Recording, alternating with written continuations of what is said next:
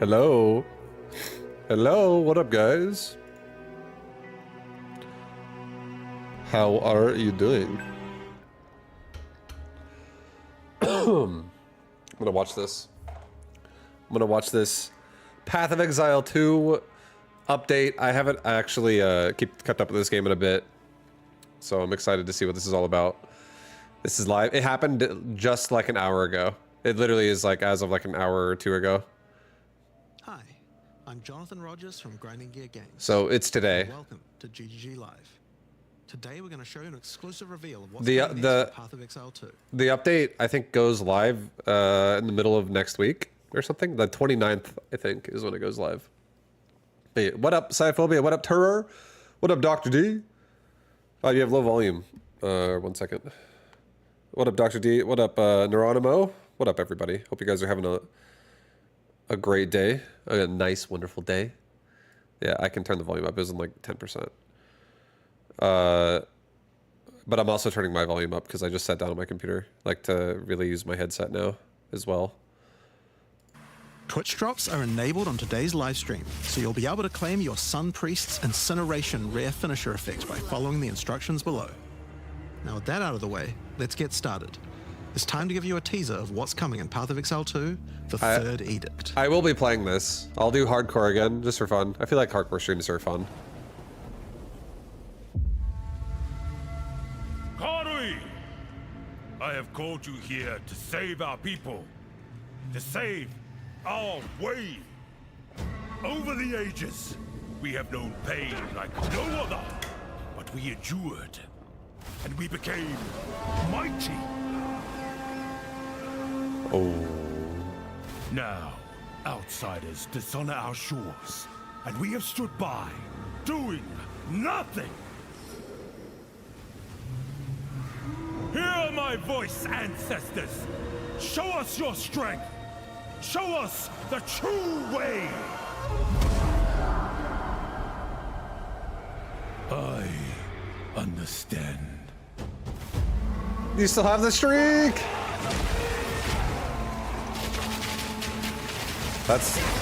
That's dedication. Thank you, Nadine.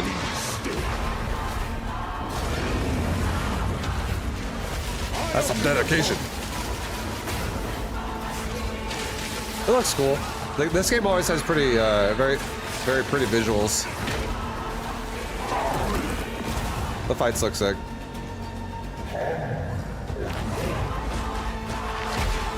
Did he just rip his fucking lip off? Dude, he's hardcore. The true Makura Makoi will rise. Fucking absolute Chad, bro. I wouldn't rip my lip off in a fight, so I'm not that much of a Chad. It's a lot of area. A lot of bosses. The boss fights in this game are honestly fucking sick too. You get so into it when it's especially your first time playing it through it.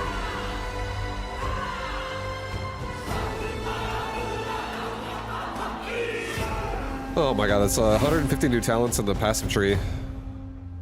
I don't trade. I usually play SSF. But Nadine and I might actually do, Nadine, if you want to, we can do a duo hardcore run and just try to survive. I would totally be down.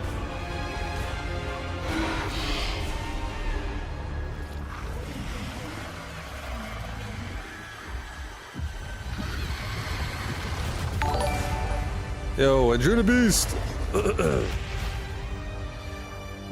Andruna Beast, thank you for the 73. What is dead may never die. Now, as you can see, there's a lot going on, and we have a lot to reveal today. Yeah. We'll start by going over It's better when you say it that way, though. You personalize it. What is dead may never die. There's And then also everyone's 3 like, wait, new what? interlude acts to get you to endgame, which means we're removing cruel difficulty too. After that, we'll be going through the massive changes to characters. I'm super excited to show you how I've overhauled the entire support gem system, added new skills, and yes, there are buffs. Next, we'll go over the Rise of the Abyssal. I know what you meant. This We just watched that exclusive together. League mechanic, and talk about the new rewards, crafting systems, areas, and bosses that it adds. After that, it's on to changes we're making to the endgame. Then it's time to talk about items, crafting, and oh yeah, trade. That's going to be a big one. We'll then go over our new supporter packs and finish up with a live Q&A session where Ziggy D will ask Path of Exile 2's game directors, myself and Mark, your questions from Twitch chat. I don't think I'm not going to watch that part. That's too much. It's too much. I don't want to watch the Q&A. I just want to watch details to chew on. I just want to watch the main We've got a lot to cover releases. Today, but first, another announcement. Yeah, the announcement. When the third edict launches on the 29th, we'll be having a free weekend for Path of Exile 2. That's right, Path of Exile 2 will be free for the first time without requiring an early access key. The free weekend will end on September the 1st, so you'll have plenty of time to give the game a try. That's cool. All right, let's get started with Act 4. If you haven't played it yet, you should totally try it. The game's honestly so fun. I had so much fun playing this has agreed to with the help you first find release. an ancient weapon that can be used against corruption, the instrument of the third edict. The weapon was broken in ages past, but he believes that the pieces may be found in the Karui archipelago, the home of the Karui tribes. You will need to journey to Kingsmarch. It's Hire a really ship fun. and set sail. I'm not gonna lie. You could play When you open this the map, game you can while choose you to watch sail me play anywhere you Megabellum. like. Act 4 is completely non-linear, and you can visit the islands. Like, I feel like that anywhere would be you a fun choose. experience. Or you watch Will me you play visit this the game. pristine beaches of You know? Whakapanu Island? It's sick. Karui whisper of a curse that afflicts all who travel there. Perhaps it's related to the weapon you seek. Or maybe you will visit the volcanic shores of the Isle of Kin. I feel like my favorite way to play PoE2 is just mining for sulfite and driven by some dark force. you just send it on a hardcore run Perhaps without you'll knowing choose to consult anything, with one of the local and you just Karui try to tribes. survive. Their ancient It's a wisdom really can help challenging crews but define really the like third edict. immersive game. It's so fun, No matter where you choose to go, you will fight dangerous beasts, and like building a character in this game is sick. find fabulous treasures,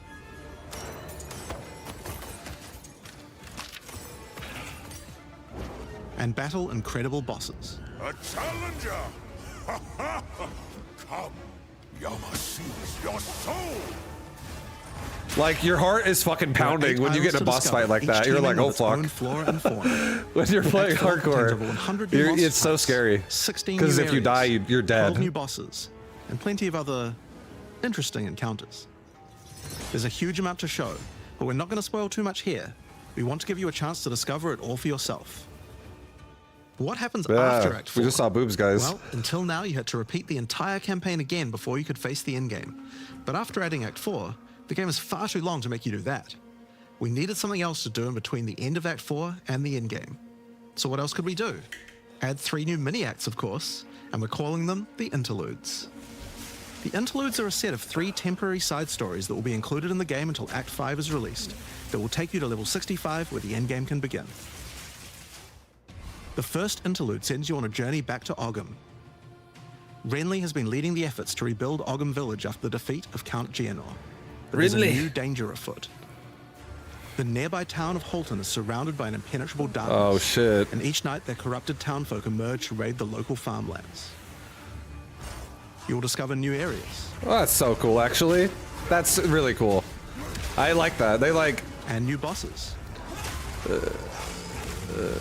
You'll just need to find your way gonna. through the darkness. You're just gonna revisit a little bit Uncover again, the but source of you're gonna corruption. actually get like Soon you will more serve asides of our it now. master. And defeat it. Yes, I shall dance with that corpse. And that's just the first interlude. The second interlude will have you return to the Vasteri Desert, where Asala has been given a sacred duty. When the skies align, the gifting of water requires a chosen Sekima to meet with the Selkari, guardians of the sacred water, but they're nowhere to be found. You will need to track down the Selkari. Find those responsible for disrupting the gifting. Fight even more new bosses. Discover the secrets of the ancient ritual. Discover new locations. And ultimately help Asala carry out her sacred duty. Now for Interlude 3. I wonder if I would make it through that without dying, As guys. Royal Thaumaturge of the Val, Doryani My first had time around plans this within time. plans to save his people from the You know, cataclysm maybe. perpetuated by Atzeri's lust for power. One such plan involved sealing a group of willing Val deep in a great mountain vault near the home of the Asmeri, deep enough to survive the cataclysm. Even though thousands of years have passed, he believes that their descendants may still live, and may be key to defeating the beast. The journey up the mountain will be dangerous. New foes stand in your way. And the further up the I mountain saw. you venture, I the see. colder I it will already know a become. mechanic on that fight.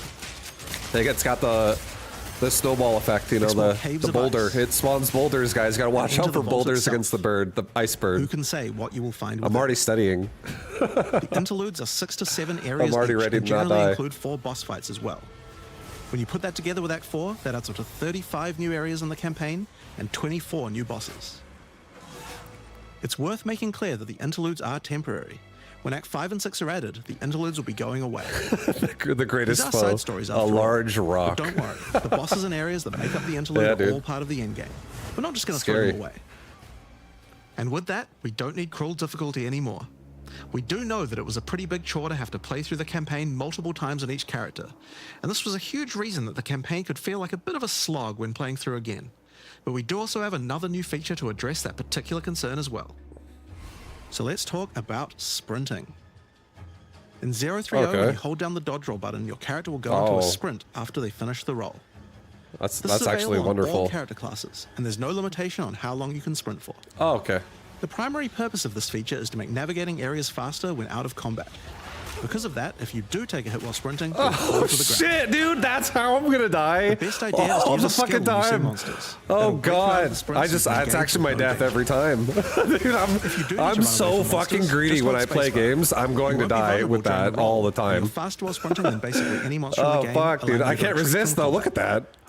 Look how good that Sprint is. a pretty significant change to PoE 2's gameplay. Dude, this got What I harder. like most about it is that This we can game is accelerate hard the pace now. of the Oh my game for god. those who want that, without having to compromise on PoE 2's more visceral combat systems. Okay, so that's the new extensions to the campaign, but there's a whole giant league to play through as That well. looks fun though. I I'll leave actually that can't to wait. Mark to talk about later. And What that's a- because what what a I want to sick- talk about now what a is sick, the new stuff for addition your to the game. What the characters. fuck? And That's probably so one cool. of the biggest new systems here is with the support gems. Now, support gems are one of the most interesting elements to creating a build. They're what enables so many interesting mechanics and different ways to play. But PoE 2's support gem system has just never been quite right. One of the major issues is the limitation of only having one support gem of each type on your character. We didn't want builds to just become using the same 5 most powerful supports in every skill. The problem with this design, though, is that it's actually working against using multiple skills in your build. If you can only use each support gem on one skill, it means that you're encouraged to go all in on that one ability. And we want to encourage you to combo your abilities, something needed to change. So with that in mind, we've removed the restriction of having one of each support gem per character. You can now use as many copies as you like. This should drastically increase the amount of possible builds and increase the amount of skill diversity. Yeah, I feel like I'm gonna There are be a lot of potential builds that exploring. suffered from I the guess a previous lot of restriction. stuff. For example, I don't know a what I'll poison make. build previously couldn't add poison to more than one skill. They couldn't use stacking poison on more than one skill either. This severely limited your ability to combo with anything outside of the specifically designed poison archetype, but now you can. Many utility skills previously couldn't scale to endgame because the supports that would make them scale were more useful to use on other skills. You would never speed up killing Palm with martial tempo when you would much rather use it on your primary skill instead. There are more examples like this all over the place. Yeah, it'll be fun to In addition to that, though, Stack we thought whatever there you wasn't want. enough feeling of progression in the supports as you went through the game. Yeah, this is a new StarCraft There custom were game. only 3 tiers of Am I ever gonna go supports, back and play against many of the StarCraft 2 most people? important ones were given out at tier 1. I saw that from Also, earlier. there were no strict upgrades, meaning that upgrading supports when you ran out of But, sockets required quite a lot of thinking. Sometimes, In order to solve these whenever I'm in the issues, mood for we it, but now I don't also do it have often multiple anymore. levels of many It's very supports as rare you go through the nowadays. For example, double barrel support gives you an extra bolt, but at the cost of 30% less reload speed. At tier 2, the penalty gets lowered to 20%. But then at tier 3, the support gem gets something new. It now reloads automatically when you heavy stun an enemy. In some cases, the highest tiers might work a little differently, I mean- and you'll have to decide if you like the upgrade or not, Like- depending on your build. For example, Wait, is there rapid new? casting. Is there new? We'll see if The there's first a new couple of levels class. gives If there's a new 15, class, then I'll play the 20% new increased class. cast speed. But then at tier 3, it changes to a new approach. For each different spell you cast in the last 8 seconds, you get 10% increased cast speed, which could be a pretty big bonus if you use a lot of different spells. So that's pretty good for upgrades through the campaign, but we wanted to add a little more spice to the endgame for supports too. And that's where our new system, Lineage Supports, comes in. You can think of these like unique items, but for supports. There are supports that are only available at endgame, but they're much more powerful. Like Ratha's Assault. It's an upgraded version of Double Barrel that reloads your skill as you dodge roll, as well as increasing the number of bolts it can hold. But it does mean that it's the only way you can reload the skill now. Now, unlike regular supports, you can't find these through the uncut support gem. Just like unique items, many of these can be found from specific bosses. And there's a ton in the regular drop pool too. Some of them are fairly rare, others fairly common. Some of them are build defining, others are just straight up power upgrades. All in all, there's around 40 lineage supports being added throughout the endgame, so there's a lot of power to find out there. Now, the new support gems are certainly going to open up a lot of builds, but of course we have a huge range of improvements to individual character classes as well. As well as adding new skills, we had a big focus on buffing existing skills so that they can scale well into the endgame. There's a huge amount to cover here, so we're not going to discuss everything. We're just going to quick fire through some of the coolest changes. We wanted to make cold a more useful element on the Ranger, so we've expanded the cold tools available. As well as increasing its range, Escape Shot now creates fragments of ice whenever it hits the ground. These fragments explode after a short time, making the skill better for killing groups of enemies. But not only that, we added an ice fragment support that creates more of them when killing frozen enemies. And a new buff skill called Ice Tipped Arrows that allows all your arrows to create ice fragments. This already gives Claire to rangers wanting to use ice, but to take further advantage of the ice fragments, Freezing Salvo has been upgraded to shoot additional cold arrows towards every fragment, giving you a nuke-like ability. We've also modified Snipe to consume frozen from enemies, dealing a huge amount more damage. Oh shit, giving you a dude. nice ice single target option. That's actually pretty fun. And something you might That would notice be about fun. this is that the bonus is a lot higher against bosses. This is actually a change you'll see throughout the entire game. Since it's a lot harder to freeze a boss, you should get a bigger reward for it. Another theme you'll see throughout the game is making movement feel better.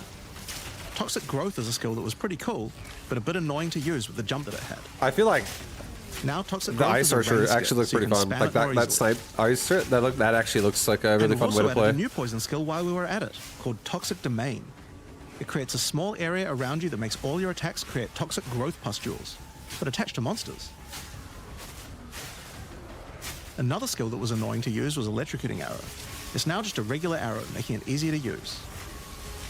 But it also means you can support it with projectile supports. And it now also has Area of Effect, making it a tool for more than just single target, and allowing it to scale into the endgame. Yeah, if I were to make an archer, it We've also definitely added would a be new the spirit ice and the reservation snipe. called Like, Mirage Archer. snipe is such a fun This is a ability meta in this skill that game. allows you to create shadowy clones of yourself. such a risk-taking to use ability. A skill of your choice. Of course, one of the other big problems the Ranger had was survivability. Evasion was the weakest of the three defenses, and we wanted to change that. Currently, evasion doesn't evade all types of hits in the game, so you're still vulnerable to things like slams or unblockable attacks.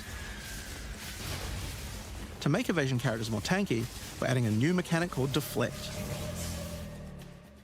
Unlike evasion, Deflect works on everything, and if you successfully deflect a hit, Oh, you shit. take 40% less damage. Dude, this is how you don't Items die. can now give you a mod that gives you some amount of deflection based on your evasion. And there's a bunch of it available on the passive tree too. Deflection is rolled in addition to evasion. Like, so do this is an upgrade for do regular these hits steps too. and you won't die. And unlike evasion, there's no maximum chance. You can reach 100% deflect against all hits if you spec into it enough. Of course, this is a buff that helps all Dex characters, so the Mercenary and the Monk, but especially the Huntress, are seeing big defense boosts from this as well. Speaking of defensive mechanics, let's talk about block and parry. Now, one of the big concerns on the release of the Huntress was parry feeling unreliable. One of the big reasons for this is there's a lot of hits that are not blockable, and thus not parryable either. So a huge balance change we're making is that now everything is blockable, except for specifically unblockable red flash skills that bosses use. This makes parry much more reliable. And not only that, but to make block and parry nicer to use, you now also move faster than before while using these abilities. This is a massive buff to passive block as well, so to counter that we did have to lower the max passive block a bit, but overall you should feel much safer. Fire skills on the warrior were not really cutting the mustard, so we decided we needed to upgrade a bunch of them, but also add some more as well. Let's start with a buff. Volcanic Fissure now branches into multiple fissures, giving it much more clearing potential. We've also added a new skill called Forge Hammer. Oh skill shit, throws a dude, that's like molten my hammer skill that right does a there. slam Oh at a fuck. distance. I suddenly You like can this guy a recall the lot hammer more. back by using the skill again if you like. I like how it The just cool like thing to do is to use a war cry near it. I don't know. I just Using a war I cry like makes the hammer explode, how it making a sounds bunch when of it volcanic attacks fishes something. around. It sounds so good. I feel like if Volcanic fishes an re-trigger ability when you makes me slam them. feel like So I it's a fuck great shit up skill with to it, make a flaming arena it's to so fight a much more boss. interesting. We also buffed Perfect Strike to have much larger area of effect, and changed Molten Blast to not always force you to move forward. Trust me, it feels a lot better to use now. The skill now has massively boosted chance Yeah, to that's ignite cool. monsters It's as well. you have a you're not And going to be you're always want like to stepping ignite forward to monsters like due get to a slapped new by glory stuff skill called and Ancestral have Cry. like taking damage, Ancestral Cry charges what up it with used to do. glory by igniting monsters, invoking King Kaum's favor. or it still does After you do, without the, or use it whatever. to channel Kaum's ancestral power. Every attack will be ancestrally boosted with fire. Your very steps will explode, triggering volcanic fissures, and molten balls will erupt from your attacks. Warrior shield skills were another area we wanted to improve. Now that we've got sprint, we actually don't need to have a cooldown on shield charge anymore. It now also does more damage the further away you are when you use it. Shield wall got significantly upgraded AoE. Also, you can shield charge right through it to trigger all the That's walls. sick. We You can also trigger added a new all the shield wall walls. cry. Fortifying Cry gives you a defensive buff, but it also builds up charge on your shield that empowers I don't think I your would want other to play shield this way though. skills. I don't know. It's too slow. And Magma Barrier now doesn't require timing in order to use. Just wait for your shield to charge up. It feels like you're like in a SWAT team. You just got that fucking riot shield. Seismic I don't Cry like now it. stuns enemies that are primed for stun. And we changed the Sunder interaction with Armor Break. It now also gives a Sundered Armor debuff that makes enemies take 40% extra physical damage. Great for bosses. Ancestral Warrior Totem has undergone some pretty significant changes too. We wanted the skill to feel more like using an ultimate. That summoning an ancestor to fight for you was a big deal. So we've changed this totem to require 3 endurance charges to summon, and massively buffed its damage. It also now scales your weapon damage too. I don't really feel this. I didn't really play much warrior. Since there's no limit anymore, if I you played a build little around bit, but generating not endurance much. charges, you can summon an entire forest of totems. And I don't really feel like I want to play this more than like. In order to make that easier, Like so we far, added some new sources the of ice endurance sniper charges. seems actually There's really now fun. support to I make feel like I perfect would really strike enjoy DRA that. charges, and a support for generating endurance charges from heavy stuns as well. I'm curious if there's a new class. Speaking of totems, we wanted to upgrade the Warbringer.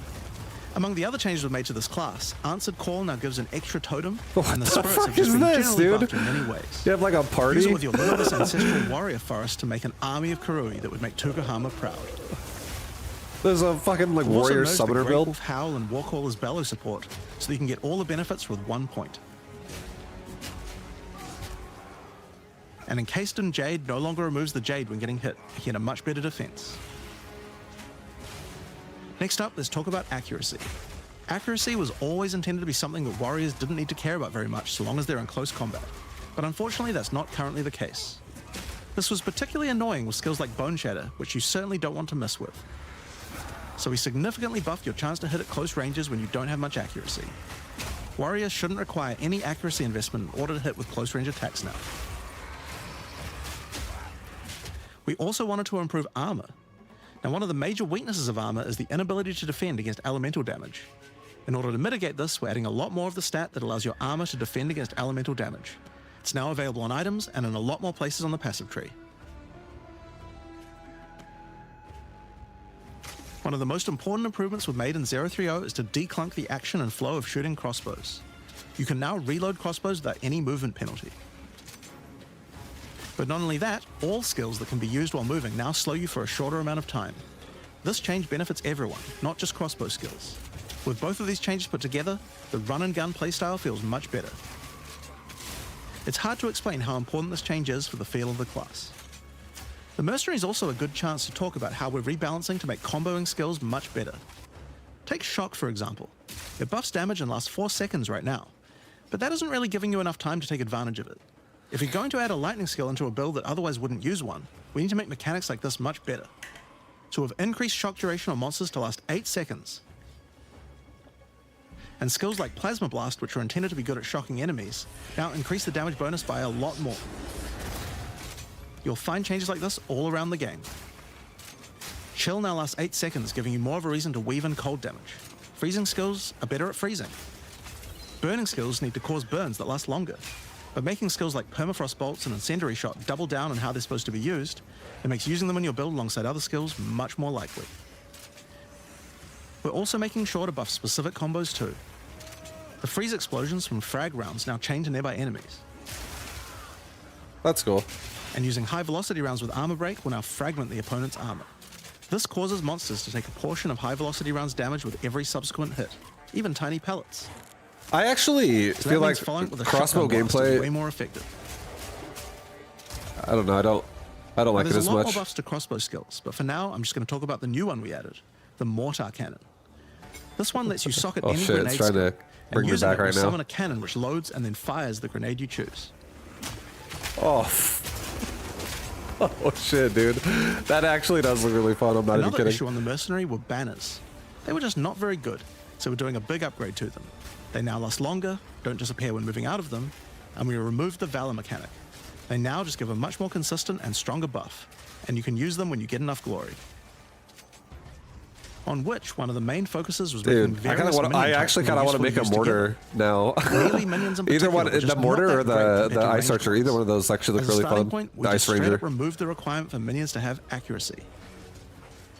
Attack minions now always hit, which makes them way better. Brutes got some good numeric buffs, but we also added a new command skill where they do a war cry that intimidates enemies and detonates any frozen monsters and allies around you in a big cold explosion. We've also changed the Frost Mage's command skill to an ability that adds ice armor to your other minions, adding a layer of defense. And it makes them deal cold damage back to the attacker as well. The ice armor also makes the minion count as frozen, so the Brute's Warcry can detonate them too. Unearth was changed to work on corpses of your dead skeletons, allowing you to summon the minions more easily in boss fights. And they also got a new jump ability, allowing them to get into combat faster. Ray's Spectre was also feeling pretty weak for the spirit cost they have. To be honest, we were a little afraid of these when we first balanced them. We've both decreased the spirit cost for a large range of monsters, and have significantly increased Spectre damage too. They should feel a lot more impactful. Oh god, dude. There's also a lot of new spellcaster weapons with newer Minions cult got skills, so much stronger. but I'll just talk about one of them that I thought was particularly cool. The Reaping Staff is actually a wicked scythe that gives you a new ability called Reap. When an enemy is low in life, you can dash forward and rake enemies with the scythe to cull them instantly, healing What you. the? Oh, that's sick. Healing You can you. also That's inflict actually critical really weakness nice. on That's enemies cool. too. Now, there's a lot of balance changes in the Witcher's Ascendancy classes, but I'll just talk about two of I them don't think for I'll now. make this, but it's On just the Blood that's a Mage, you were pretty previously required cool way spend to your play first though. points on I feel like that would be Sangomancy, fun. which really was supposed to be the downside for being able to access the powerful abilities on the rest of the class. In order to make picking the Blood Mage a better early option, we've made Sangomancy free, unlocking the power of the rest of the class immediately. On the Infernalist, the Demon form wasn't something people were really using because you lost your weapon stats while transformed. Well, you no longer do, so it's a much better option now.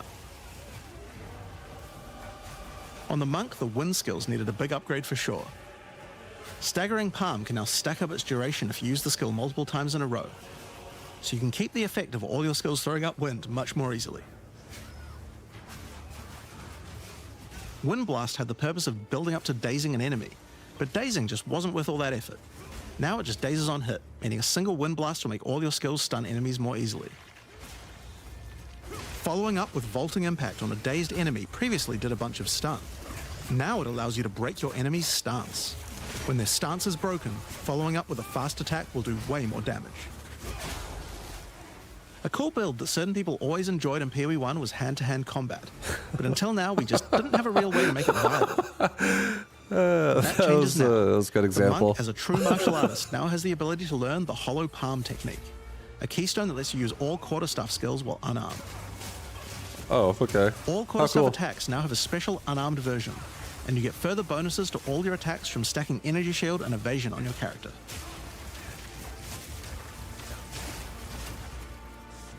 A new keystone we also added to the Monk section of the tree is Walker of the Wilds. This changes Mana Leech to work with elemental damage instead of physical, which is pretty useful for all those elemental attacks the Monk has, but it works well for the Ranger too. Now, one of the least used Ascendancy classes in the game is the Acolyte of Chayula, so we knew we needed to make some changes here. One of the key things we had to do was make the chaos damage that the Acolyte can do much more useful. So we've added a new skill allowing chaos damage to ignite, shock, chill, and freeze, embracing the elemental prowess of the monk in a truly chaotic fashion. In addition, he can make all of his chaos damage leech. And we've buffed Into the Breach and Embrace the Darkness by moving the effects of the 4-point nodes into the base skills. He also gains a new notable, Grasp of the Void, which leaves void illusions behind you as you dodge roll. If they're killed, they do massive I feel like explosions it looks of cooler darkness, on the character. dealing damage to everything in sight. You just have all this like energy around you. Now let's talk about sorceress skills. One of the things we wanted to improve on the Sorc is the ability to use multiple elements together more effectively.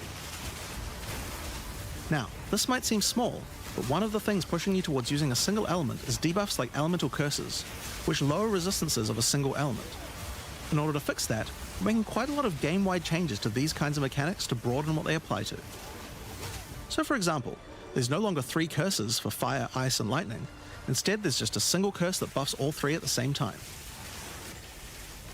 And things like Frost Bomb, which gave you cold exposure, now give elemental exposure. You can use it to buff any of your other skills. We also wanted to make switching between different weapon sets smoother, so you can use different elemental staves more effectively. To do that, we've removed the weapon switch time. That's pretty It cool. now happens instantly. That's actually pretty This cool. applies game-wide too. Now, we didn't just want to stop there. We wanted to add some specific mechanics that work between different elements, and that's where elemental infusions come in. Certain skills can now drop elemental infusions. For example, when a frost bomb explodes, it leaves behind a cold infusion on the ground. After picking it up, you can spend it on one of any number of different skills to transform how they work. Spark will create a nova of cold-infused projectiles. Ice Nova will leave a chilled area on the ground. And we also added a new low-level skill that fires ice shards. Use it with cold infusion though, and the ice shards will explode. Orb of Storms now generates lightning infusions when you cast enough spells near it. And that's all spells, by the way, not just lightning. Once you have one, you could cast a lightning flame wall, which adds both fire and lightning damage to all the projectiles that pass through it. Or power up Ember Fusillade with lightning, which will generate arcs to nearby enemies as each fireball hits. Or maybe go lightning on lightning with arc. This skill is now a projectile, and by infusing it, you can go full Palpatine. Get fire infusions by blowing up monsters with Living Bomb. Then use them with Comet to summon a giant fire meteor from the sky. Or use it with Firestorm, which transforms it from a small area into a much bigger one. Firestorm is unique in that it can be infused by multiple different elements at the same time. Add an ice infusion to rain down ice at the same time as the fire. And add lightning to add deadly strikes from the heavens into the mix. Or use it with all 3 to generate a storm that is truly apocalyptic. Cold Snap has been simply turned into Snap. Previously, I feel like Sorc but now it works to honestly detonate looks really all cool. different elemental ailments. I don't think I want to make and one, some but leave behind it looks pretty fun to infusions. play. And having the just like ability how to you just like previously weave used it on elements Frostborn, together now you with can now all also freedom, use with it no on having Storms like and you have all Soul to the detonate elemental those as debuff well, you which need. means you can create many infusions at once. It's actually pretty sick. We also have a Spirit Reservation skill and a support gem to help generate them too. On the passive tree, we've added quite a few new keystones to the Sorceress section. Here are a couple of examples. The Black Flame Covenant keystone converts your fire spells to chaos and causes your ignites to deal chaos damage. Your fire spells and ignites will also turn purple. They haven't not talked about armory right so far in this. The Ritual Cadence keystone causes your invocation skills to trigger more times. It makes them trigger periodically over a longer duration instead of one. Great for those auto-bomber builds. Now, in addition to skill changes, we've added a lot more options for the passive tree for each class. Overall, there are more than 100 new notables on the tree, usually around 20 per class, along with smaller clusters as well. Check out the old version. And here's the new version. Yeah, it's a lot. It's a lot more dense, and there's more interesting nodes than before. Now, we probably can't go through too many of these in the live stream, so I'll just show you one from each class's area of the tree. We tried to be a lot more thematic with the new nodes. So for example, the Molten One's Gift. It lets the benefit of armor break apply to your fire damage. Or how about Last Stand, which gives you lots of stats as your situation becomes more and more desperate. Yeah. A lot of these have themes aligning with ascendancy classes. Like for the Gemling Legionnaire, for example.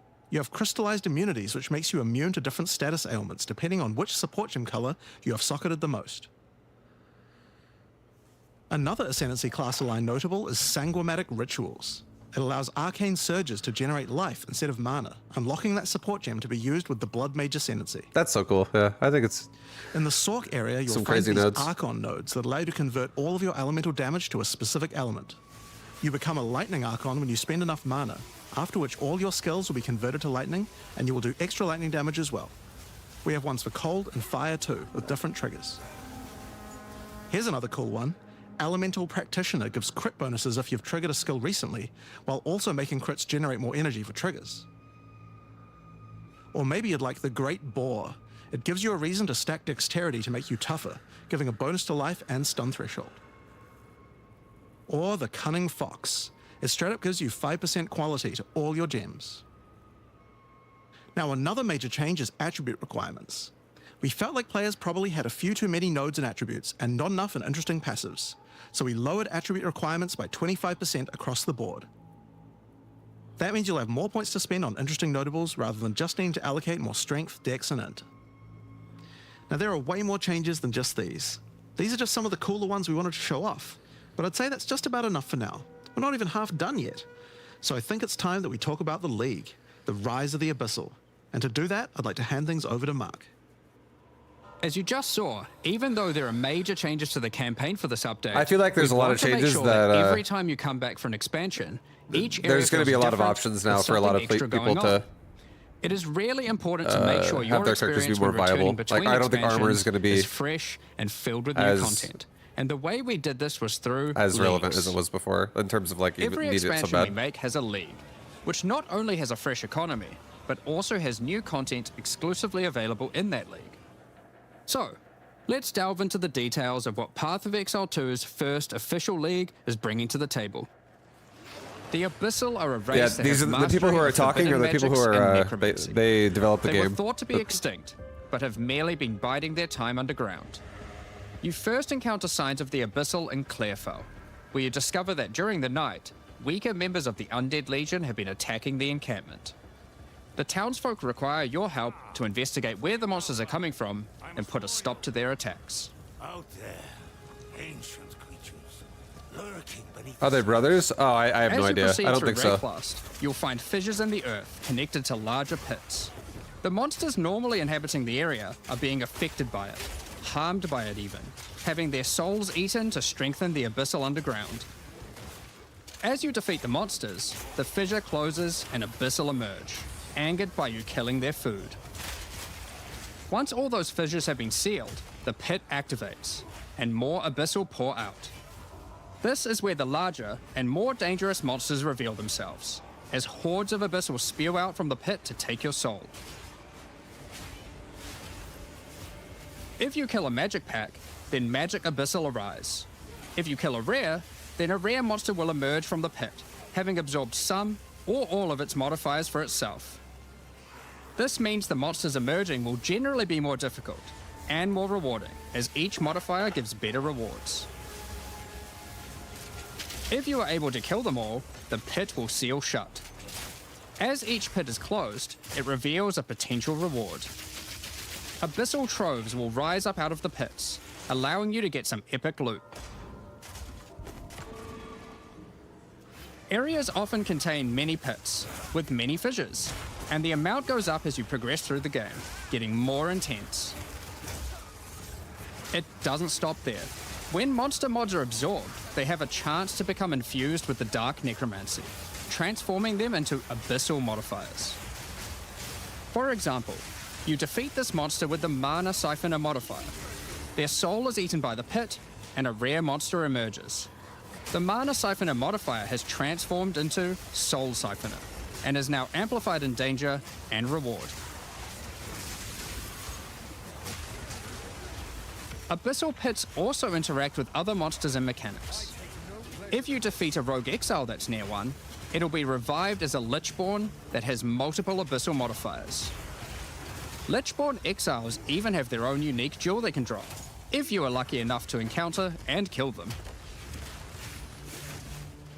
If an abyss spawns near a boss, killing it will summon a gigantic giga larvae creature. Okay. They keep coming, Monsters bro. imprisoned in essences near abyssal pits are affected by the abyss too. They will come with an additional new essence item that can be used to craft your items. So, that's your bread and butter of the Abyssal League. Kill surface-dwelling monsters, kill the emerging abyssal, close the fissures, overcome pit encounters, and reap the rewards. There's a lot more to this league, however. As you complete abysses, you can find ancient pieces of bone, preserved from the remains of fallen Lichborn. These are one of the many rewards for your mission to seal the pits. You can use this on a rare item to imbue it with abyssal magic, adding a special hidden modifier to your item. But how do you reveal it? In Act 2 of the campaign, you'll encounter a new area. This area is overrun by the Abyssal and the Lost Men. After clearing through this area, you'll find the Well of Souls, a giant cavity with a massive vortex of souls swirling beneath you. So how do you reveal the mods on your abyssal-infused items? Obviously, just throw them in, right? Yes, that's exactly what you do. Before throwing it in, you are given the option of how you want to transform it, in the form of a choice of 3 different modifiers. Once you've chosen your desired mod, throw it in, where it will absorb the power of the souls, and the ominous creature will then retrieve it for you. These modifiers can be ones from the core mod pool, all the way through to specialized modifiers that cannot normally appear on items. During the campaign, you can use it as a way to more easily add useful existing mods, but during the endgame, there is a whole set of new and powerful mods you can add to your items. Like this mod for crossbows that allows you to place an additional ballista totem. Or this one that adds spirit to your staff. Or this one that allows you to generate more combo with your quarterstaff skills. And speaking of endgame, you can also use the system to craft waystones. With a preserved vertebrae fused into your waystones, you can get some new modifiers that push difficulty and rewards to new heights. Here are some examples of those mods. You always get a choice of 3, so you can avoid anything you don't think your character is capable of. With this modifier, the natural inhabitants of the area are all spawned near abysses, and there are up to 9 additional abyssal pits in the area, making it just a full-on abyss ruckus. Or this one, which causes the final abyssal pit in the area to always result in a boss encounter, be it either one underground or one that emerges out. There are dozens of these waystone modifiers in total you can get from this crafting. That covers the new crafting mechanic. So what's left? Well, we talked about how when closing pits you can get abyssal troves, but sometimes when closing an abyss, you'll reveal an underground cavern that leads to the abyssal depths. After jumping into the depths, you'll find an abyssal city, swarming with legions of the undead. When underground, every single rare abyssal enemy will have an abyssal modifier. And at the end of the dungeon, you'll even find a rare with a more powerful Lichborn modifier. Once you're able to defeat this powerful rare, you can also find some nice rewards. Aside from the entire area being valuable due to the abyssal modifiers on the monsters, it has its own specific drops too. One example is a set of lineage supports that can rarely be found in these depths, like Kurgel's Leash.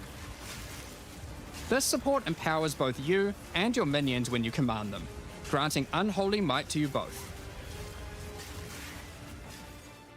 Another depth-specific outcome is a set of omen-like items that amplify your abyssal crafting. Additionally, we're adding some new socketables that can drop from the abyssal depths. Take Ulaman's Gaze, which can be socketed into your armor. These are a bit special, in that you can only have one equipped at a time, but give some pretty powerful effects. Think of them as almost a unique socketable for your equipment. In the endgame, There's where you so can many still power find spikes. depths. And you're, You like, also there's so start to many power find a spikes with your different character. type of underground This, chamber. this patch. In these areas, you'll find an ancient spire, a device being used by commanders of the abyssal factions to plunge Rayclast into a lightless void. Your goal is simple: kill this commander and destroy the spire. There are 4 bosses in the Abyss League, and there are some pretty cool uniques available from them. An example is this belt, Darkness Enthroned. It has 2 sockets. But hold on, socketables don't work on belts. Well, this belt has a special mod that allows it to count as a different slot for the purpose of socketables. This one, for example, counts as a helmet. I kind of want one that counts as a body armor. I wonder how rare that one is. You can also find this unique jewel, Undying Hate. This jewel transforms part of your passive skill tree into an abyssal version, and has multiple depths. The deeper it goes, the more of your passive tree is affected, allowing you to fulfill your fantasy of becoming part Abyssal Lich. Now, the last thing that Abyssal commanders can drop is a Finger of the Lich. But what use do you have with a random undead finger? Well, the next time you return to the Well of Souls, with the finger in your inventory, your character will almost feel compelled. To do what, though, you might ask? To jump in. The items you threw in I came have not back more tried powerful, Titan Quest 2 right? now. So, what's the worst that could I've just been happen? playing mostly Mecha Bellum. Well, you will just have to find that one out for yourself. Along with the introduction of Act 4 and the interlude, we will be adding 25 new in-game maps. These maps will contain all the new monsters and bosses we're adding, improving variety I like the look of that and one. giving you The opportunities water, to the experience graphics are so new sick boss in this fights game, honestly, many every time. times. Let's Their take a look at environments some examples. are pretty sweet. Rock Pools is a map where you explore a shallow rocky coastline, surrounded by coral and filled with sirens. At the end is a giant Goblin King boss. Yeah, this is the guy who ready to rips his eat lip off. sulfite and squish you like a He bug. fucking rips it off. Oh no, he rips his, he like eats that thing. That's what he Holton does. is an Ezomite township which has seen better days. I saw that more close up Explore there. and clear the township to find a gothic, Reaper-like boss with the ability to manipulate storms and fry you with both lightning and wither you with chaos.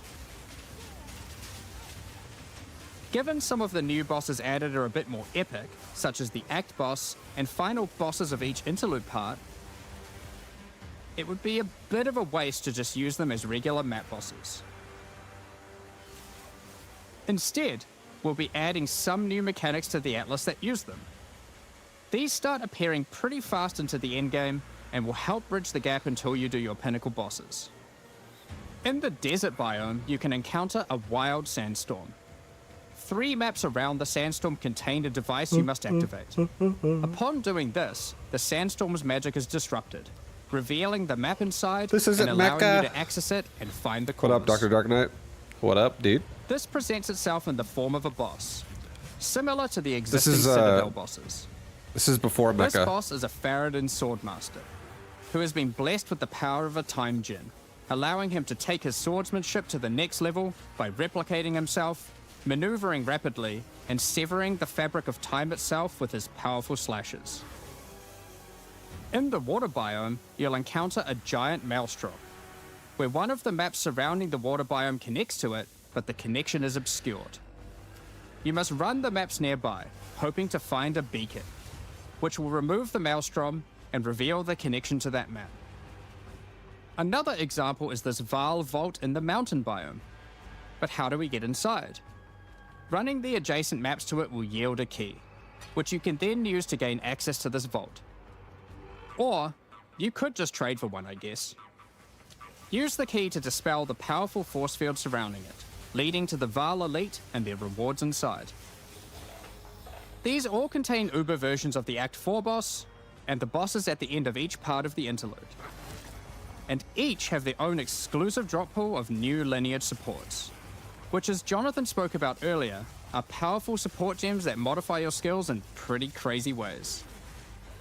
As an example of a lineage support which can come from the Faradin Swordmaster mentioned earlier, we have Garo Khan's Resolve, which causes your critical strikes to fork, but requires some mobility on your part to properly enable. From the boss sealed in the Val Vault, we have Paquate's Pact, which supports your war cries, causing them to inflict massive amounts of corrupted blood at the cost of your own life. Additionally, some maps can now spawn summoning circles, a room resembling an Ezomite henge. Activating this henge will spawn bosses. It's as simple as that. We'll also be making changes to how affixes and waystones work. As the current prefixes equals good, suffixes equals bad iteration isn't quite hitting the mark. We tried something new here in Path of Exile 2, but after seeing the feedback we decided we actually liked what we had in Path of Exile 1 more. Like Path of Exile 1, each affix will now be both difficult and rewarding. Waystone mods now grant an increase to the number of waystones dropped. Oh my god. And an additional specific upside attached to it. This means as you roll your map, they will continue to get more difficult and more rewarding, and allow you to customize the difficulty and rewards of your maps better. For example, the Frostbitten mod, which causes enemies to deal cold damage, also increases the rarity of items dropped as its upside. Whereas the Of Venom suffix modifier, which causes enemies to poison on hit, has the upside of granting increased pack size. Some maps will end up having a lot of rarity, some a lot of pack size, and others will just have a mixture of everything. Due to now having more modifiers granting difficulty, we will of course be reducing the difficulty per modifier to account for this. So, that's your Atlas, maps, and waystones, but what about Breach, Ritual, Pinnacle content, and others of the sort? We're making some changes around this too. The first change is that you'll now be able to invest 2 points into your specific League Atlas trees before having to run the Pinnacle content. There will be a specific objective for each type of content which grants you those points. For example, in the case of Delirium, it's simple. You just need to find and kill one of the bosses in a map, Omniophobia or Kosis. The rest of the points for each content come from the Pinnacle content, but we're making some changes to accessibility here too. Currently, access to most Pinnacle content requires the same key at the easiest and most difficult version of the content. This creates a negative feeling where at lower difficulties, instead of wanting to run the content, you're often better off just selling it to someone who can run it at maximum difficulty. To address this, each content will now drop splinters, which will not form into singular items. Instead of using the singular combined item in the Realm Gate, you can now just bring your splinters. Upon inserting the splinters into the Realm Gate, an interface will appear, allowing you to pick your difficulty, and you'll notice each difficulty has a different entry cost. This means if you want to run easier difficulties, it costs less, which also allows you to run this content much sooner into the endgame. Because these encounters now just require splinters, their corresponding Atlas tree no longer affects the difficulty of them, and has been changed to purely affect the content and maps on the Atlas. The Arbiter of Ash works a bit differently. Instead of requiring splinters, he still needs crisis fragments. We now have only 2 difficulties of the Arbiter. The first, requiring the existing fragments obtained from citadels. The second, Uber Arbiter, requires calamity fragments. These come from citadel bosses also, but only once you've allocated the maximum number of points in your boss Atlas tree. I never actually ensuring saw those this citadels interaction are at their highest from when I difficulty. played last time. Since we're talking about Pinnacle We made it to content, maps and died, we like, also every time. felt that the leveling curve in the late game was a bit too steep. We've smoothed this out a bit so that it's easier to get to the mid-90s.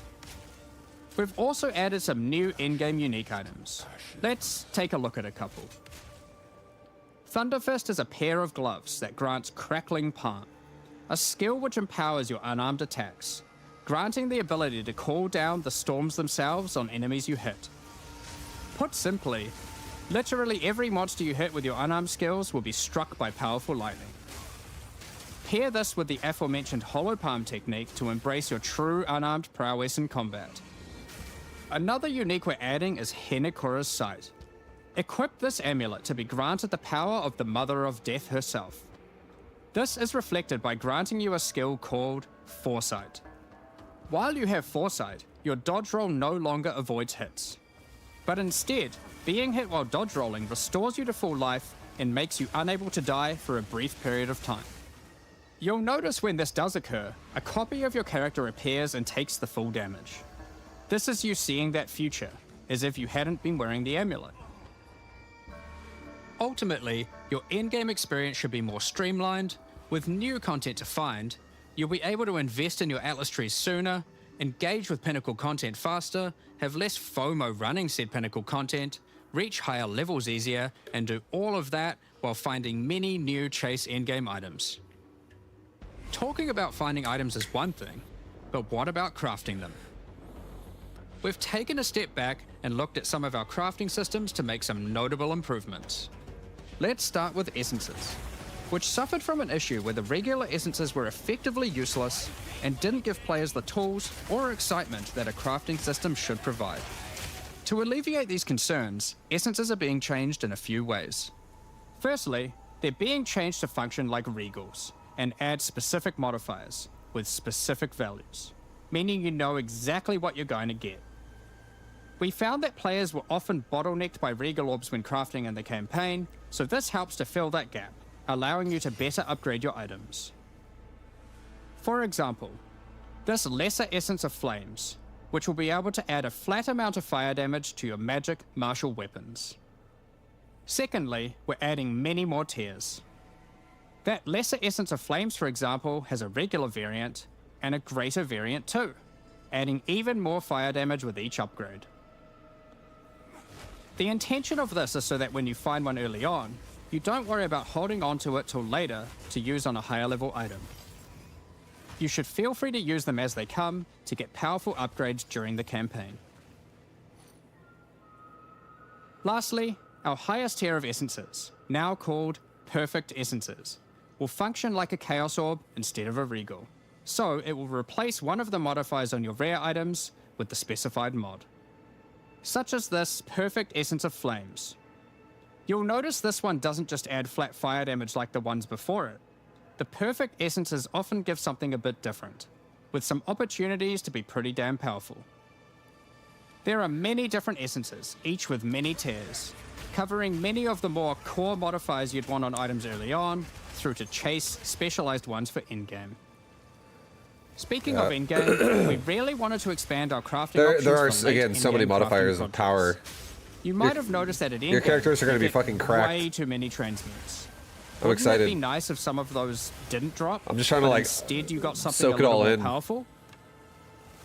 At higher levels, you can now find Greater Orb of Transmutation and Perfect Orb of Transmutation. These can be used on normal items to upgrade them to magic, ensuring that the modifier generated is of a minimum level. This is similar to how you find higher tier items on the ground, but for crafting. That's cool.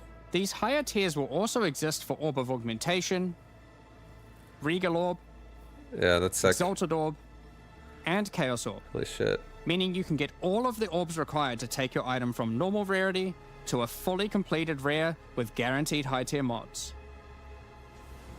On top of these new core crafting currencies, we wanted to make sure there are powerful crafting bases to use them on. Now in endgame, you can start to find exceptional items. These are items that drop at normal rarity and are perfect for your from-scratch crafting projects. They can come with extra quality, up to 30%, or an additional socket to use your crafting socketables in. And yes, they can be corrupted for yet another socket. You can also get exceptional unique items. To add even further to your crafting arsenal, we've added a whole suite of new omens to ritual content, and removed some of the more unimpactful ones that weren't being used.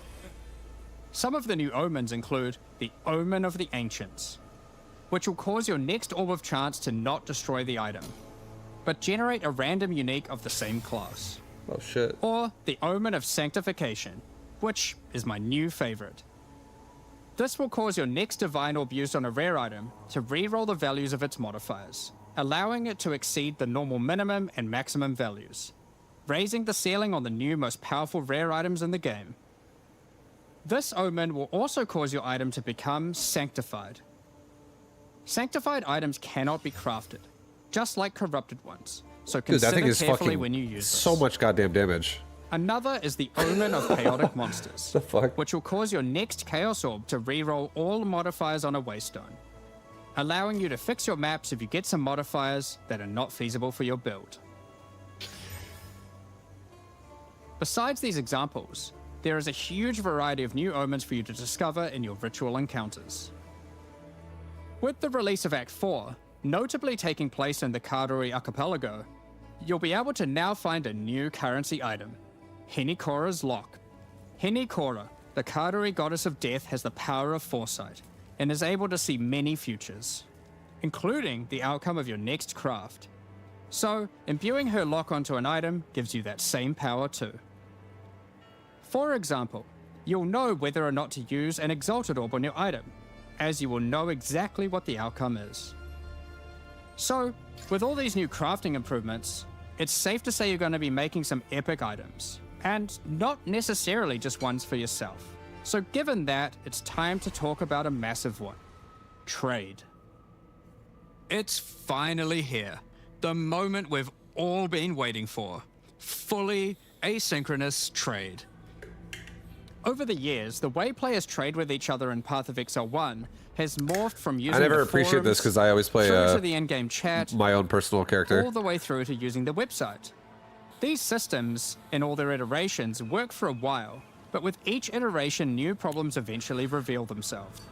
Be it requiring you to be in your hideout too much instead of out there killing monsters, or never getting responses They from finally people did it. who are The either technology's AFK there. or just can't be Yeah, bothered. I bet if you're somebody who trades a lot, I In used to order trade finally solve this. in like Diablo And 2. this has been a long time so I coming. understand. We're adding a new system that allows you to buy items from other players without requiring the seller to be present.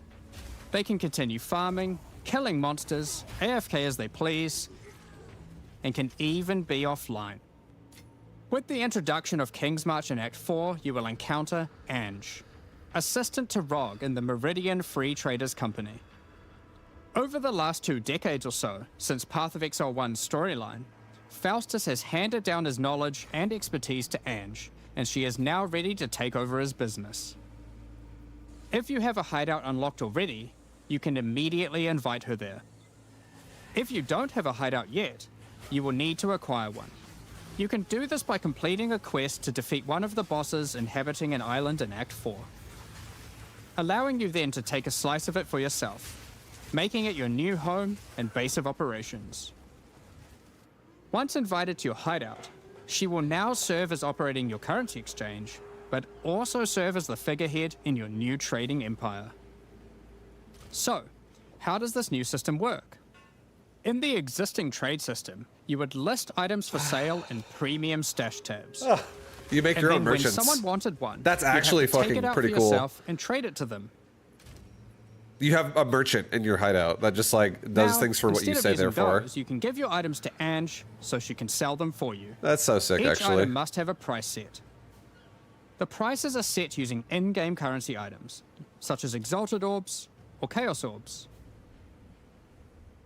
Once a price is set, other players will be able to find the item by searching for it on the trade website. Once a desired item has been found, you can hit a Teleporting. button, which will instantly teleport your character in-game to their hideout. You want it? Teleporting you Then now. you can immediately purchase the item. And while there, if you want, browse their Yeah, other that's cool. goods. In case there's a good deal someone else hasn't yet discovered. You'll notice that as a buyer, on top of the currency the seller set for the price, it also costs gold to purchase an item, as Ange has bills to pay after all. That's a good deal. As a seller, Good you'll deal. immediately receive a notification when an item of yours is sold, and can also see an effect above Ange in your hideout when she has unclaimed currency. Just go talk to her, claim your currency, Your and earnings. continue playing at your leisure. Oh my god, dude. Imagine waking up and you just have As like a many people shitload of already Exalted Orbs. acquired premium stash tabs for the purpose Yeah, of cool. the trade system, we Everything's wanted sold. to add a way for you to convert your existing tabs to merchants tabs, if you want. You can do that here, on the website, but only if you purchase those tabs before the release of the third edict. To clarify, the existing trade system will remain fully intact, so your premium stash tabs will not lose any of their functionality. We just figured people might want to switch over to this new system. We expect a lot of feedback around this new system and are looking forward to trying it out with you. As we are not able to test internally with an entire, thriving economy, there will certainly be some kinks to work out. Based on how the system goes, we will be adding it to Path of Exile 1 when ready, so any of the tabs you purchase Oh, cool. will also be usable there later. That's cool for them. I know there's a lot of people that like PoE 1 still. We're going to be talking about our new supporter packs. Today, we're launching 2 new series of supporter packs, the Justice and Trathan Executioner packs. Each tier contains the pack's full face value I like the and dude points, in the middle alongside several with the exclusive microtransactions. spiky helmet. As always, the microtransactions in these packs are purely cosmetic and do not affect your character's power or progression in any way. The Justice series of supporter packs contains 6 exclusive microtransactions. Claim glory after defeating enemies, or inspire your allies by calling down the Banner of Justice portal. The Roman armor The is Sphinx pretty drippy. Mystic hideout decoration will identify items for you, displaying them as it does so. This ancient creature has been presented with many items over the eons, so has some strong expressions to make on the quality of your wares. Become a true warrior, worthy of delivering the justice of the eternal gods, with the Apostle of Justice It does armor look pretty set. sick. I'm not gonna This lie. armor set also comes with a matching back attachment containing a set of scales to measure your worth. Oh shit. With the Apostle of Justice finisher effect equipped, the Goddess of Justice herself will appear to decide on a verdict for slain unique enemies. Witness as she decides the fate of your Nadine. slain foes. Romania! Will they ascend to be amongst the gods, or be banished to the underworld? The Griffin fledgling pet will be your courageous companion as you journey throughout Rayclass. Huzzah! Take your place in the skies in the Plateau of the Gods hideout. This hideout comes with many different sections for setting up your home or base of operations. In order to travel between them, you simply just need to walk off the edge. Like a true eternal god, you can float between the mountains on the clouds themselves. Sick. The Trathan Executioner fly. pack series also contains 6 exclusive microtransactions. The Trathan Executioner finisher effect is a brutal display of Trathan might, crushing slain unique enemies as if they were bugs beneath your heel. Oh my god. As a Trathan Executioner, you're the perfect master for the ever-hungry carrion raptor pet. It has taken a particular liking to the taste of other pets, and at your command it will swoop down and eviscerate them, proceeding to satisfy its hunger by feeding on their corpse. The nobles of the 4 major Trathan houses had their mercenaries, but if their hired hands became notably irritating, they'd have to call in the Trathan Executioners. You can now embrace their methods and become brutality incarnate with the Cruel Trathan Executioner armor set. The matching Cruel Trathan Executioner Just cloak blood everywhere. will shroud you in scarlet as you crush the skulls of your enemies and leave a trail of blood behind you as you build up a kill streak. Or use the alternate variant to simply put a skeleton on your back. Be bathed in blood as you mutilate monsters with the Cruel Trathan Executioner character effect. The swirling blood increases in volume as your spree of slaughter continues. Both this effect and the cloak use the same kill streak for tracking how much blood is shown. That's cool. After a long and tiring day of executions, enjoy a relaxing game of dice with the Goblin Gambler's Hideout decoration. They'll definitely be playing fair, right? The Pulverizer map device brings a horrid efficiency to punishing the damned of Trathus. Each map you open will execute the next victims. This map device in its true ruthlessness tracks the total number of monsters killed, your kills per second, and your largest kill streak up to the point of the map being completed. This is then displayed on a leaderboard so you can take a measure of you and your friends' violence at the end of each map. Additionally, any microtransactions from the supporter packs will be made available for use in Path of Exile 1. That's enough about cosmetics. Let's get into the Q&A. But firstly, I want to give a huge thank you for your ongoing support. Well, We're just about to start the Q&A with Ziggy D. that was Afterwards, at 11 AM NZ time, all right. I don't want to do the Q&A part, but I just wanted to watch the release part. But yeah, that's cool. That I actually really enjoyed that. That was fun. I can't wait to play it. That starts, I believe, on the 29th. When's the release date? I think it's the 29th. I didn't actually see. But I thought they were going to Q&A, and I was like, I don't want to do Q&A. Does anyone actually know the release date exactly in chat right now? Is it the 29th? I'm sure somebody in here probably actually does know. The 29th is what I saw on Twitter. Yeah, I was told the 29th as well, so that's what I think. Next Friday, 29th? Okay, sick. So yeah, I will, I'll definitely play, I don't know if I'll play only PoE when it comes out. I'll probably do Mechabellum and Path of Exile, like, split streams. I'll probably do, like, maybe Path of Exile to, like, start my day or something. And then switch over to Mecha or something, or the reverse.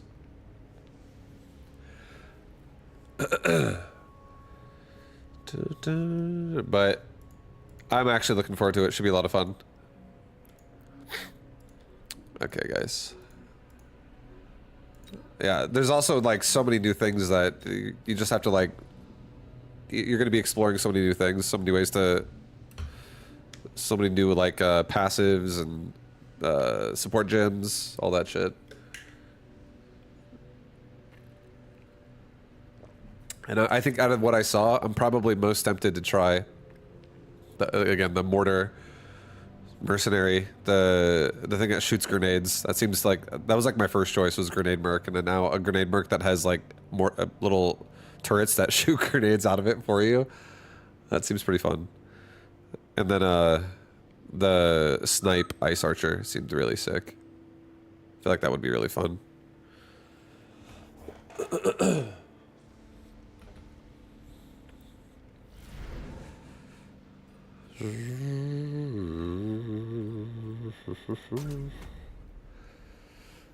Free for 3 days for everybody. Getting some of my family members to try it out. That we're gonna just wait until it launched. Nice, dude. Yeah, it is a great deal. Like the game, honestly, is so fun, and you could buy into it for like $30 with the supporter pack. So yeah, being able to try it for free is pretty cool for people that don't want to justify that. Where they're like, okay, you know what? Actually, I could probably play a lot of this.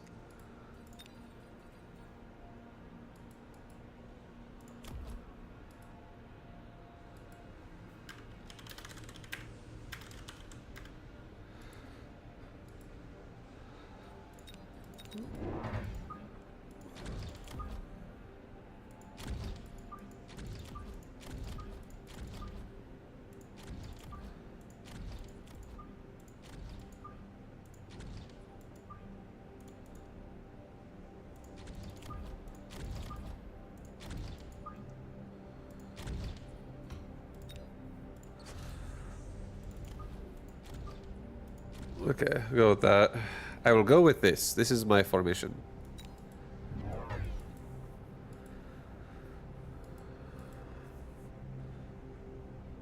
You're hoping they're gonna enjoy it, enjoy it enough to buy the early access because PoE2 is low-key peak.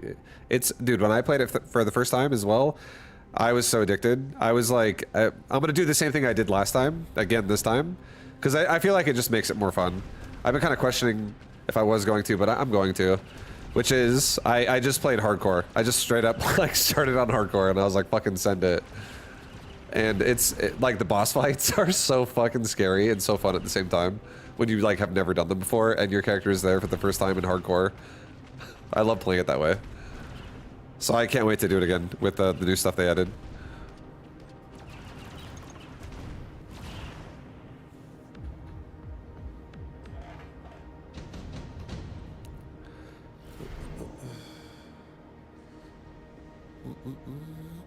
Yeah, dude, do your home cooked build? Fucking do it, man.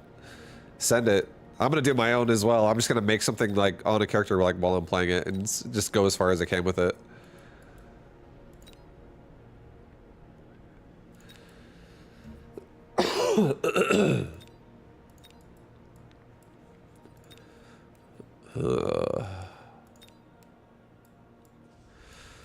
Okay, well, we do have to worry about air, so Sledge is like not really an option here. 2 marksman is not bad. Yeah, I'll just do 2 marksman. It's not bad. You know what? You want to know what 2 marksman is not? It's not bad, guys. 2 marksman's not bad here. I'm okay with it.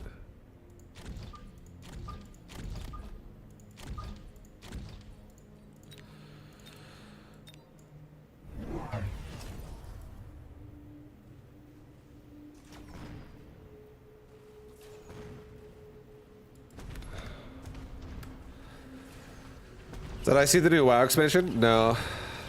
I don't care about retail WoW that much, I'm not gonna lie. I keep trying retail WoW, and I play it for like less every single time. And I honestly think I probably had one of my least fun WoW experiences I've ever had in WoW. With the War Within. I tried it playing a hunter just to play some solo shuffle arena, see if I wanted to start streaming that. It was not fun at all.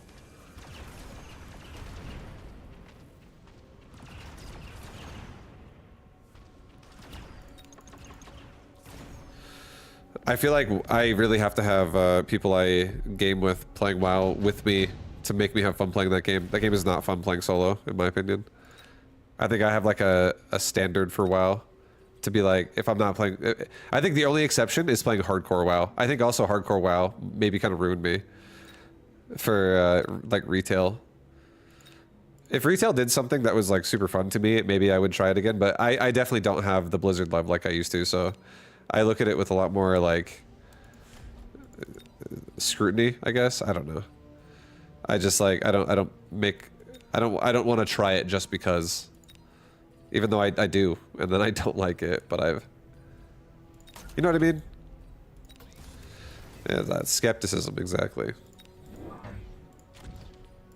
But yeah, I'm not honestly, I'll be completely honest and just say the World of Warcraft expansion is like 0% on my radar. I'm not even looking forward to even trying that game.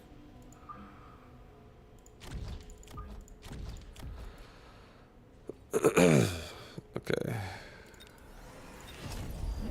Oh boy, we got nice fire in my face.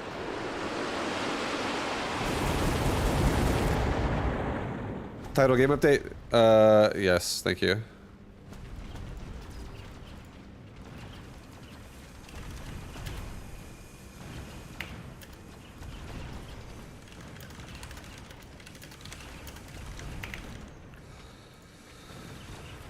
Okay.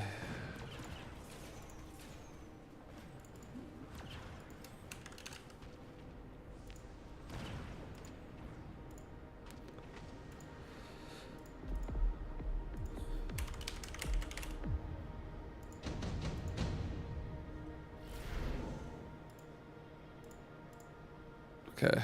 Thank you, Nadine. I just switched to everything. Okay.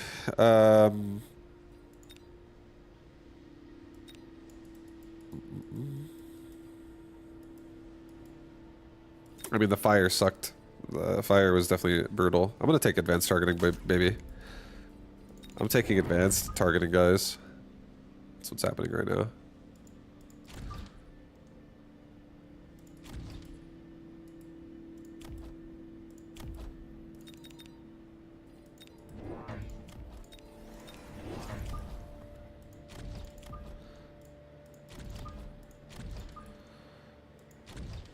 Okay, no more jump drive Phoenix in my face.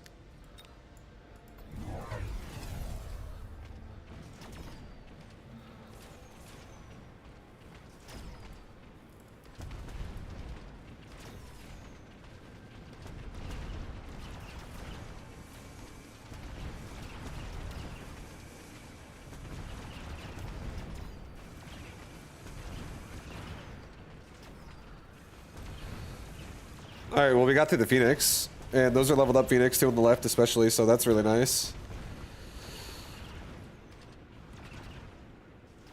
Oh, yeah. Now we have marksmen that are just loose.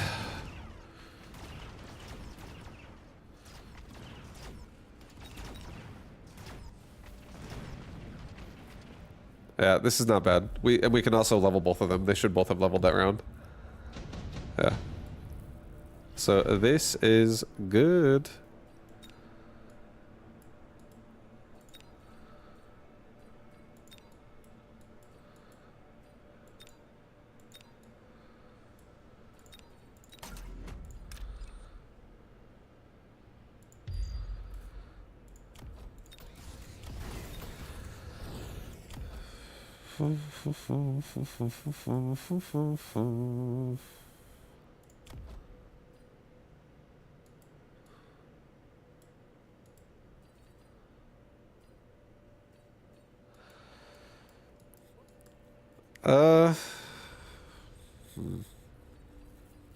I think I'm just gonna get... There's not really a lot of chaff here, dude. Honestly. I think I'm just gonna take two more marksmen. I'm gonna give myself range.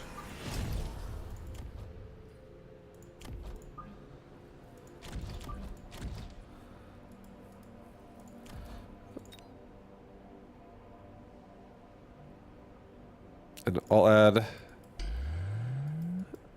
No, that's actually not where I want it. I want it over here. No, do I? I mean, I kind of do. It's okay. I'm just gonna take a... I'm gonna take an HP for my sabers specifically.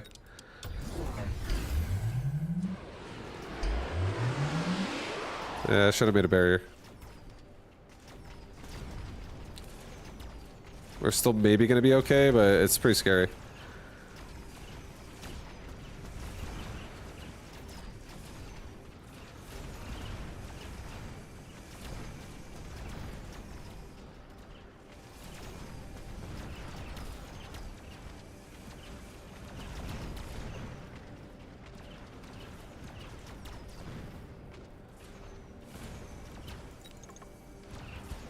Yeah, if we would have made a barrier, that would have helped a lot, honestly, because the marksman on the right would have actually won that whole right side, and then it would have started tipping over towards the rest of the board. So I played that pretty greedy.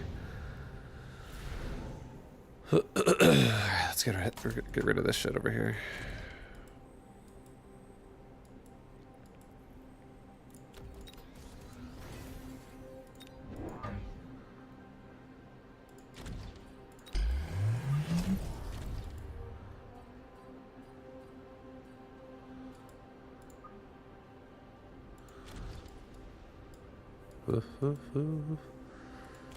Dur, dur, dur, dur, dur.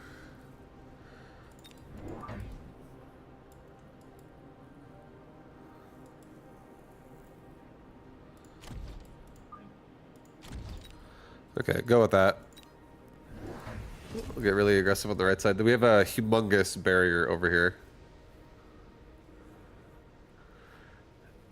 Did I replace my H2M? My H2M series with Learn Mechabellum. My what is H2M again? I don't know what H2M is. You have to remind me.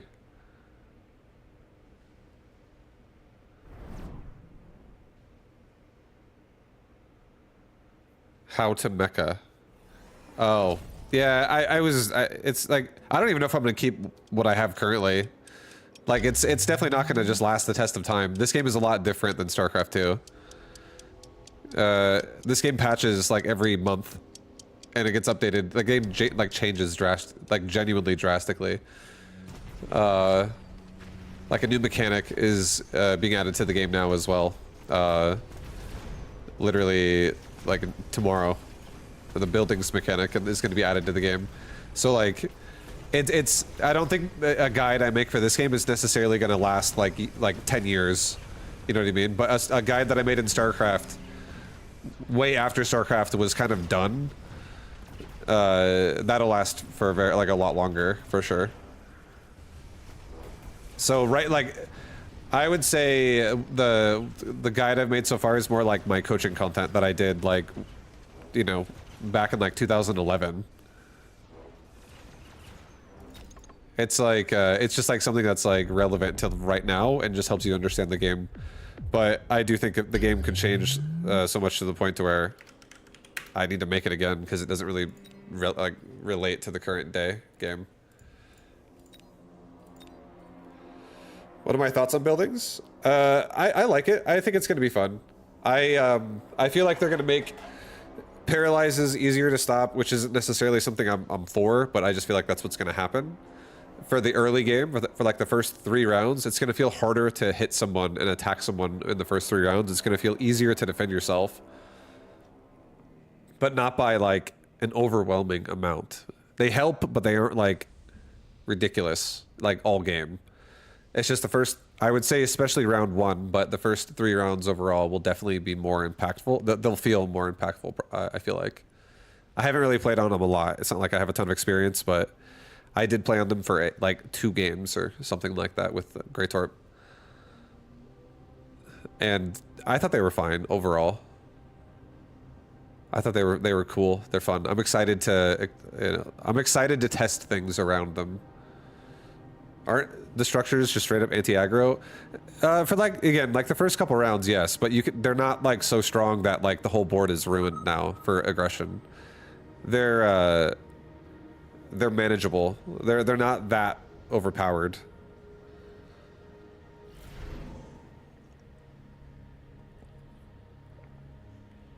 Like each wall has like 2k health and the turret has like 3k health, something like that.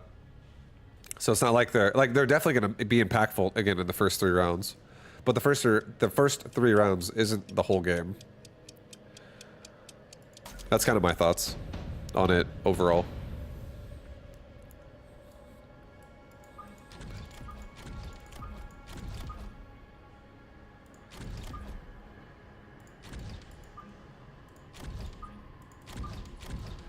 They do not give XP when they die.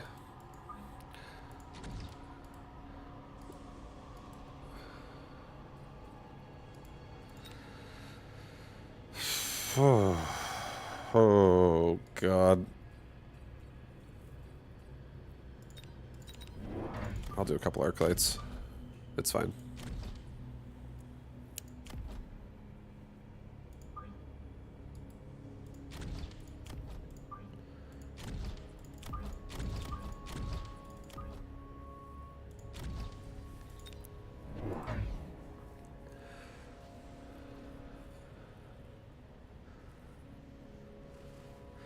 I wish they gave XP like how spells and missiles give XP.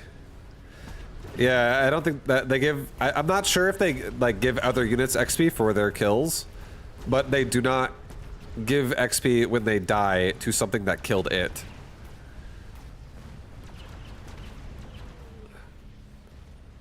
So if they actually do generate XP, that is possible. I don't know if they generate experience for units that are not the turret themselves, because the turret can't level up. It doesn't have a level mechanic. It's just like the same thing as like an anti-missile device, where it's just like a machine that just sits there.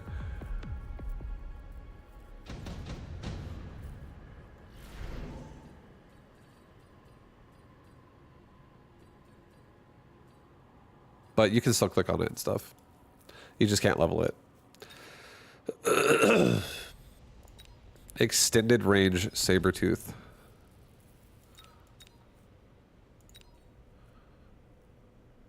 You know what? Let's do it, dude.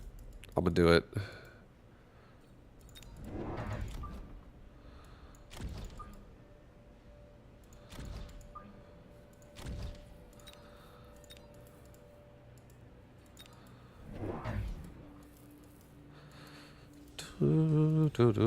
We got ourselves a bit of a siege board.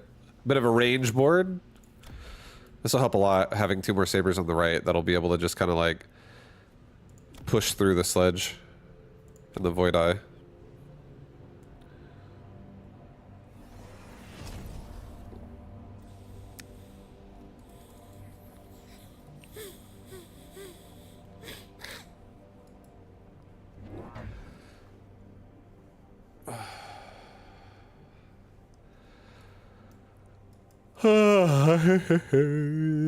I think the tournament's also in like 2 hours or an hour and a half. I kind of want to play in the tournament tonight. That sounds fun. I haven't played in a Wednesday tournament. I feel like...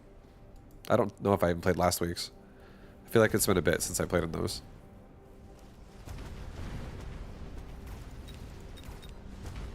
Dude, these sabers are crushing the right side so hard.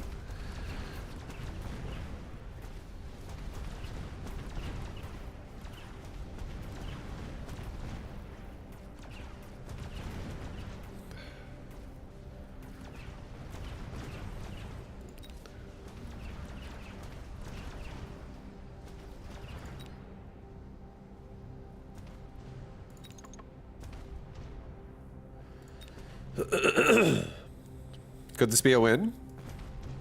It might.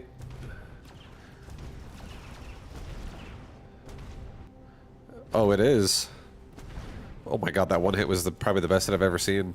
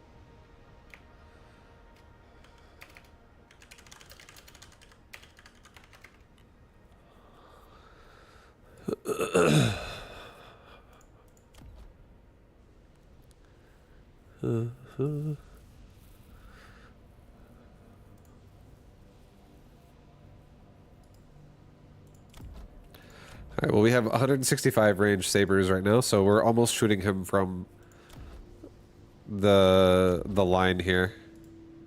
It's so close already. So this will be pretty nice.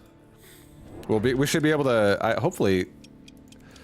Okay, he does have fangs. We should definitely get range on our arc lights. That'll help a ton.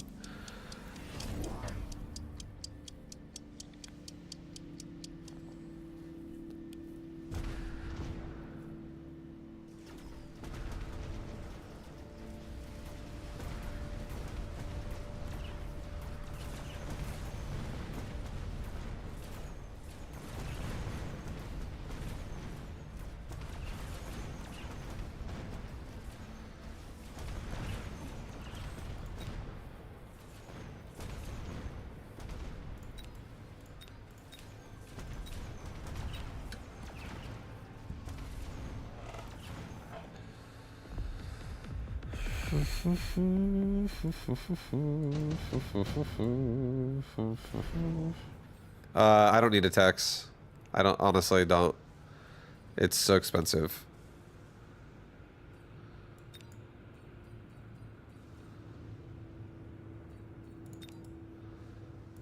We have so much, like, I'm doing so much overkill damage if I take that. I'm gonna skip, honestly. This is, oh man. The arc lights would definitely benefit from it a lot though if I take it for the arc light. Oh my god. Screw it, I'll take it. I'm crazy. I question that, but it's okay.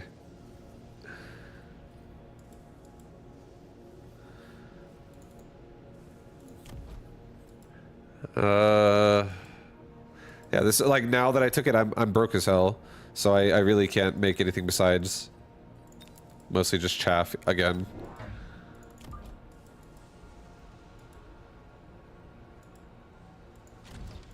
We can attempt to protect our Phoenix a little bit more.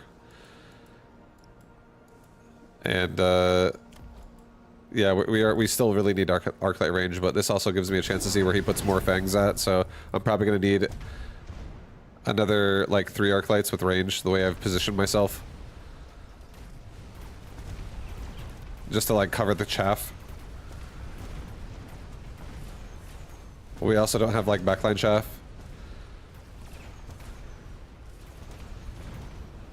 And yeah, we really need arclight range really badly. These things are dying way too early because the sabers are so far back. Or we just need to go into like straight Vulcan here. We need something that can deal with this.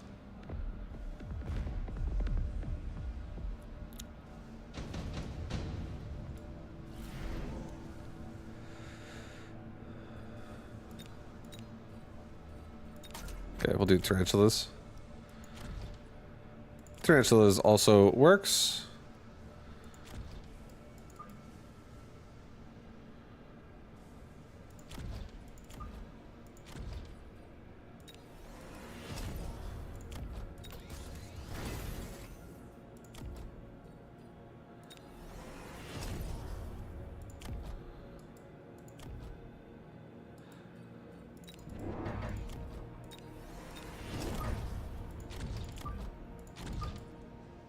I need my own chaff also running out past the fangs and things and stuff like that. We're still getting killed way too fast.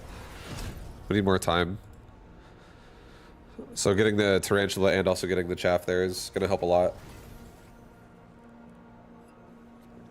And then making our arc lights have range too, just so they don't become useless. Because without range, they're just going to run in and die. But now we have, between the arc light and the tarantula, we do have a lot of chaff clear here.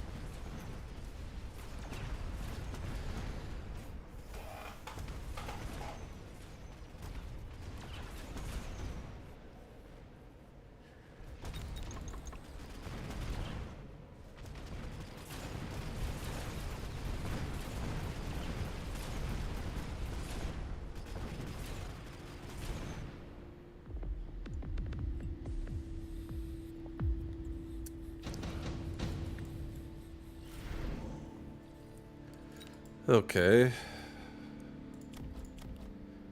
I'm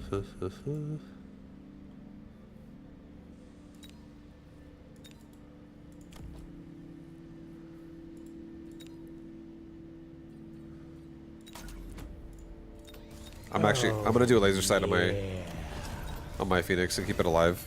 I feel like if they don't die, this would be a really nice fight for us. Mala IDK, yo, what up? Thank you for the sub. I appreciate that. Thank you, thank you, thank you. Thank you, thank you.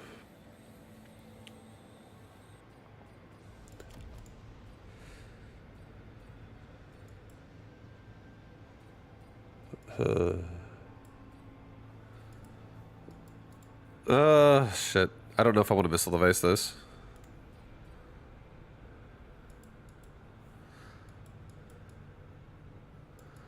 Okay, I'm gonna do something like this, actually.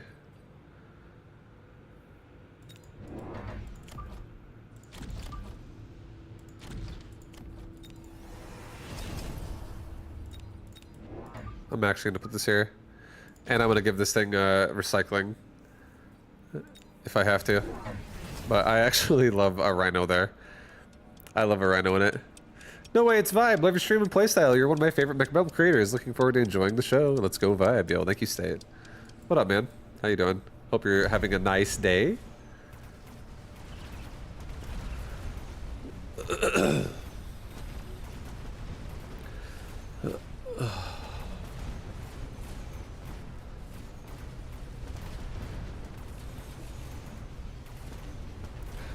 Our right side's looking pretty nice. Left side's looking a bit more.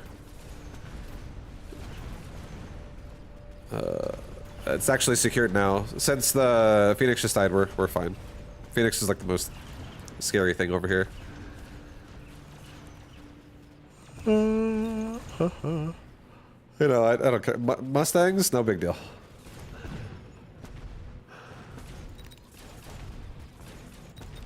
Both my sabers have like 1 health. Oh my god. What's up, Doxson? How you doing? Doxson, dude. Doxson, how you doing, man?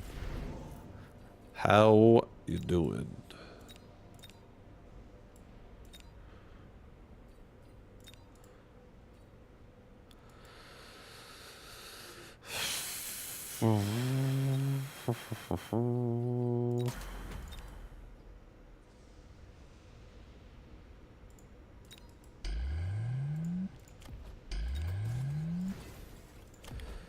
Okay, I'm just gonna upgrade. I'm gonna shield my right side. I feel like right side is doing generally well.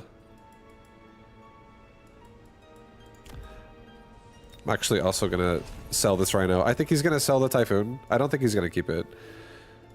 And that's fine. I need money right now. I'm fucking poor, guys. I'm gonna get a tarantula upgrade of high explosive. I'm gonna get another one like right here. And I'm gonna get another, probably like a fang, like right here. I just want chaff that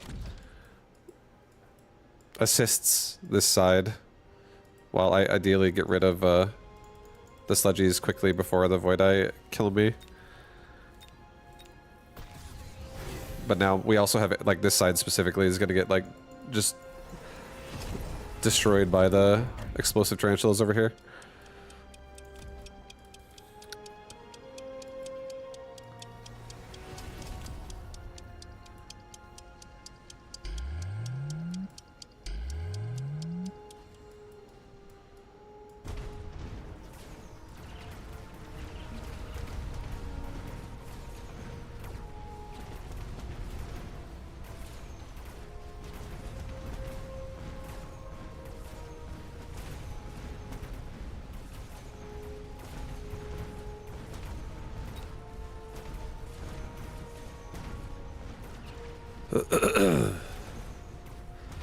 Left side's breaking, bro. Oh my god.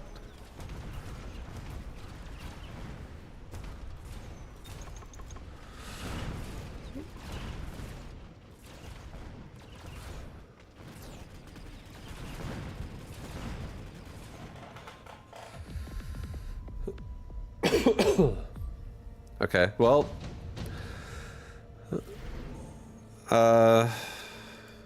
A nice ion blast could fix left side for 1 round.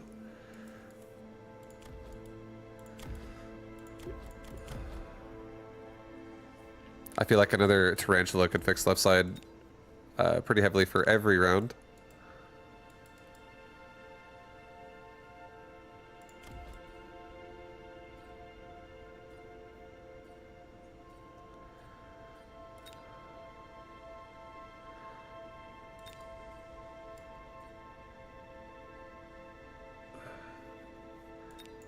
Here, I'm gonna do an ion blast. Fuck it. We are gonna do an ion blast. I'll do it. I'll start it up on the left side. I'll do it like right here, and I'll have it go down a little bit like this.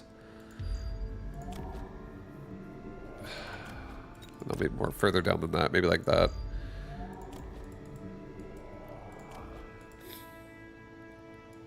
And then I'll get another tarantula. We'll get a tarantula between these guys. I feel like I need assistance here with more chaff clear. This arclight. Guys, we got a bit of a pile of units here.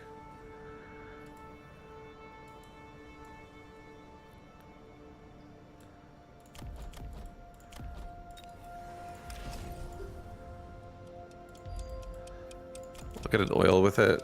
I honestly, dude, I'm just gonna go like I'm just gonna give myself a little bit more as well of chaff again.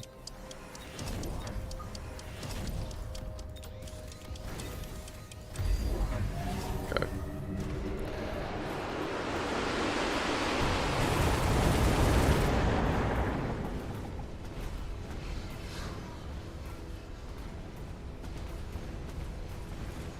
Well, we're killing a lot of his left side pretty heavily here. This is only 1 round, though.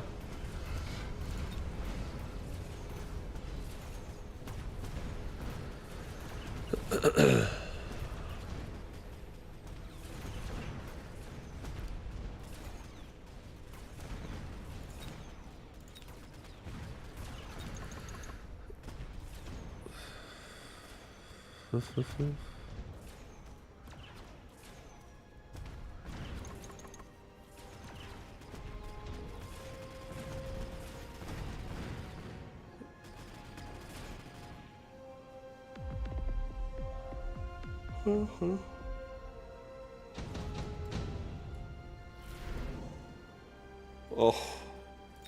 dude, here it is. The answer.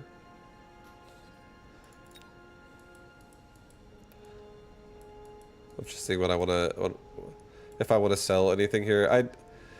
I honestly don't really give two shits about my arc lights that much.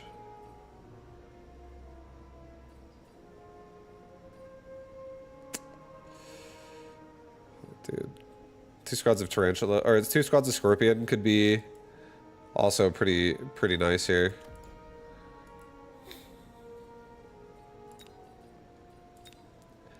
Yeah, no, we'll do scorpion instead. I'll do scorpion instead. Get range for everybody.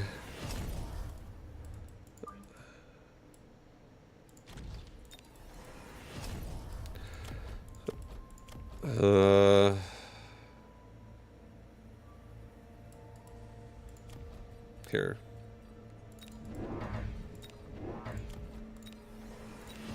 Boys. It's time to take these units to Pound Town with some scorpions as well as you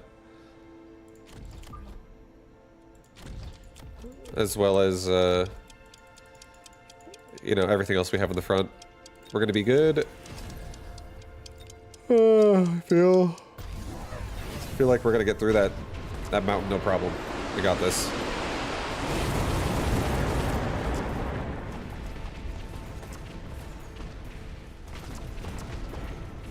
We have a lot of damage, honestly.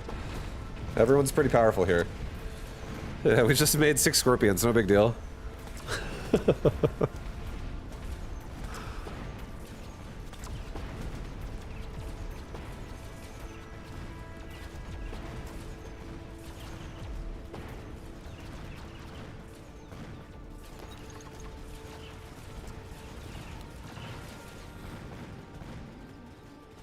Yeah, no, this is death. GG.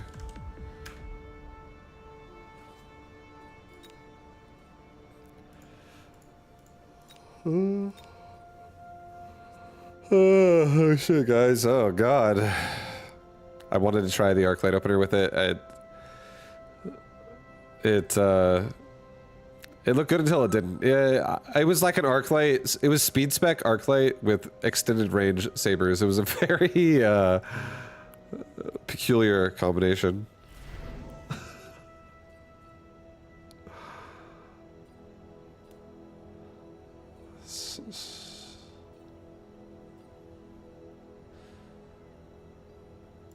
I'm going speed again. This time it's Tarantula versus Saber.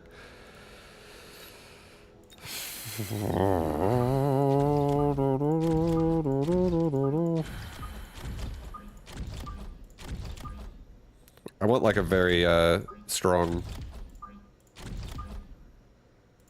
push going on here.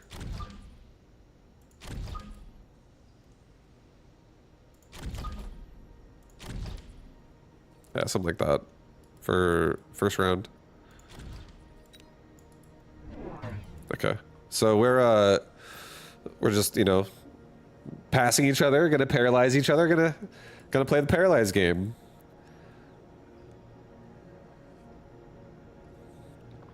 This is fine.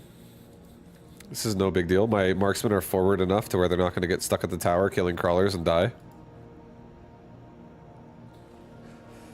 I'll be able to snipe a couple hounds on the right. This will be sick.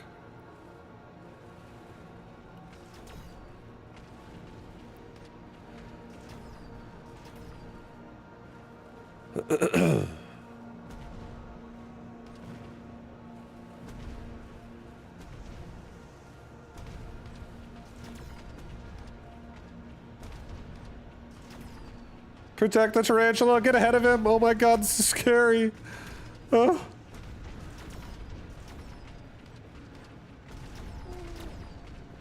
Nice.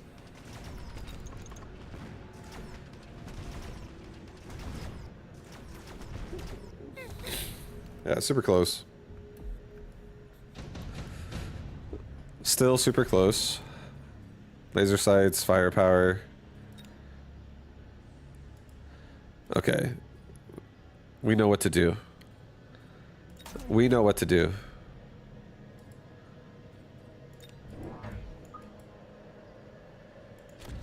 This tarantula cannot afford it this round, but next round he's going to be getting a mobile beacon. Running away from this area. But this round he'll just get fangs. He'll get fangs. So he'll die. But now he also is at least also can't be missile deviced in the future. But we can pull his board to the right pretty hard out of position. Is it generally better to get the later paralyze in a 69? It seems like that a lot of the time. It is, as long as you don't have anything that's going to be killing you during the paralyze on the left side. Like if I'm on left side and he's on right, I don't want him to paralyze first if that means like his tarantula on the left is going to stay alive and like kill all my crawlers or something like that. It's nice to get paralyzed though when your opponent has to, while you're paralyzed, they're currently traveling to you. That's great. Then that works out good for you.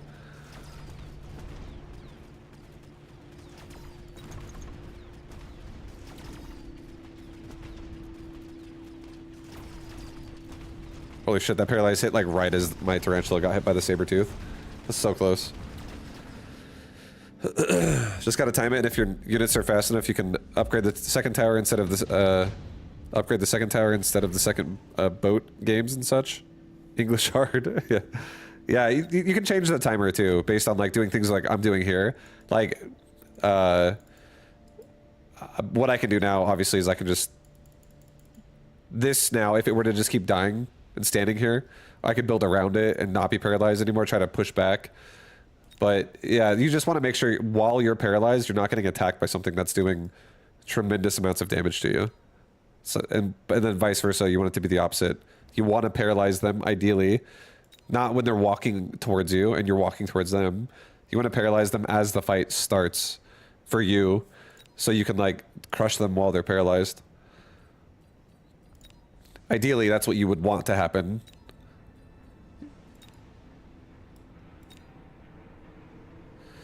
Okay, so we don't have anti-air right now, so I don't really have anything to deal with. Alright, just kidding, I have marksman already. What am I saying? If I have marksman already, dude, I feel like I don't want something that goes too fast, though. I'm just going to take the Wraith still. As weird as it sounds, it has similar move speed to these guys. So, and it also now defends my flank. So now these guys are just going to support the left side as it fights. This is gonna run over this way. And I'm gonna give myself probably like 2 more marksmen like right here. Upgrade the tower twice.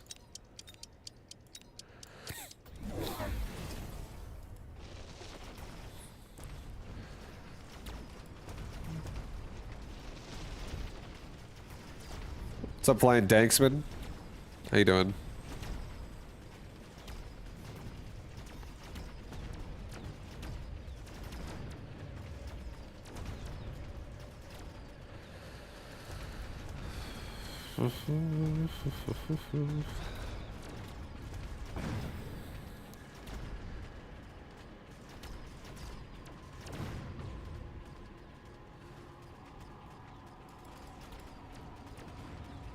This is such a nice tarantula.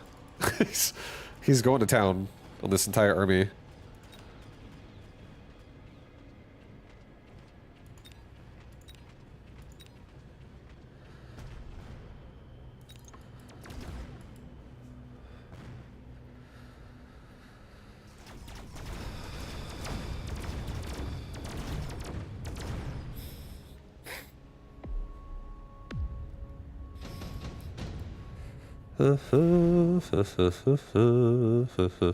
Another mobile beacon. Oh boy.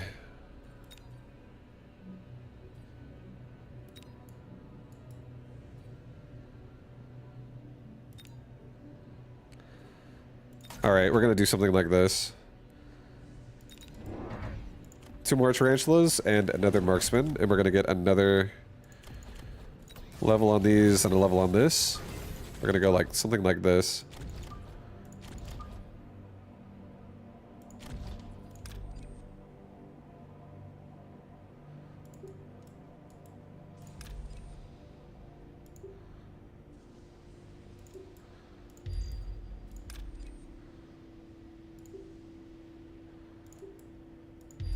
So this, he might start flanking me because I went down and to the right. And if he does or doesn't, I'm curious to see how well this goes for me. This is a preemptive play. This is not this is not reactive. This is preemptive. I'm trying to predict an aggressive flank of some kind because he already has so much investment here. He might just say fuck it and I'm going here, but I want to see this work. I want to see it work. He did not make much more over here. But dude, look how fast we're gonna kill all the shit that charges into me, man. See this? Are you seeing this? Look at these tarantulas holding this tower like a fucking champ. Wait till we have range.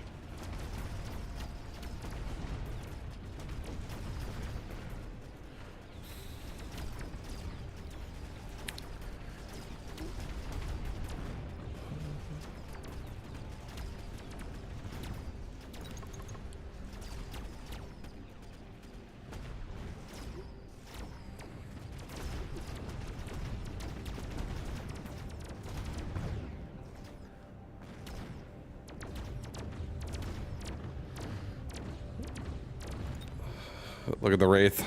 Wraith domination. The Wraith is our best unit, guys. Yeah, more damage of everybody. That sounds good to me. That sounds good to me. I think a tank unit as well sounds nice, but damage for everybody. Sounds great. Shit, dude. This shit's so expensive. I can't get range again. So we're gonna have to do another round without it.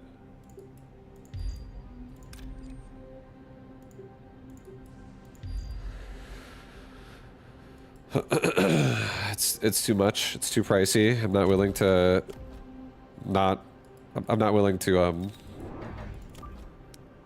miss out on my deployments here.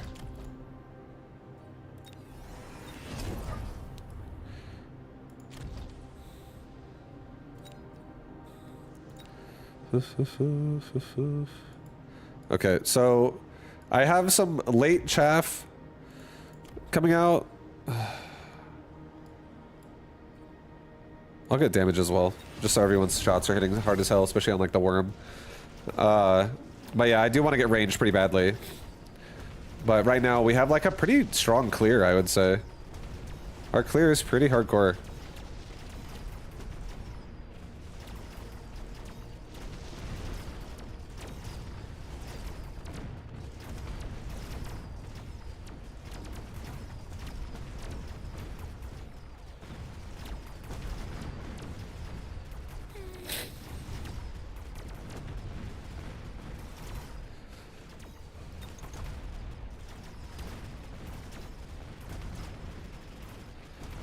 Alright, with range, this will help a lot. We're not shooting like half the time we're running. But it was hard to afford it because like we wanted to get passive damage. Oh god. Oh god, dude.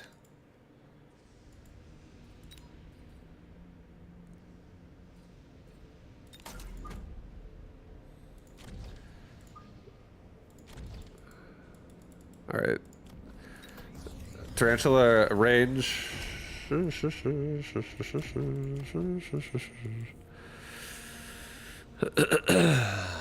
take armor on a Vulcan. I don't really feel like I need armor on a Vulcan right now, but it does just make this Vulcan that is already level 2 such a tank.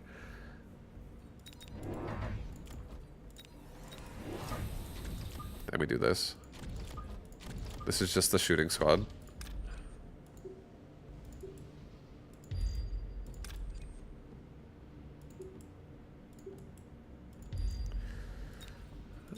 Okay, dude, get ready for a round, guys. Get ready for a round. No moonwalking Vulcan? No, I don't think he's necessary. We have so much power here with three Tarantula.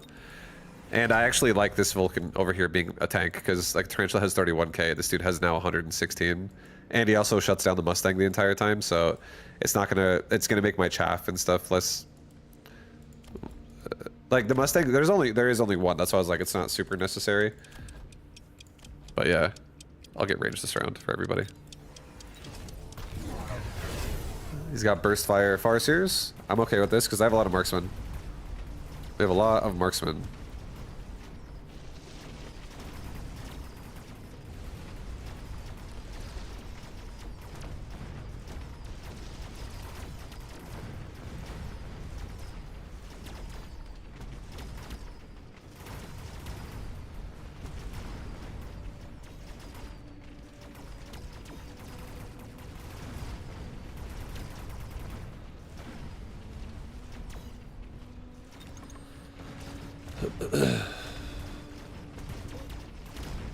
Okay.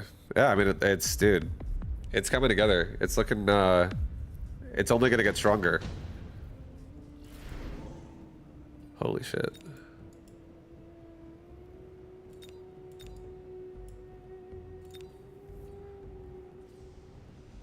Oh, no, don't take it. Just take a damage device. I'm gonna put it on this marksman specifically behind the Vulcan. Just because he's, he'll just knock out the worm and knock out the Farseer. Anything he looks at will die. I'll give my marksman range this round as well. Let's get...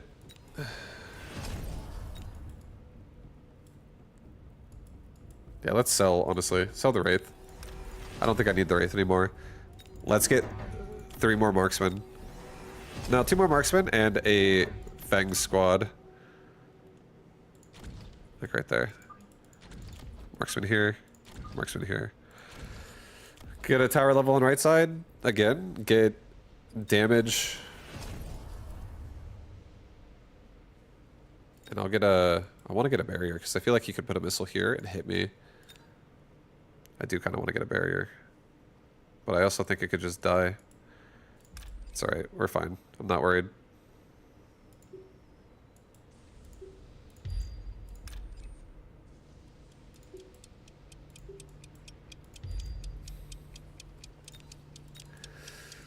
I could also make this denser. I could literally make even more units over there. Get range again for everybody.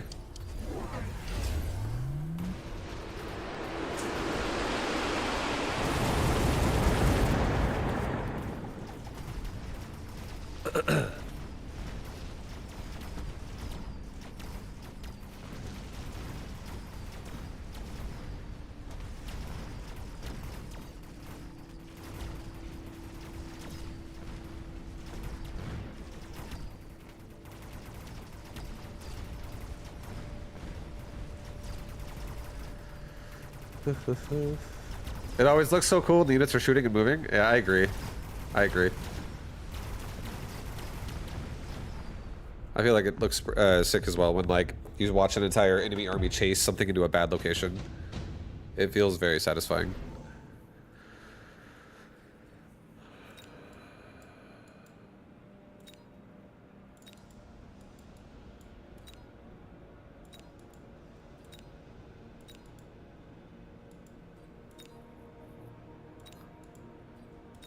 Huh. 3 squads of level 2 Rhino. Holy shit, dude. I don't really love it just because there's oil here. I kind of like the sledge. It's only 100, and it's just some more tankability over here. I'm okay with it. Elite marksman. Oh no, my marksman. These things are just like pumping, absolutely pumping.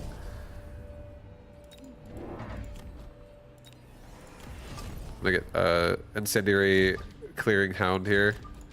Actually.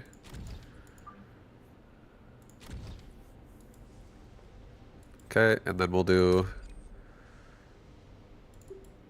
again. Pull back. Maybe this time pull back more aggressively. Honestly, like this. Like pull down more. I feel like it's getting kind of scary out there. Let's get a tower level on the other side, just because this tower might actually get broken if I go too far down.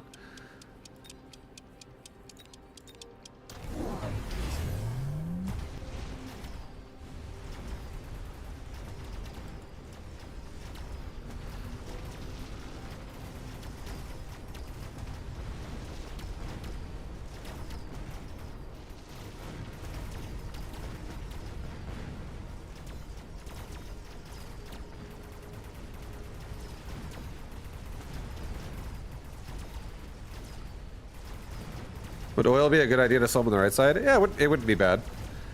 But I also kind of don't want to slow him because I want to kill him as he chases me. I'm speed spec, so I don't really mind running away from him. Like, my units run substantially faster. And if I run too fast, I'm not going to shoot him at all. Because I'll just outrun him while he's, like, in the oil.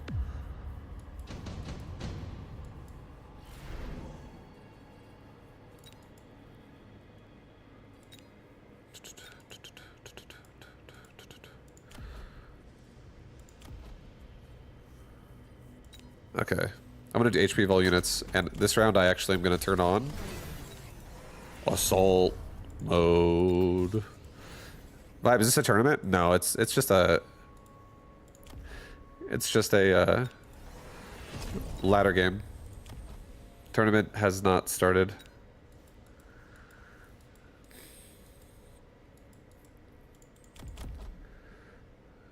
If I sell Sledge, which I don't necessarily need.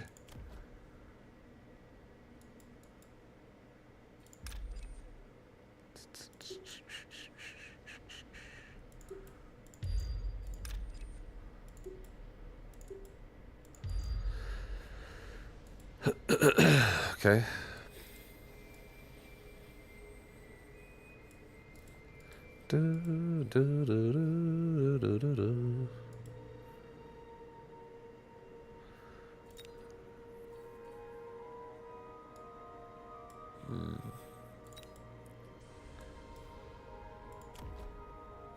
Those fire badgers are going to be dead pretty fast, so honestly, I'm just going to do this.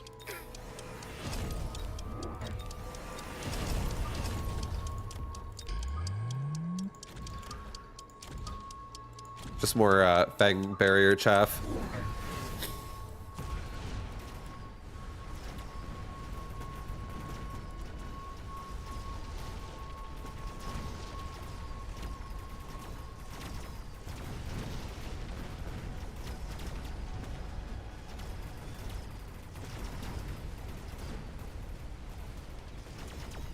Yeah, right side's getting a lot scarier, honestly. Like, the burst fire Farseer looks at any of my units and they're just dead. But we're looking good. All my army groups up like around the same time. Left side finishes the fight as the flank finishes, so now everyone's actually in a concave.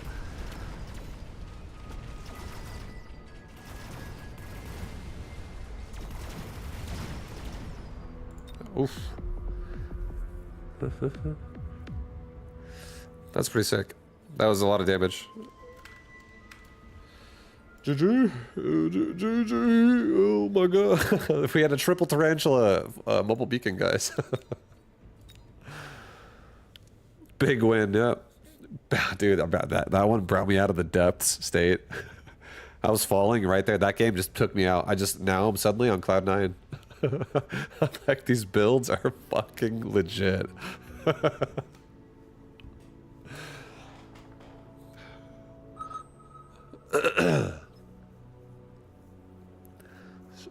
You gotta start moonwalking more, dude. You gotta follow the art of mobile beacon and just really find, you know, the sweet spot. Predict the future a little bit. Then show people the way. Be like, dude, if you move this guy over here, suddenly the fight looks differently at this time, and it's crazy. It's honestly such a fun mechanic in this game. I think it's sometimes I'm really in a mobile beacon mood.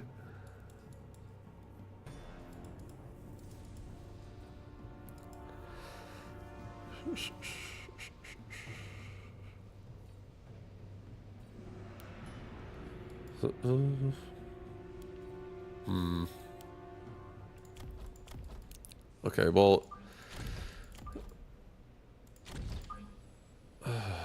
Oh god, guys. Oh my god, man. Alright, this works for me, honestly. This is not bad. This works. This works. Vibu bow. Yeah, what up? No, too far.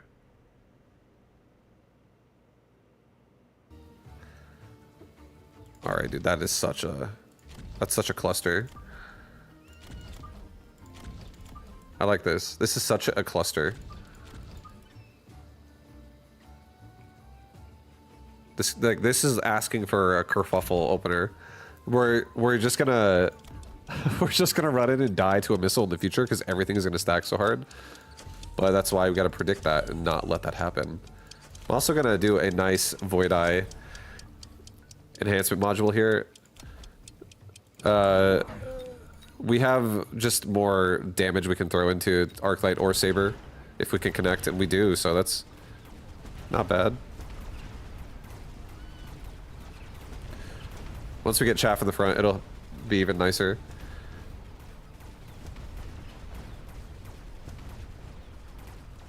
Keep the Void Eye alive!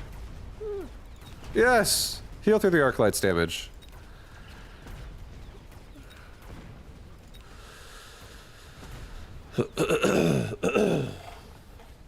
Alright. Alright, dude. Frenetics, welcome, welcome. Red Scare, welcome. I know some of you probably have been here for a little bit, but yo, what up again? Hello.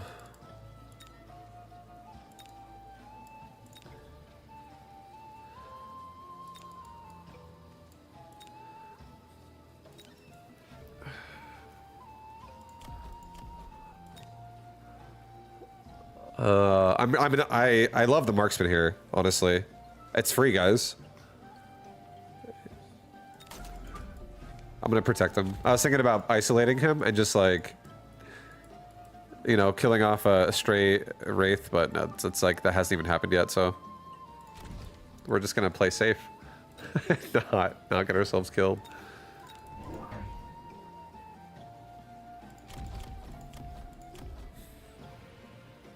Okay. This... We could actually kill an Arclight, like, right there.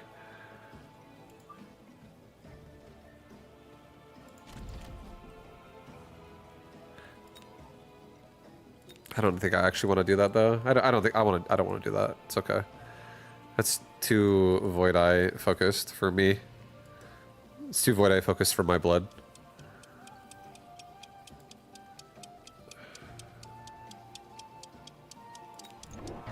Screw it, I'm gonna do a Mustang right here.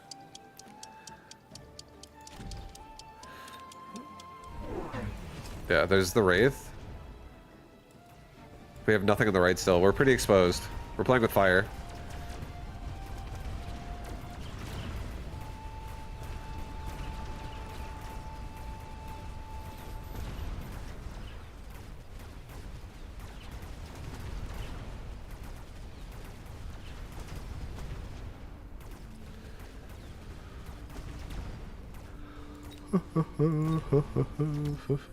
At this point, I could actually go Wraith.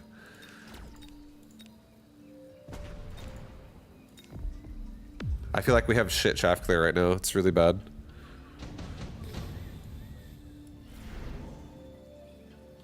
A damage device. Yeah, I'm gonna do it.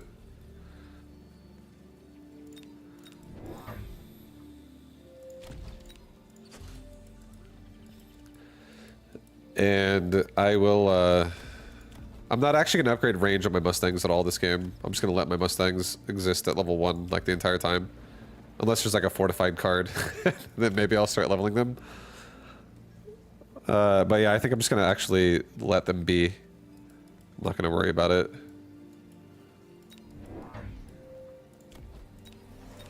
And I'll get chaff also for the right side.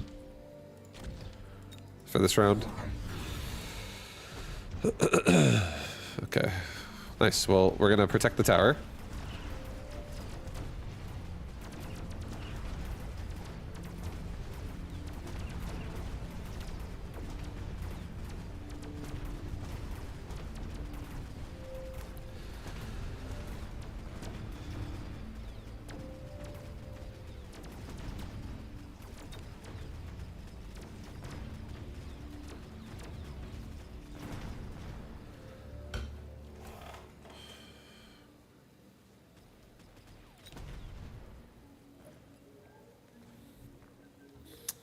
Well, the Mustangs with damage device got it done.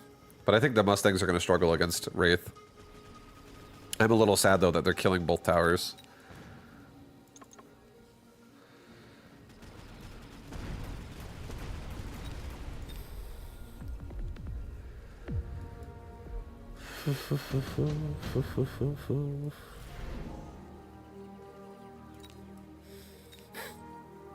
I'll just do artillery. The bombard. Just add damage onto his army.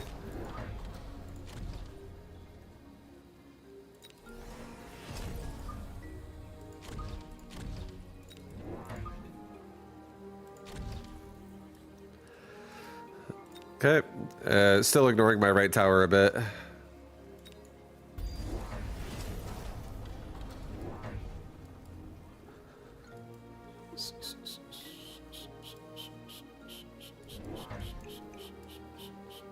And yeah, my Mustangs in this game are chaff units. They're just chaff. They're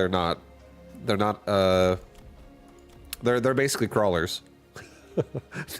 they're as useful to me as crawlers are.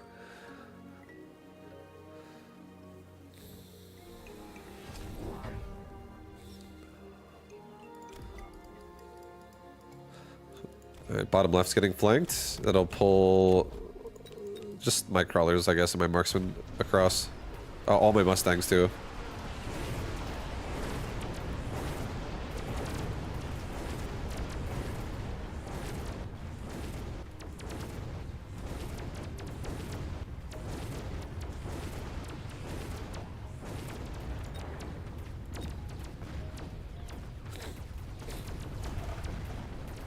Oh boy. That one Wraith is not gonna die.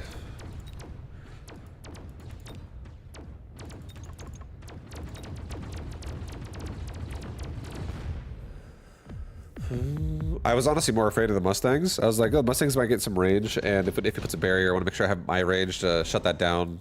He's over here just fucking killing me with a flank. He's killing me with a flank. Mass-produce Phoenix.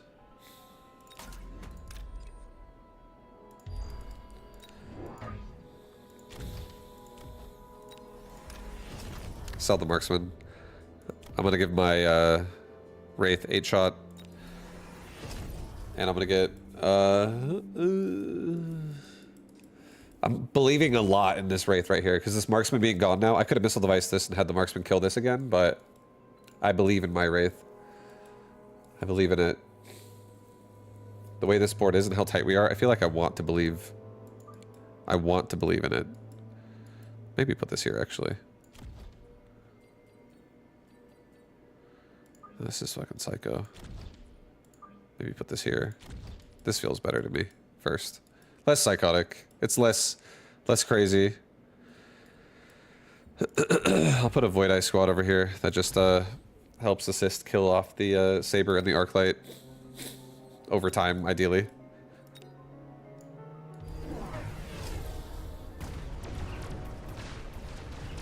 Nice, my Wraith also ate the missile device and also all the underground threat. So we just fully stuffed that out. That was really, really good.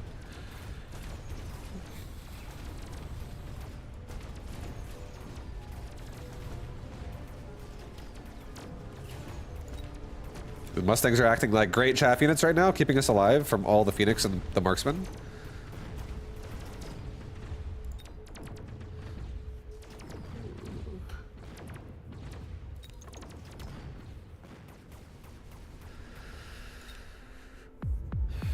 It's okay, guys. We're good. We leveled up damage device guy. Things are getting better, not worse. You think these are bad? Things are good, actually. Things are great. I feel like we make an Air Force on right side. I think we're extending this to the right, and we're gonna be safe because of it.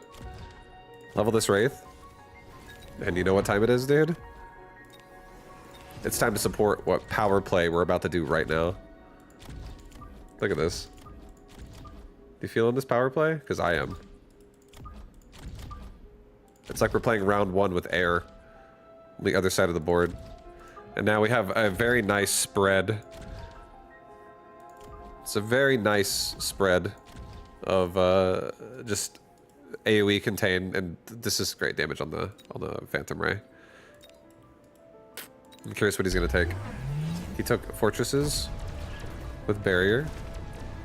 Well, let's try to get through and quickly paralyze the tower on the right side before everything goes south.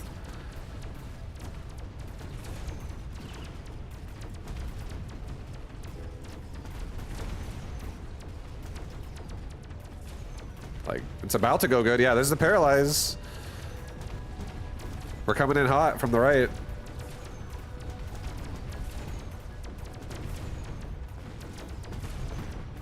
Oh, here we go.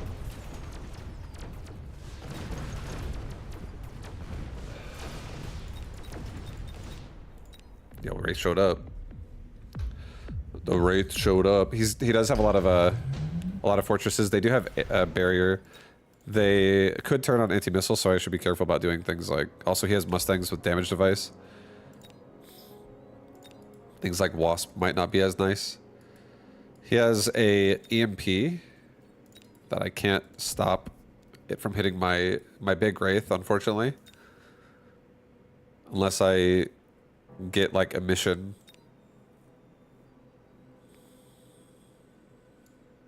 I don't think I even run a mission, dude.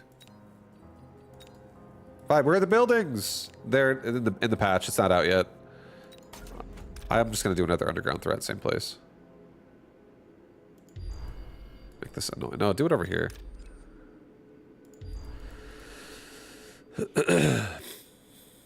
Because we actually got killed by arc lights last time. Do I have a mission? I do have a mission. Okay, I will actually take a mission for this specific spot. I do think he's gonna EMP out my Wraith here.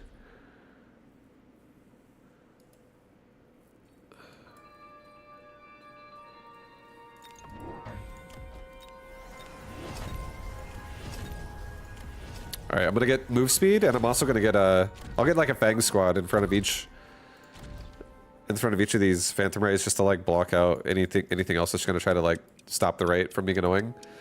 But now we have photon emission on left Wraith, so we shouldn't be EMP'd here.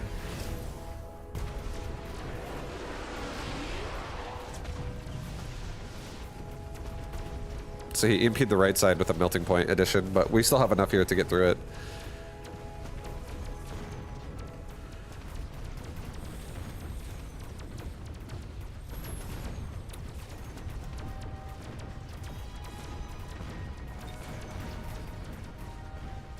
And to be honest, the photon emission really making the Wraith just tank longer.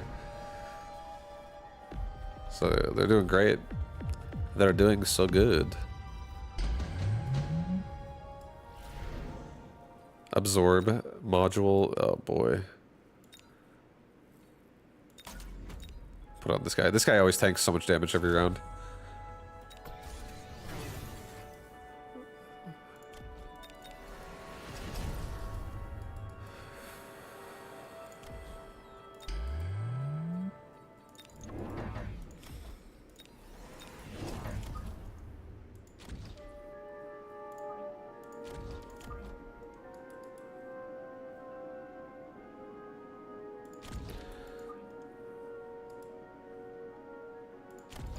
Okay, just something like that, I guess.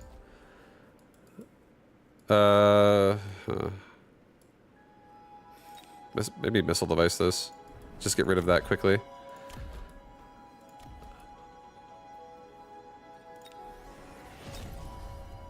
I don't want to put a barrier on the left side at all versus these fortresses. It'll die so fast. Just get HP. And I don't want a missile device either. I don't want a missile device either, dude.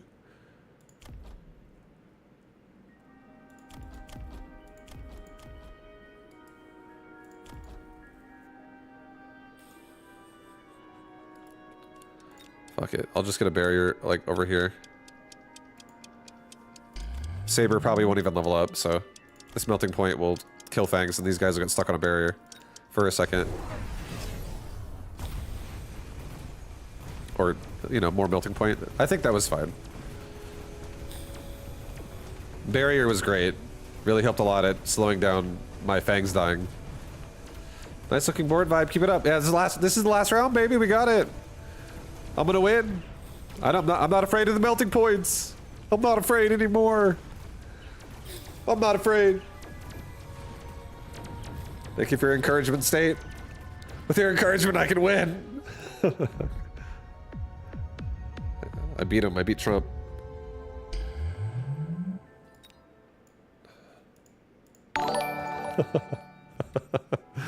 Holy shit, approaching 5 years.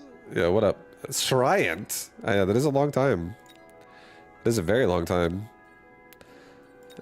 Thank you for 5 years of... almost 5 years of subbage. 52 months is a super long time, dude. I hope you're doing wonderful tonight, though. Overall. I hope you're doing good, dude. There's Fortress. There it is. I hate Fang production. Get out of here. This isn't even my set. Where's my set at? Get that shit out of here. I still kind of like armor, honestly. I kind of like armor. I feel like armor is actually annoying as hell too sometimes.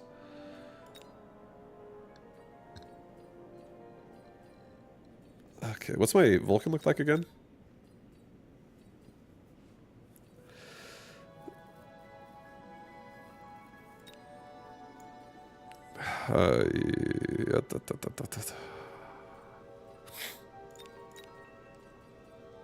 Okay, I'm gonna do that.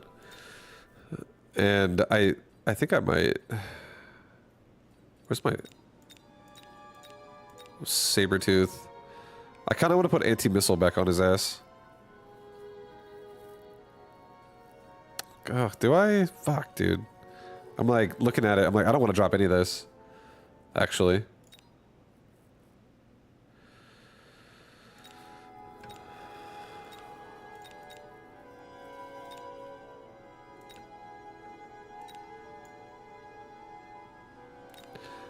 Yeah, I think this is fine. I'm gonna maybe drop EMP off my Farseer again and pick up Burst again. I think scanning radar as well is like something I'm tempted to mess around with more with like my marksman playstyles. I feel like it actually could be really good.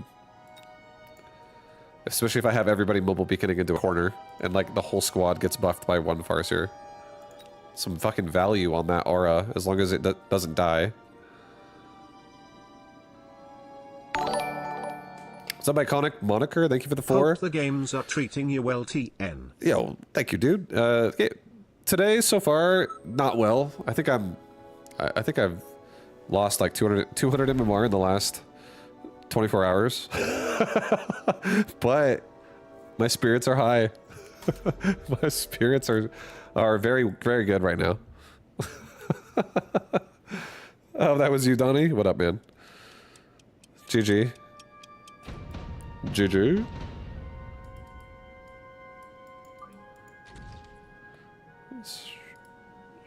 Okay.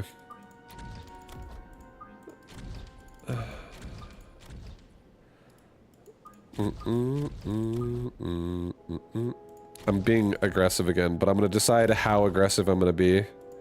How aggressive do I want this to actually be? Probably like right there, you know? Probably right in his fucking face. I do think he's gonna probably play, like here. I just have a feeling he's gonna play mid. So I'm gonna play, go like this. Yeah, go like that. Oh yeah. Oh yeah, what an actual formation right here. This is actually sick nasty, dude.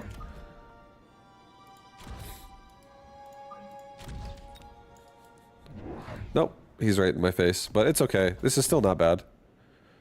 This is still not bad for us. Hopefully by the second shot, I kill off all 3 Void Eye. I don't know if I'm targeting the middle one or not, but I hope I am. Because if I am, I could kill all 3. On the second shot, not the first shot. First shot actually gets it. Wow, that's even better. I thought they were going to move a little bit too much. So that's really good. Hounds are hounding. A little bit more. Stuck on the tarantula, you know?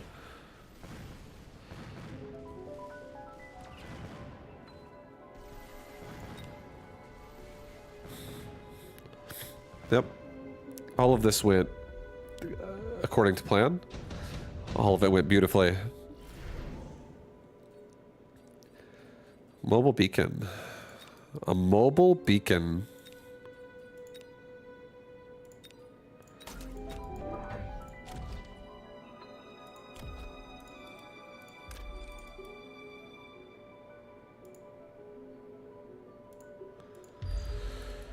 Okay, put one more hound over here. Just to protect my tower. And let's get... I dare I say a marksman, guys. I mean, again, I love it in this situation. I really don't mind it. I could have it really help assist killing this. I also kind of want to get more chaff, but maybe I should pick more chaff, honestly. No marksman. I mean, I can still unlock it, though. But yeah, probably realistically should get another crawler pack. Like right there. Doesn't really, they don't need to be spread out because they're going into void eyes. We don't want to get missile deviced either.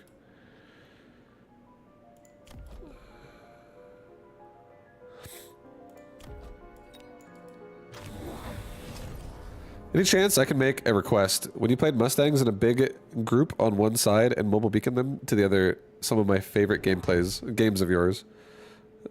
Sure. Yeah, why not? I'll try to do a nice mobile beacon Mustang game.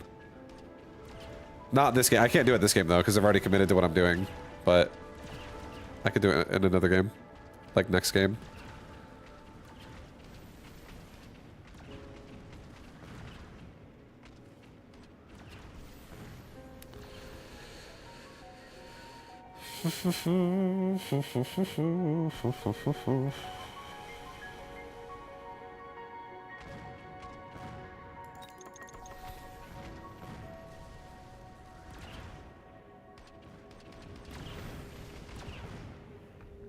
Sexy beacon.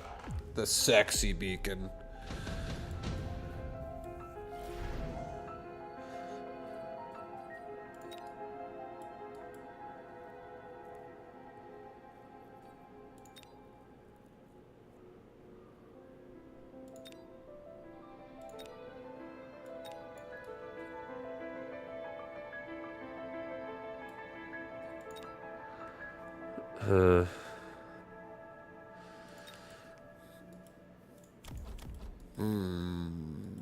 Oh god, I'm thinking about my rhino plays I want to make here. I'm thinking about the fact that I have no anti-air and I'm scared.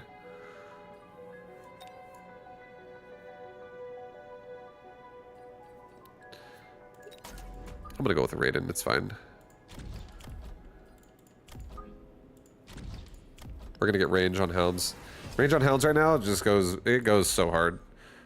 Pull these crawlers back for a second and have them run like that. Actually, no, not that far though. Like that, and then have them go like this. I just want to have the void eyes get blocked by the crawlers and not get missile deviced on all of them.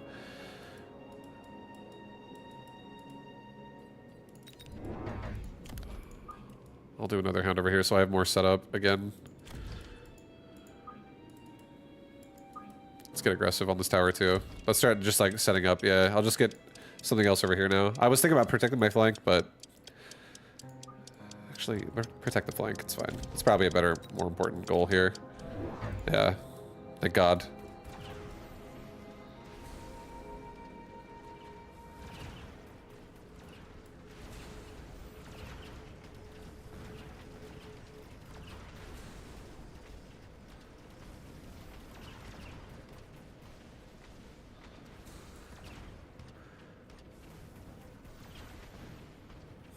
Well, unfortunately, he has an overlord, and that thing just killed me. Unfortunately, there's an overlord. But we'll be okay. What is this music? This music makes me feel like I'm in an underground aquarium tunnel. You like it? This is Dragonblight, dude. This is Dragonblight from World of Warcraft.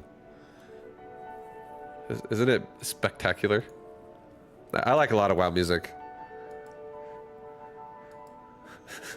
That's exactly what it is. It's sick, dude. Efficient giant.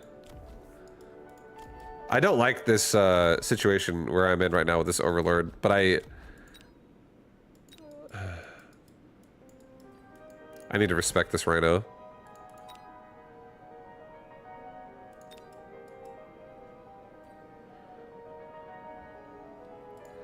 I'm gonna do this.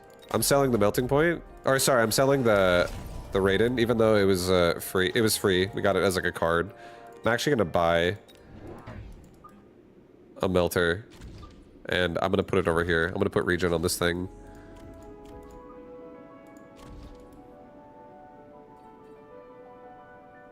I want to split beam it so bad. No, it's fine. I'll do it here. I'm actually not gonna do it there. I'm gonna ignore the boat. I'm actually gonna ignore the boat.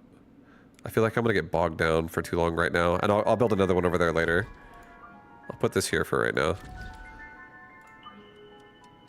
No, put it here. It's fine. Just make less investment.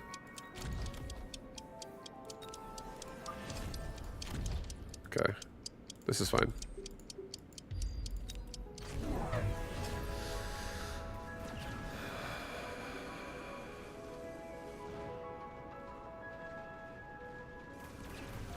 Melter turning its head around takes forever. Holy god. What's a dragon blight? It's a dragon. Good question, State. A dragon blight is a dragon that has currently been touched by the scourge. The scourge dragons, essentially, it'll kill you from inside out. It'll just straight up kill you, and then you become like a blue essence skeleton. You have like blue aura inside and outside of you, and you're a skeleton now. And you only want to kill things. That's essentially what a dragon blight is.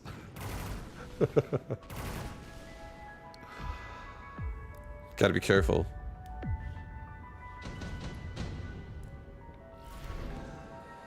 Tank production line. Also decent for something like this. Alright, I'll add my second one over here. Hounds, level up. I do want more. I don't really... Oh yeah. Oh yeah. Sell off the storms. Sorry, Stormcrawler, you're done. Melter, Crawler. I'm doing one more. I'm doing one more here. I am about to turn on every fucking upgrade on my melting points, guys. I'm probably gonna put the other one here so I can be close enough with a farce here. These things are gonna be tanks. They're actually gonna be tanks. No, I don't know if I like it there, because I don't think it reaches. If it does it? Yeah, it does, it does. A Farseer there would reach it. Okay, it's fine. It's fine.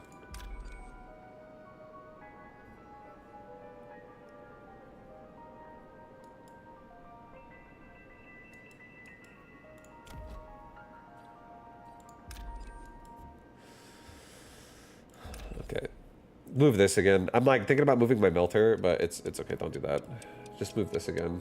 We'll go across. Just try to cover the hounds again. I'll put a missile device on this thing so this hound doesn't pay the price of death. I'm watching you. I'm watching you, hound. I got your back.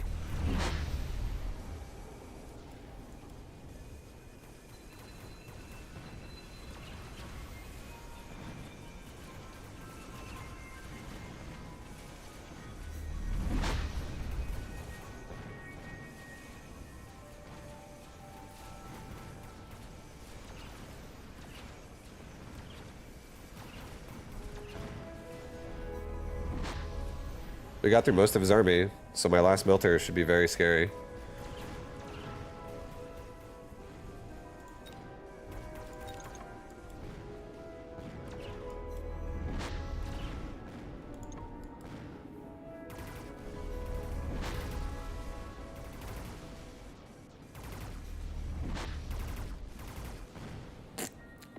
Shit. Unless I kill crawlers with it? Damn, man. Goddamn. Ooh, enhancement module? If only... I mean, I could do this. Enhancement up. Level up. Sell that shit. Don't put it on anybody yet. Do not put it on anybody yet. Get multi. Take another one here. Get a crawler pack up here too. Yeah, we need to get through this a lot faster. And now we can do a farseer here and a farseer here. Save my... Okay, let's have you guys this time run up. Just go up. Get away from that rhino. Let the melter kill its ass. And hopefully this melter levels up this round. Hopefully. So that I can module it.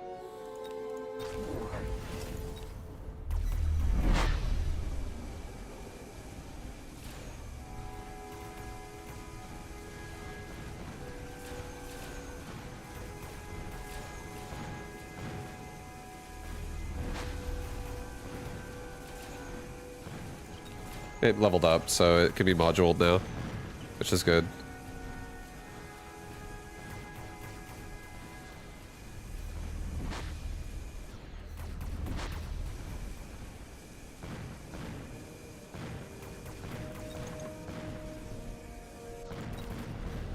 Alright, we can level 2 melters next round for free now.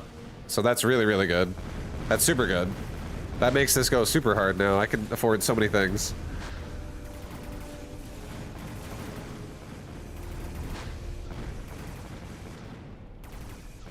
Okay, boys, it's getting better. It's getting stronger. It's getting stronger, dude. Oh, boy. Oh boy. Oh, God.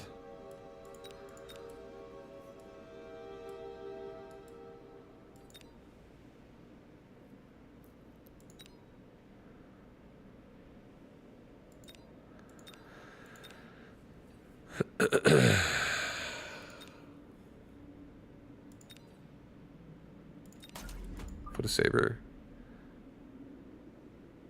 right here. Do a mobile beacon right there, I think. How close is a farseer if I do this?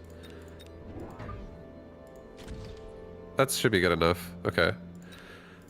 Get regen. Level this melter. Sell it. Level this melter. Keep it. Remake the melter. Move this saber like this.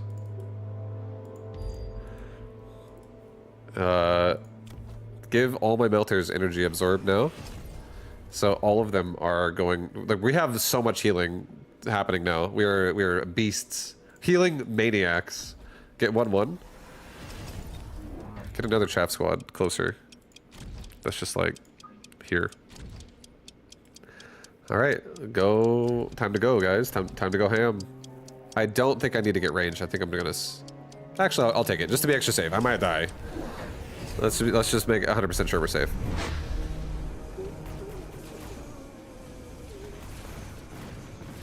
Okay, the saber plan was awful, but maybe with a different direction, a little bit less aggressive, and also photon encoding, he'll be able to tank through it.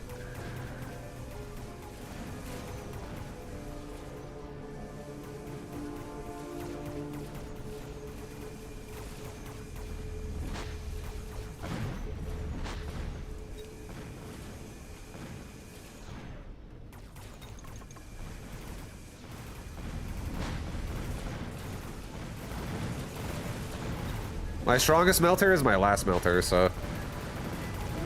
See how good he is? Not even close. See how good he was, dude? God damn. Insanely powerful.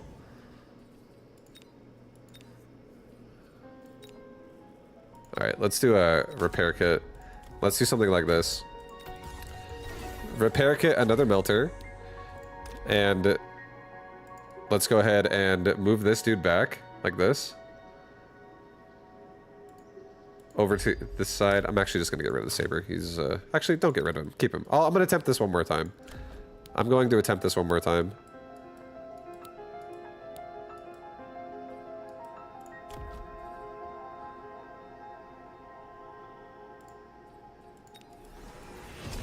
I'm gonna get art. God, everything is too expensive. I have to sell the saber for this.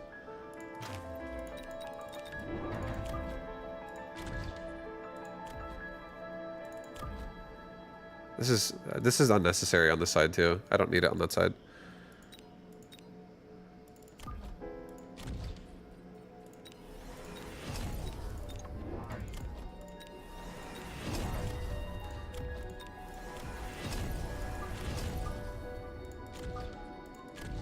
Okay, so we're gonna back this melter up. Maybe like not back it up, but instead move it.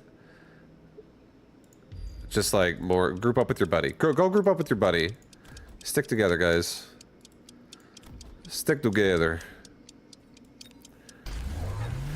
I want to quad tech my melters. I wanna melter out my life right now.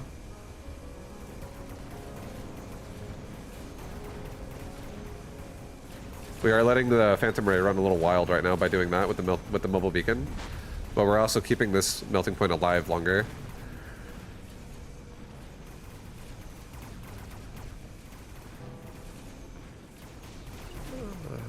Yeah, I mean we're about to get hit again, but hopefully my melter's gonna, you know, hold here.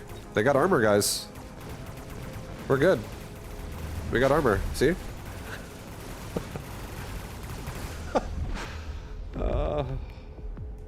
I wanted to believe. I wanted to believe. I wanted to. GG. GG, Vibu. GG, thank you. How'd you first find this game? Someone in my stream chat told me to play it while I was playing. Yeah, I can't remember what game I was playing, but someone told me to play this game a long time ago. Before I played Diablo 4. And then I ended up trying it mostly because Greytarp re-suggested that I play it. So I was like, all right, fuck it, why not? I'll try it. Because I was also, at the time Greytarp told me about it, I was more willing to try because I was already playing more. I was ready to like not sink my teeth into something else. You know what I mean? Sometimes when I get my mind stuck on something, I want to commit to it. Like quad tech melting points. He was force-feeded mecha? No, I played it on my own, like, you know, for back in, like, when I first started playing this game, I played for like 2 weeks, and I just did arc-light carries. It was so fucking fun. I mean, anyone who's watched me play carry games, this is like how I actually first played this game. And this is why I enjoy it so much. It's like, it's just fun to me. Playing it this way. It's a lot more fun than always playing meta. Because you get crazy games out of it.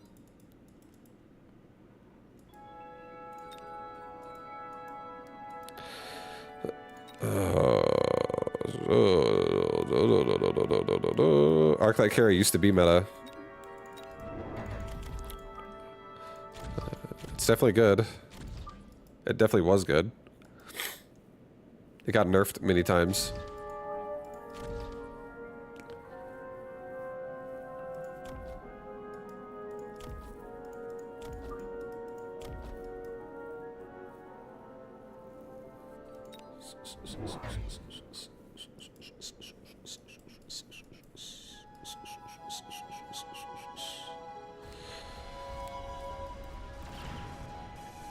Alright, boys, we got a steel ball push. That is pretty powerful again on the left side. Every time I throw this opener at people, it always is such a powerful start. But the one thing we're always vulnerable to is like an oil. So, it's always something to keep in mind. But I like bathing in it. I like doing a mud fight. I like going to mud fights, so that's fine with me.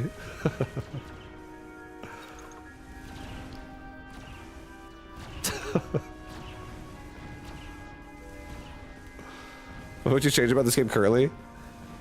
Honestly, this game changes enough for me to be satisfied. I actually don't have problems with it. I don't think it's a perfect game by any means, but if I could change anything about this game, it would be this game needs more team-focused content, which I you know, the game is evolving, so that, you know, it has every opportunity to do that still. But I love like being able to either have 1v1s in team formats or have just team format stuff. I really enjoy the team style of it. And like if let's say I'm like cooperating with my teammate, we're both doing a board here. That would be fucking sick. I feel like that would be a cool way to play it as well. And like he brings his upgrades and it's like, he's like, oh, I'm going to play this style and I'm going to play my style. And we like combine it. And same thing, our opponents are doing the same thing. I feel like that would be fucking sick in Mechabellum. But like stuff like that, like for the sake of what the game is when you play it, I really enjoy it. I think it's fun. This game offers so much choice every game, and I don't get bored playing it because I just fucking do everything. Like I really enjoy that I can do that. I want an anti-interference module. I'm just gonna take that for now. This goes well with a lot of the ways I play. It should be like one of my favorite items.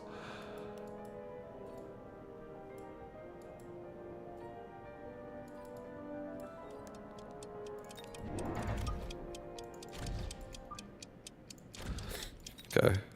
I'm gonna have a very steep steel ball push. This is not gonna be like the greatest thing ever in the world versus Void Eye overall, but we have so much, I feel like we can still hold for a very long time. But scorpions as well would be like very scary for us right now. Do we know what the towers actually are? The buildings? You're talking about buildings in the new patch. Basically, there's 2 different kinds, and there's multiple ways it can be set up.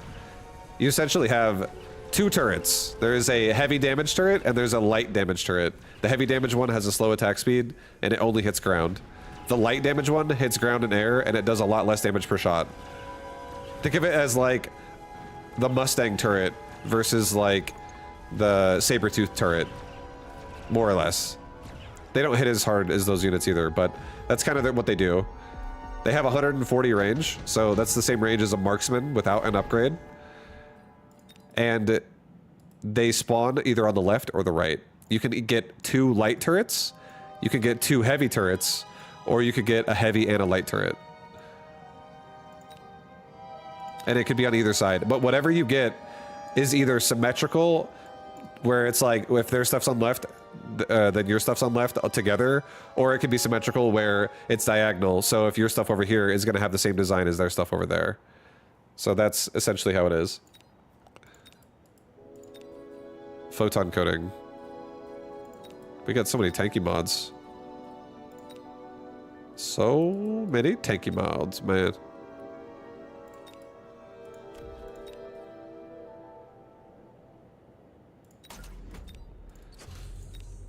Okay, I'm gonna do 1 Mustang right now. Do I like turrets? Yeah, I think they're fun. I like them. I do. I'm not gonna go, actually, yes, I am. I'm gonna upgrade that hound. I do need to extend to the right. We keep getting paralyzed, so that needs to stop happening.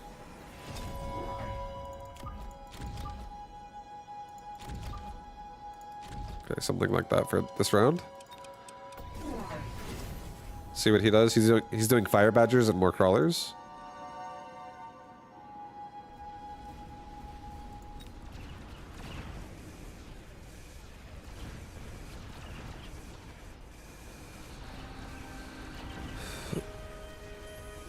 Are we gonna end up staying pulling this one? I think I just want Mustang, just simply for support backline that can deal with like multiple kinds of air. Yeah, on the left side specifically. I'm gonna see what he does, but I might actually like go super fixate on my steel balls this game, or I might sell them off and do like giants. It depends. But right now I already have a pretty big steel ball emphasis versus someone who's opening up a lot of Void Eye, so it's kind of fucking scary.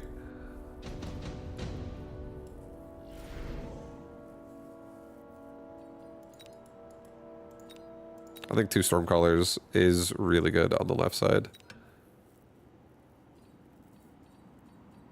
I think Phoenix is definitely a really strong choice.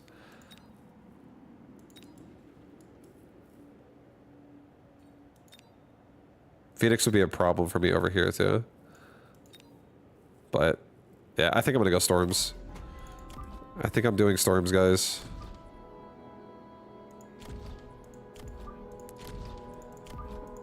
And next round, we're going to just add chaff in front. That protects them.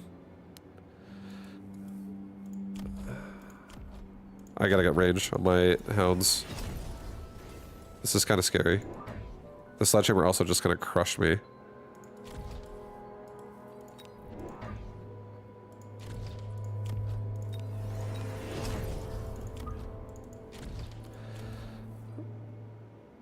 Get HP for the balls.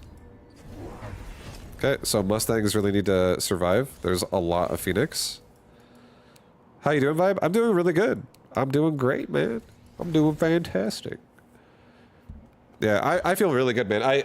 I'm excited about Mechabellum right now. The game is sick. I'm enjoying it, and there's a patch coming out soon that's just gonna make the game crazy again, an early game. I'm excited to explore it. I'm having fun streaming it. And then I watched the Path of Exile 2 announcements today. I like Path of Exile 2 as well.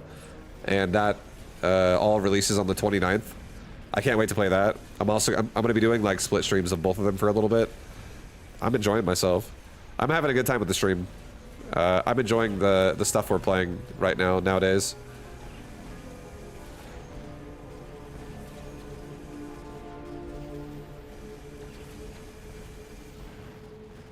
PoE 2 looks good with the changes. It does. It looks really fun.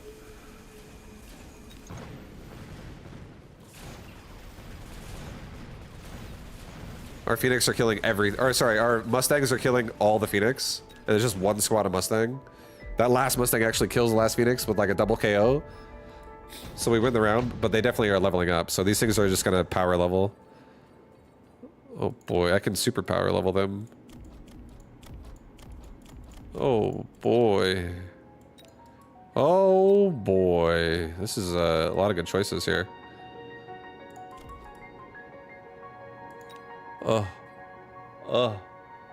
Yeah. What was the last game you didn't enjoy streaming? I mean, I don't know. It depends on my mood for the day. I could even say Mechabellum is the answer to that. Sometimes I'm like not in the mood to play, and I do play a little bit more. But overall, I do really enjoy my time on this game most of the time. It's really fucking fun. What's PoE? Path of Exile. It's an RPG game.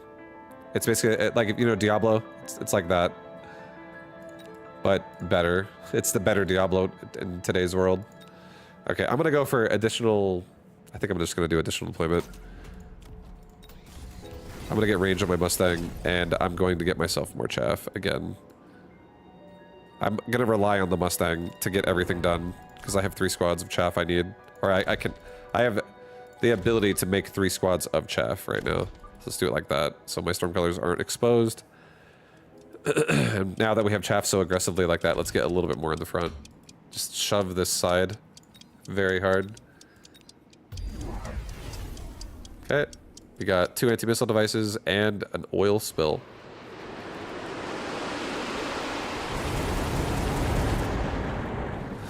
Questionable if PoE 2 is better. D4 is unplayable after PoE 2. I tried to go back to play with friends and I couldn't last 5 minutes. I think PoE 2 is sick, dude. PoE 2 is a fun game. And D4, I played D4 for a little bit, but I've you know, I have my reservations about that game. Like everybody has their own reservations about certain things. It's always opinion. Objectively saying PoE 2 is a bad game is like a weird opinion. I would never say that. It's actually pretty solid.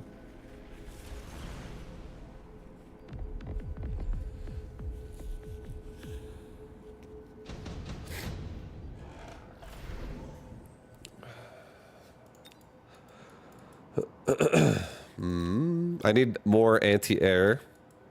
3 squads of marksmen, guys. Oh boy.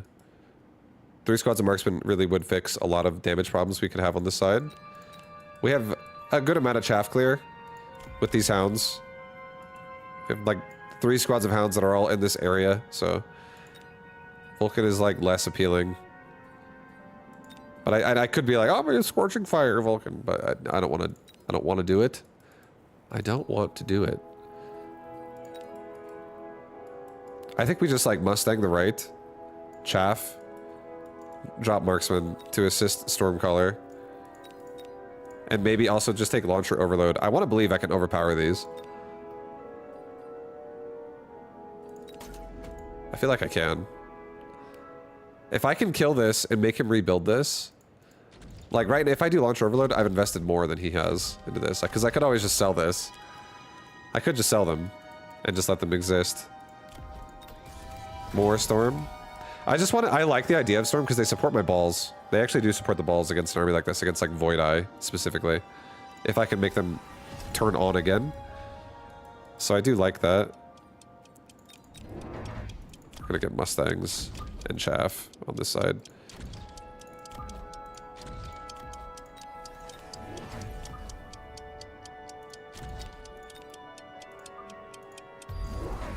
Okay, so he's going Vulcans with Incendiary Bomb. We'll just take Fire Extinguisher. It's fine.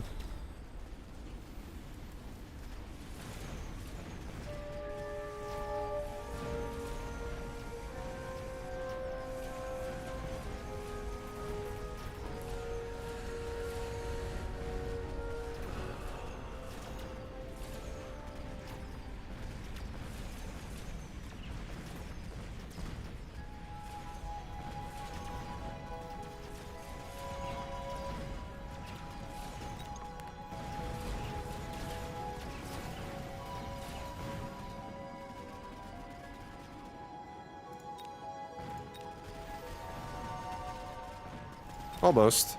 We got through most of it, but I'm terrible, but I love like 10 storms. Yeah. Like if your opponent really wants to double down and make a lot of anti-air, storms can become pretty useless.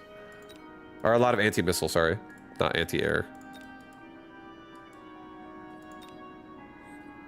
Alright, we're doing advanced power systems. I don't give a shit, dude. We're doing this. Hounds are going to get fire extinguisher. Balls are going to get heal.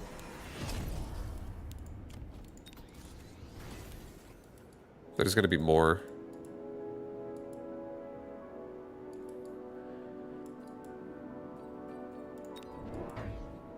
Shit. I'm actually so broke. We are pretty broke right now. I'm just gonna get 2 more crawlers. This is it for crawlers for me, I think, this game. And we do have Extinguisher, so Extinguisher should help. I think next round might be a Link, though. Like, genuinely turn on Link and just, like, shove crazy-ass tanking balls.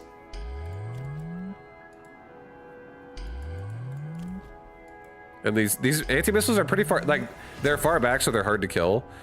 But at the same time, they're so far back that they're not really going to be protecting the front very well. So anything that actually pushes up to the front like this Vulcan is going to get hit by a lot of these missiles. So I don't mind it. I don't mind it. Alright, is this a tournament? No, it's in like an hour. The tournament happens in like an hour. Something like that.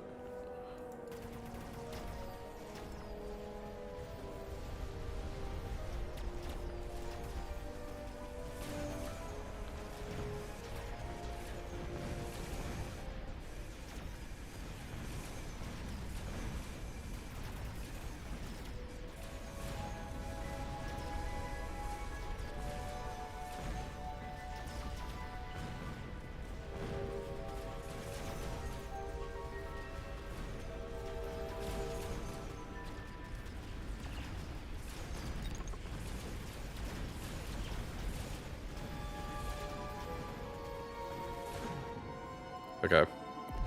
Can we get damage check on those Overlord Storms? It's not too bad because I'm not actually pushing. The further in I would push, the worse it would be. But they're doing like maximum hits on the edge of the anti-missile, so they're going to be hitting a lot of the missiles. Right now, this one has 166,000 damage, and this one has 199,000 damage. But the more forward his anti-missile is, the more likely I can also kill it.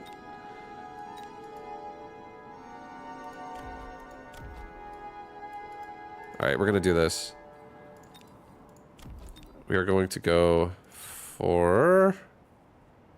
God, I want to do it so bad. I feel like I have to do it, though, on the side with Marksman. So let's go ahead and do that.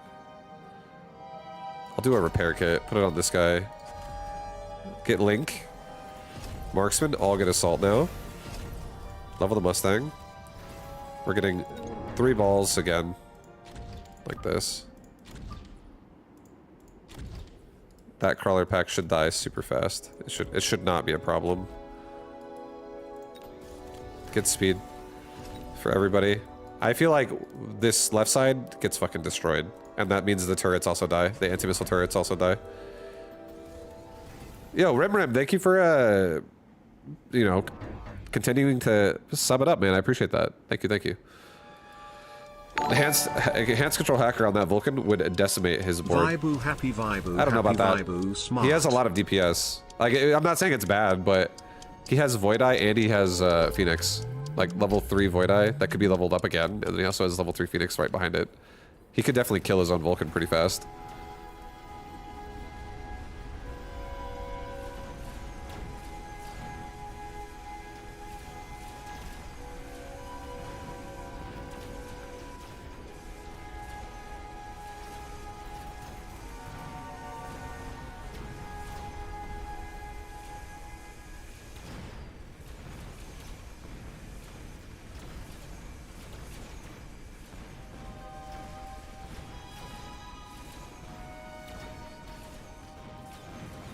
Nice, we killed both aim turrets. So now he has to buy those again. It's kind of late in the game though, so it's not like that scary or that bad. But it's still annoying. Now these steel balls are getting really annoying too. Oh yeah. Oh yeah. Rim, thank you again, dude. An Ion Blast. Hi.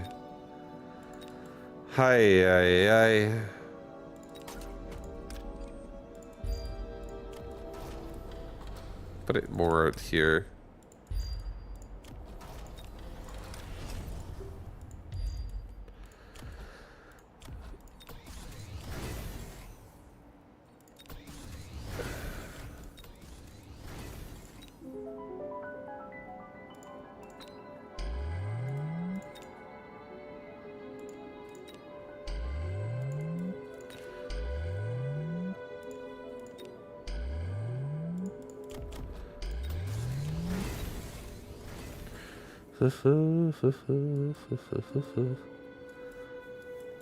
So, being immune to EMP is all this module is doing, and if it's somehow still alive when a tower dies, it would, this particular ball would just still be alive, like active. This one just takes 30% damage reduction, realistically in the link, and also it's immune at the start of the fight, so it's hard for him to EMP either one of them. And then all the balls in the back, like the regen one, is going to also have regen applying throughout the damage link. And when link balls die, they don't share exact health all the time. They only share exact health. Like, they only share health, like... I don't want this. What am I doing? Hold on. Give me 1 second, dude. Give me a second, guys. Give me a fucking second. I'm gonna stack balls again even harder. Get speed. No! God damn it! Oh! But yeah. The balls don't all die together, just so you know. That's just what I'm trying to say. They actually have separate HP values if their balls are separate levels. And also, if the balls have like damage reduction, like devices and shit, that also changes a little bit. So the balls can actually stay alive, like for a very annoying long time. I feel like the scariest unit in this situation is like a Scorpion. You know, with how many balls I have. But even if a Scorpion was like behind, it wouldn't be that bad. Then at this point, it's like if he has steel balls or like a melting point, that could also be scary. But even then, the balls don't again die at the same time. Always, only the same level ones do. But again, if one has a device and one doesn't, one ball would live, and one ball would not, because the device would change the damage they're receiving.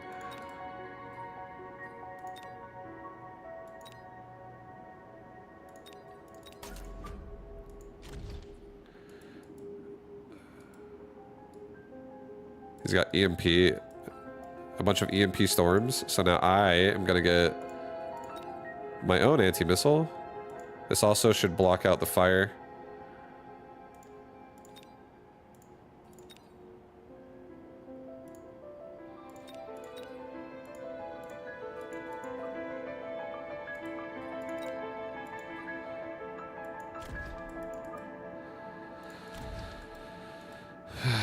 Yeah, I don't need.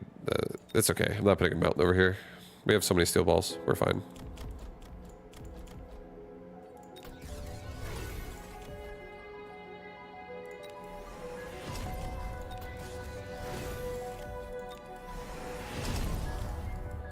Dun, dun, dun, dun, dun, dun, dun, dun.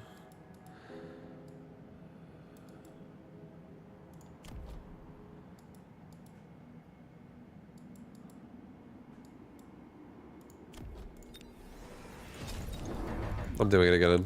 I'm just gonna do it again, honestly. Now that we have like a much more annoying right side with do it like this. Yeah. Now that we have a much more annoying right side with this mountain here and also all this anti-missile, we can push right side pretty hard probably.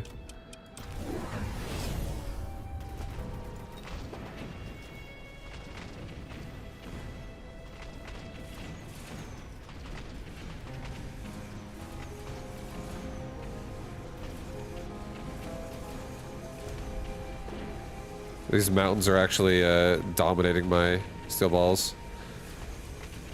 So next round we just need to get range on them. And then it would change the fight again.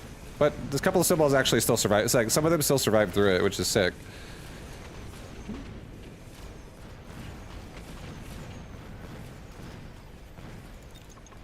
Well, getting range on balls would definitely help that fight.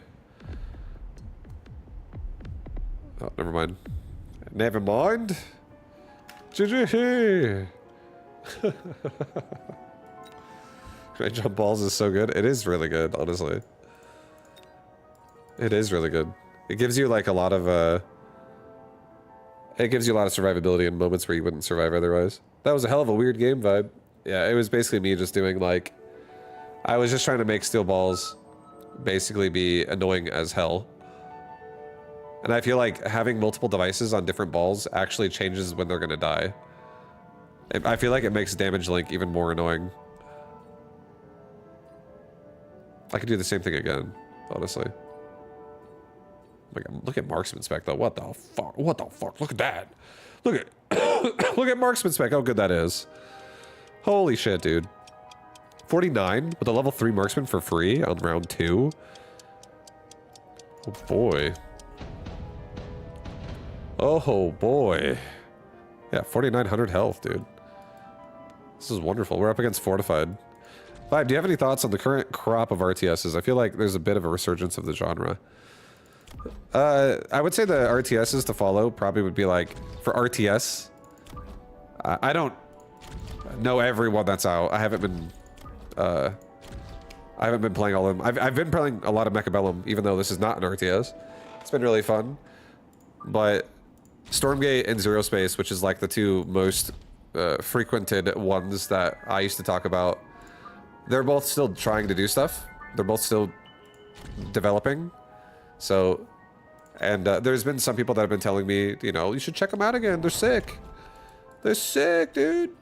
So there's been some good reception from the, like, I heard about mostly about Stormgate. I haven't heard a lot about Zero Space, but I know Zero Space just released something recently. But I feel like just my main opinion why I'm not super interested in it is because I just don't really care a fuck about playing 1v1 ladder anymore that much in like RTS. I did it so much in StarCraft, and it wasn't really that appealing to me to want to do it in either one of those games. I was most excited about 3v3 for Stormgate, but they still haven't talked about it, so I don't know when that's ever going to happen. There's some other games that came out. I have no idea how many people are playing them, though. Like, one's called The Scouring. It's like similar to Warcraft 3, but not Warcraft 3. Who would be on your 3v3 RTS dream team?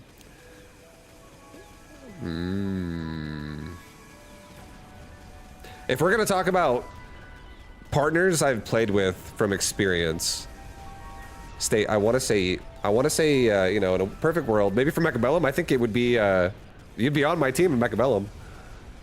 But in StarCraft, for the teammates I just experience I have, I'd probably say like Greytorp and Druby. Maybe Kiwikaki and Druby.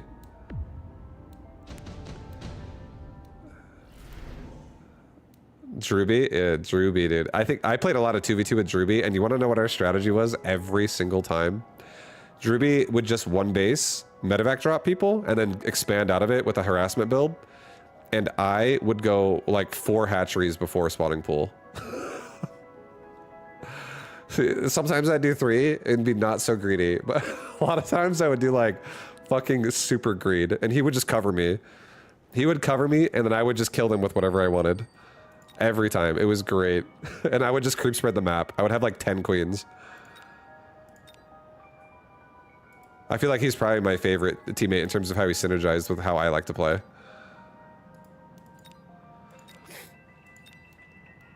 Okay. If we put a Wraith on the right side, that does stuff up everything going on here pretty hard. I can always sell it. I don't need to keep it. Depends what he does. But I already have this marksman, so I'm not really afraid of it either. I'm not that afraid of it. I do want to kill Chaff. I need to kill some crawlers, so at the very least we have to make hounds. 2 more hounds. Let's do the Void Eye. Marksman can kill the Wraith. Put it higher, actually. Marksman, get aggressive as fuck. Let's get Crawler, Hound, Hound. Hound here. Maybe back a tad. Hound here. Crawler here. Void Eye, like right there. Energy Absorb. Okay, so he's got a Wraith. He's got a Wraith! Did it involve Marauders? Sometimes. Yeah, sometimes. But most of the time he would do Marine Drops. Most of the time he would just do Marine Drops and he would try to kill drones or probes or SCVs and just run around someone's base. And he would just be annoying. He would just fucking harass and just run away. Harass and run away with his first medevac. And then he would like do it with another medevac and he'd try to do it sometimes to both of them at the same time. But then he would usually say things like, oh, I just killed this guy's mineral line. I'm like, nice, dude. That sounds good to me. I like that. That's good news. And then I'm like, I got my other base fully saturated, and it's, you know, Druby's on like, currently Druby's on like 26 SCVs, and I'm on like 73 drones already. I'm like, yeah, I got my next base. All my queens are spawned at the same time out of all these hatcheries, and now I got mass drones pumping my 2 more bases got fully saturated at the same time. Yeah, I'm going mutas. It was, to be fair, I used to play a strategy in Warcraft 3. I don't know how much experience you have with Warcraft 3, but my friends and I would always play strategies way back in like 2005, 2004, where I would play Undead and they would play anyone they wanted. A lot of times they would usually pick Orc, but I would play Undead and they would play whatever. But again, usually Orc, because Orc could have a burrow, and they would just make Blade Masters and load their burrow if they ever got attacked, and they would just feed me, and I would just do mass gargoyles. I would like tech instantly at the start of the game and then just fucking build 2 acolytes after I'm tier 2 and just make like fucking mass crypt garg. I would just kill people. It was so fucking fun. It was such a good time. Alright, we need to get some again, more chaff clear ability. I think range automatically is really nice. If we can get something to hold the Wraith for a little while, that would be sick. Steel balls are kind of scary.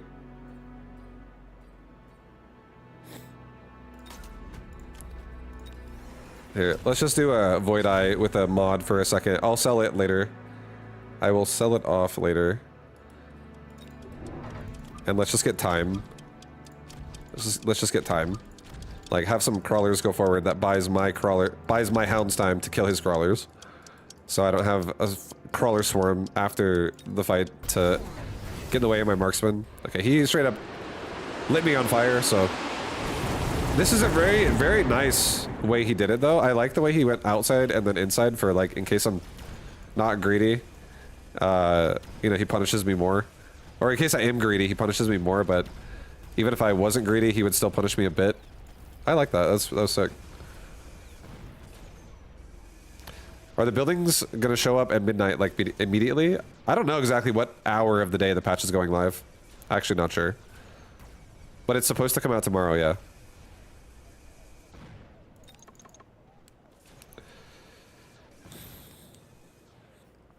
Orcs so busted in teams. Just make. Yeah, you're talking about making bat riders. You totally can make bat riders, but a lot of times whenever somebody would bat rider you, you could just spread out your gargs and try to like split them up, and then you just stone form them out, and then you could just use your heroes and fucking nuke them. Or you could just, if you're like in a crisis moment, you just fucking stone form right away, and then just nuke them with like a lich and whatever else. Like the Blade Masters with Orb of Lightning are just like fucking catching them or some shit. Like if we're talking about later on in the game.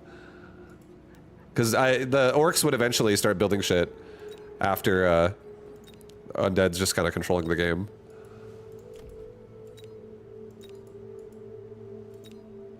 And they can make their own bat riders to kill bat riders. But yeah, bat riders are so funny. Justify my beans, and then just blow up the entire sky.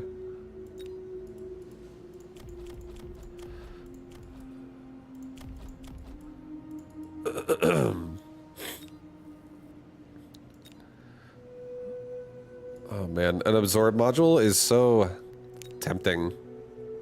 It's so tempting. I don't like steel ball here though. Ay ay ay.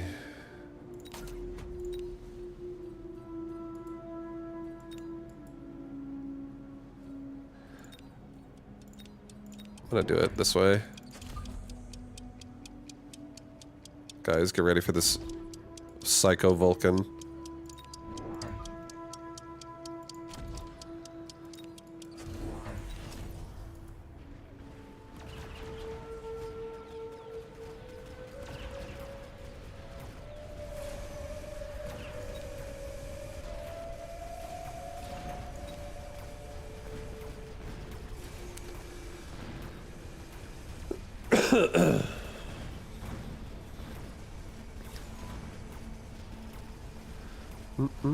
You run armor Vulcan too? Great with assault.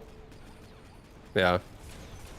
There's a very good like if I want to, there's a very good chance I could just assault marksman behind him with the whatever it's called, the best partner upgrade, and that could just be an assault marksman that also just spawns and is if I want to go assault soon. I fucking love the fact that I can go assault all the time though. It's so sick. I can sell off the Void Eye and make another Vulcan here. Efficient Light is good. But I do want to make Vulcan. But not many. Do I want to make another Vulcan? I mean, I do. Just because I have a device, I kind of love that. Do you have a preferred unit for Ignite? To deal with healing? I just kill healing, honestly. I'm not even gonna lie. I actually, the only unit I have that has Ignite. Like, Fang has it? Or Fang doesn't have it. I dropped it, actually. It used to have it forever. But I have a Fire Badger that has Ignite, and even if there was a healing unit on the board, I would just be like, fuck dealing with the healing, I'm just gonna kill it with something. There's so many units in this game that could just kill through healing that it's not that scary.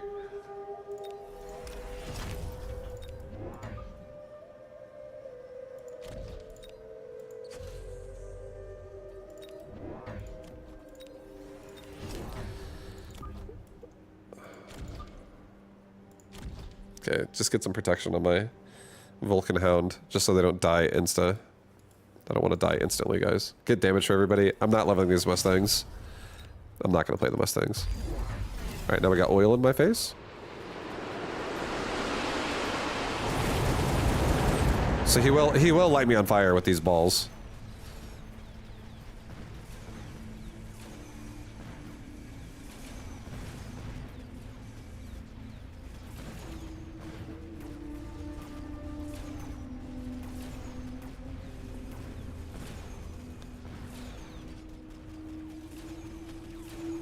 I'm so glad that his own fire killed his steel ball.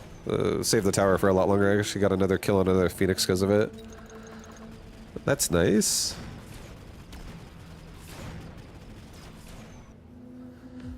I don't know why I'm always so slow about just dropping down a melter or something. You get farmed by healing melter far too much. Yeah, well, with the melter, if you just have something that can also, again, just kill the area, it's not too scary. Did this guy take super supply before? He did. This guy's wealthy. This guy is wealthy.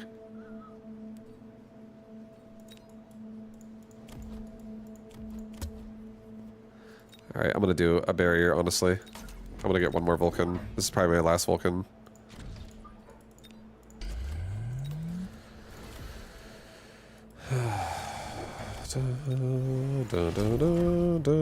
At this point, I am gonna marks out pretty hard.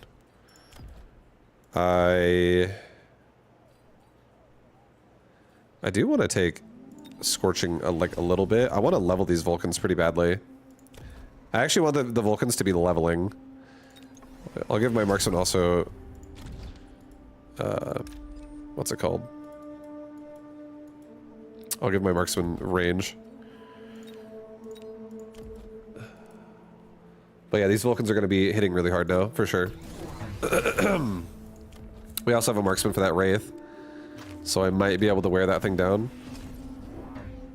We have a ton of chaff clear. Hopefully I don't get stuck on Crawler before I get at least some shots into the Wraith. Shoot the Wraith! No! At least my Vulcan also is going to tank the Wraith for a long time. Kind of.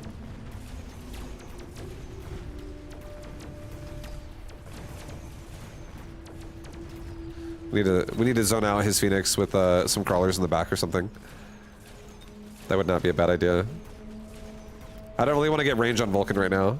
I don't want to get range on Vulcan to have to protect myself from Phoenix. I just want to have Chaff protect me, so I can invest in other things. I like the Vulcans actually being in the front,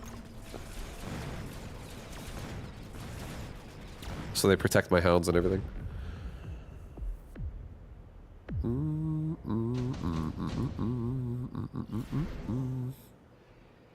Scorpion? Sandworm's pretty sick. Scorpion's also interesting. I think Raiden is... a lot of these choices are honestly interesting, but I don't need any of them. I almost want to sell them.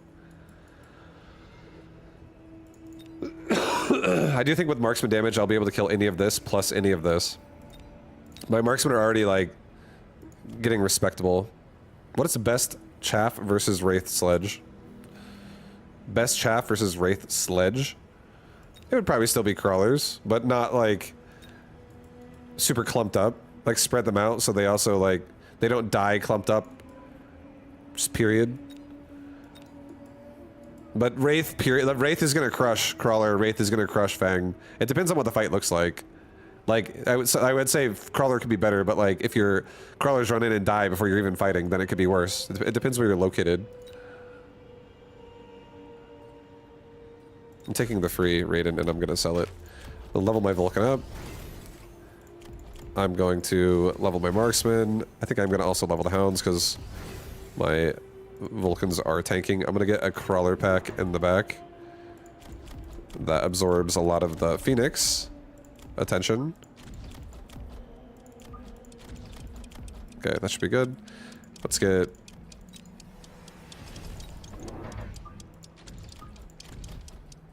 best partner. Elite marksman. HP.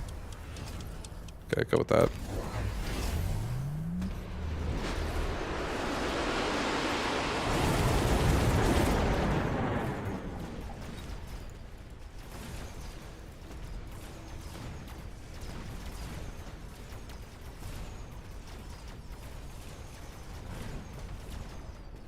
A lot of marksmen on the right are going to kill that high-level Sabertooth, so they're all going to get tons of XP.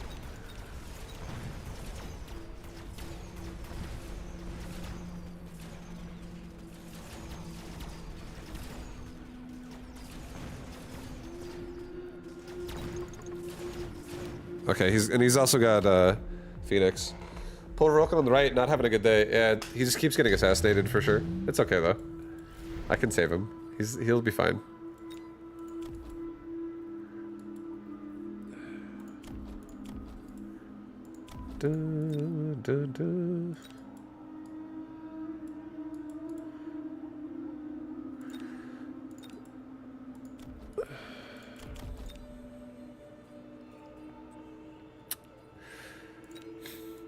Oh, do I want to?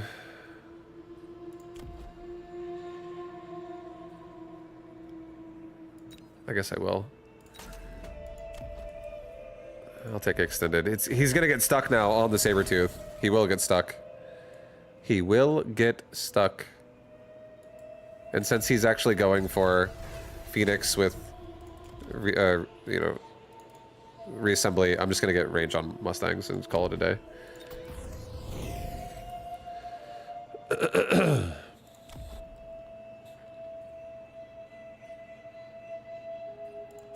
All right, send it. We're sending it all the way.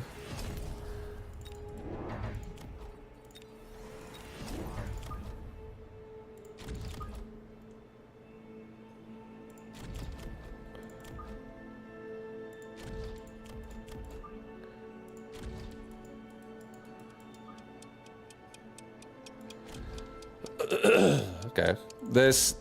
The Saber should not have an angle on my Vulcan.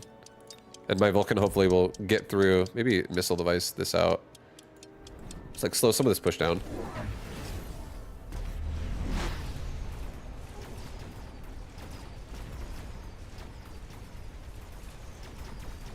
There we go, a lot of marksmen shooting at Saber now, so everybody levels. And when everybody levels, everybody wins.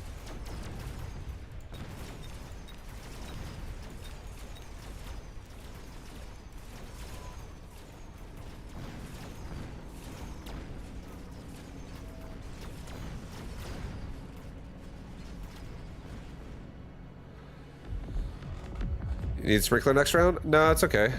I'm fine. I don't really, I'm not really running forward very fast. My crawlers are, but it's okay. If I make barriers, I think I'll be fine. Da, da, da, da, da, da, da, da. I could level the shit out of my marksman over here too. This could be, I could also level my Vulcan twice. Maybe I'll just level my Vulcan twice. It's kind of crazy. It is pretty powerful. This dude has a fucking device. He's a big boy with the device. Put another missile here so we also clip the arc light, so it, like snare him. And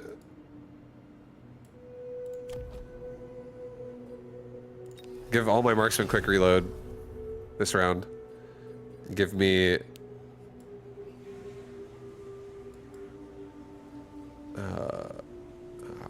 give me more fangs, honestly. Give me fangs.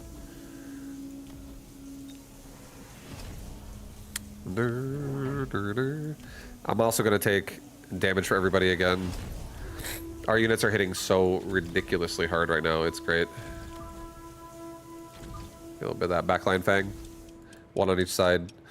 One front fang over here on the side. Just to kind of help.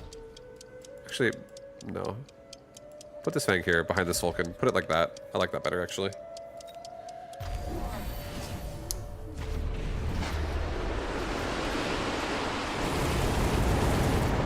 That was a nice mountain addition with plating. So that's a very strong target.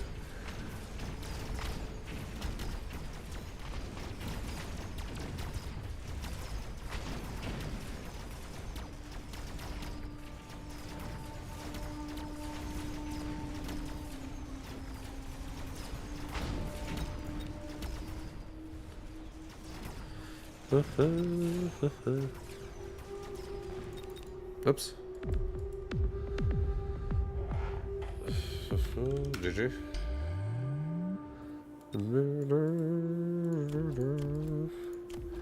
Yeah, I feel like I did delay my my assault pretty heavily this game. And I also made less marksmen than I otherwise normally would have. But I don't mind it, actually. Like, Vulcan marksman with, like, light marksman. I actually kind of like it. I thought you had this one. I think I still could have this one. Honestly, I'm not that afraid of the mountains. I'm not that afraid of the Titans.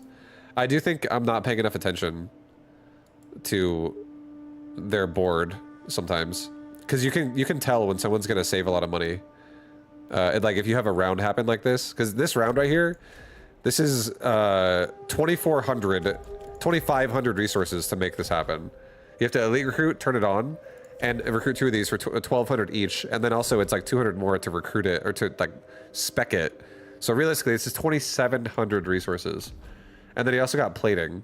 Plating is like around 200 or something, 250. I can't remember the exact number. Before, like you know, like what it is, if it's your only upgrade. But this is like about, we're talking like 3,000. This is like 3,000 resources. So that's not really something you can do in like 1 turn at round 9. Even though he did sell the saber, still, this is a shitload of money. Like there has to be a little bit of save going on. Like you definitely can notice really big power swings if you're just really watching what they add.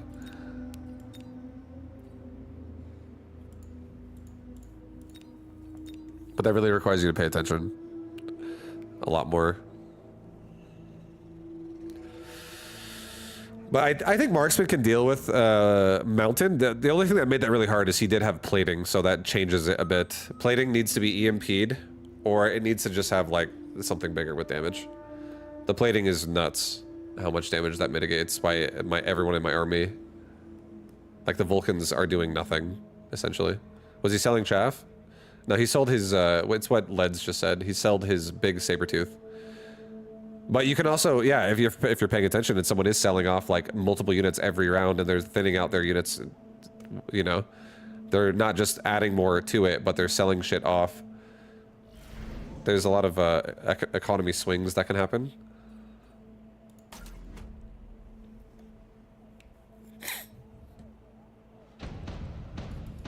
Okay. Sledge. This is Sledgehammer and...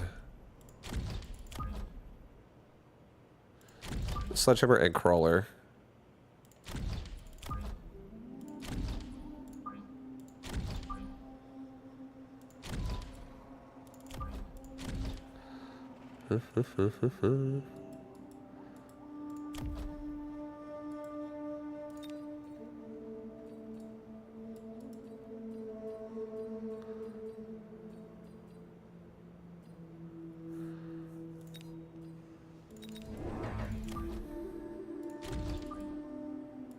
Okay, we're going something like this. Something like this. Definitely a lot more defensive here. I wish the game UI would highlight the enemy cells, sort of a bad quality of life in the game's part. I mean, I don't know, maybe. I feel like it's... I feel like noticing these things is definitely something that can be skill expression as well at the same time. I like the argument of saying that a good player will look for these things and a bad player will ignore them.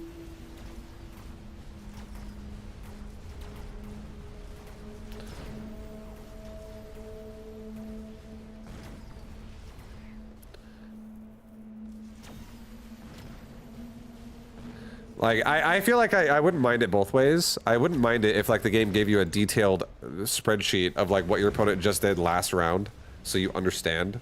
Or you just have to understand yourself as a player and, you know, put 2 and 2 together. I think I like both. I feel like having the game tell you what's going on is fine for a newer player. Like, it would help you learn the game easier, and it would be, like, less stressful to understand what's going on. But at the same time, it might also make it more stressful to know what's going on as a new player, because you don't even know what's going on your side of the board. So now knowing what's going on their side of the board could make it even more overwhelming. You might be like, what the fuck? I don't know anything that's going on anymore. Like, what does this mean? So it really is, it just depends what you're, you know. I kind of like it the way it is, though. I like having to pay attention. Make it a toggle. I do think that if you had that, though, like, every high-level player would use it, because it would be giving you, like, exact information as to what everyone's doing. So that's how the game would eventually just be played then. Like, that would become, like, a very useful resource that you should not forego. So I feel like I'm not on the boat of saying we should have it. I think we should not have it. What am I doing? Redeploy is pretty sick, dude.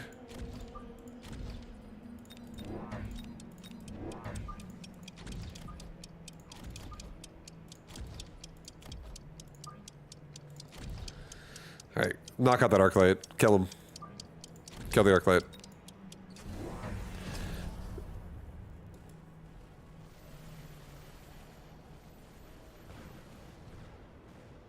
No! Get the arc light! Kill him! Protect the storms! 2 of them stay alive.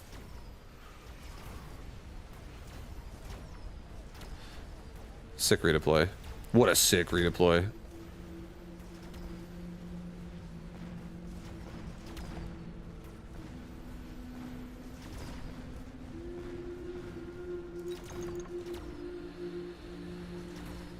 If you make your deploys fast, you can see the opponent do stuff. Sometimes they undo things they plan. 100%, yep. People try shit, they realize they don't have enough money for what they want, and then they just undo it, and they're like, no, no, no, I'm gonna do this instead.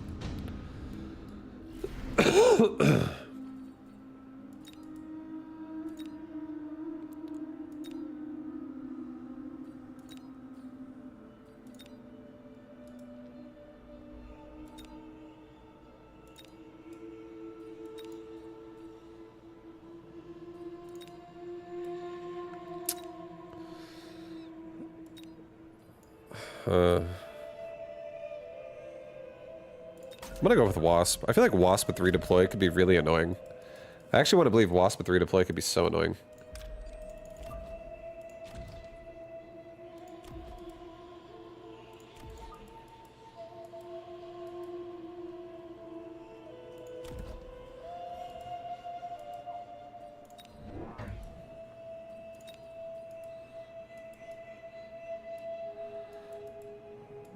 Or I mean, I don't want to believe that. I already believe it is the better way to say that word, or a better way to say what I'm thinking. I already believe it, but I'm going to use it this game. All right, we have a nice backline, just like defense in general. Have another hound pack here. Didn't mean to end deployment that fast. I should have built a unit, but it's okay. But yeah, this Wasp will be very annoying. Wasp on the right, incredibly annoying here. I can also redeploy it to like there and just snipe the marksman instantly next round. Never mind.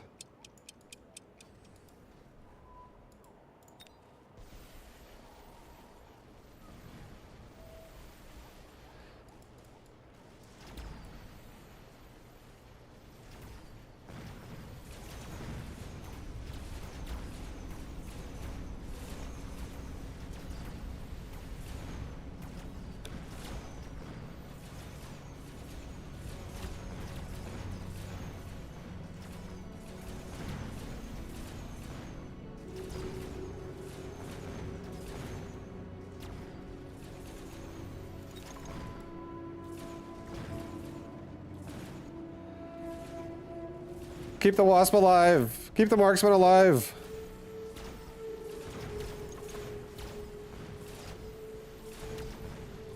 Oh no.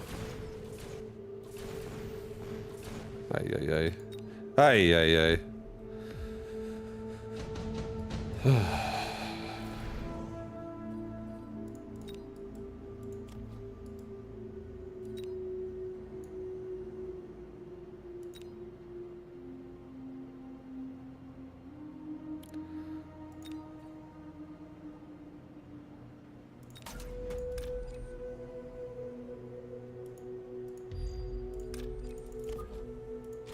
Okay. The barrier, I think, blocks a couple hits from the marksman, right? At the start, because it's too tall. No, I'll still get shot. Because it doesn't drop right away. But I think I might still win the round, because he runs out, and there's no chaff here. So I'm actually going to say, I still think this works. I am going to get range on my Wasp, so I actually kill the Phoenix and stuff farther away. I'm going to commit to the Wasp a bit. For real. I want to make this like, really annoying. And because we're committing, because we are actually committing to Wasp right now, I'm gonna have some Wasp that play the backside of my board with the other side.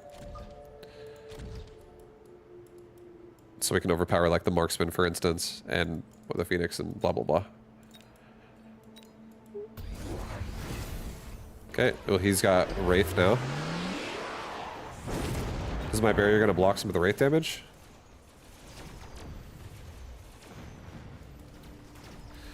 With too high level, so we get it done. Range really saved our ass right there. Oh yeah. Oh yeah, baby. Oh yeah. Oh yeah. Oh yeah.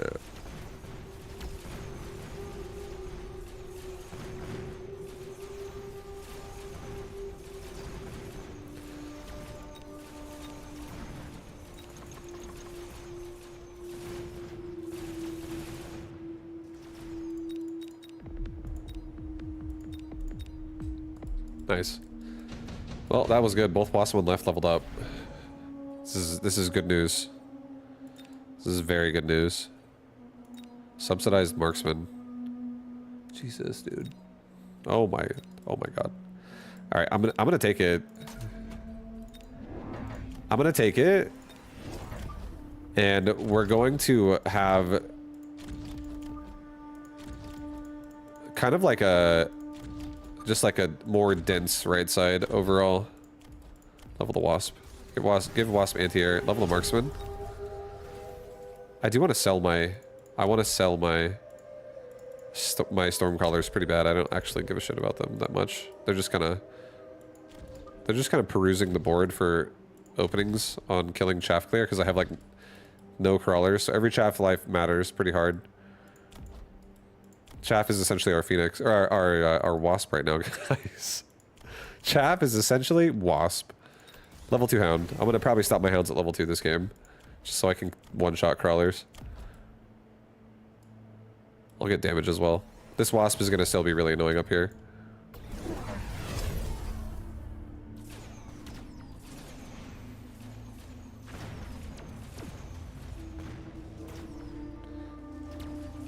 We're just blocking marksman shots. Blocking everyone's shots, dude. These wasps are a nuisance.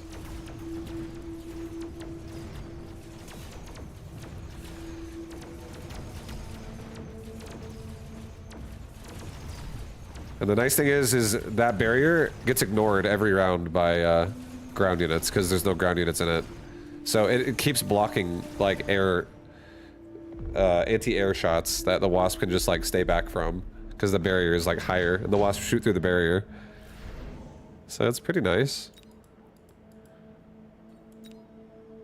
He might take Phantom Ray. If he does, I feel like I crush it. But if I put my own Phantom Ray here, it makes it even stronger. I do think this... I don't know, actually, if a missile device would be blocked. I'd be curious about that. But either way, I think Rhino could be insane. I think a Worm or a Rhino could be insane as well on the left side, pushing, like, from here. That could be pretty nuts, too. Do, do, do, do, do. I'll do rhinos. Redeploy with rhinos is pretty nuts as well. I could always put a rhino in there at some point if I wanted to. Level the wasp. Level all my hounds. 3 of them now are level 2. Or 4, or rather 4 of them are level 2. 3 of them got level 2 that round. Let's redeploy this Stormcaller out to over here now.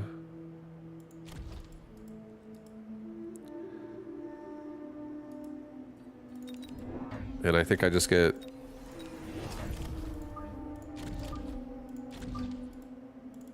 more marksmen. Get range on them. And rhinos... I'll give rhinos armor, just for the extra HP. HP again. Go with this.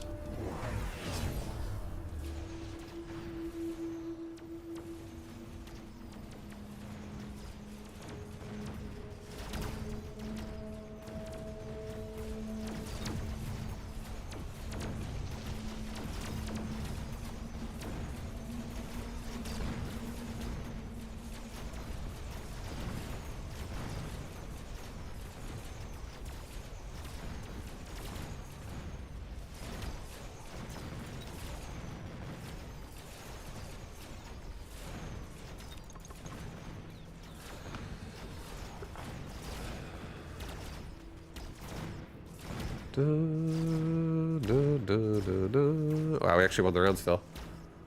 So we get all the XP cleanup on these marksmen, guys. Oh. Oh, baby. Oh, yeah. These marksmen are so cheap, too. They're so cheap. EMP.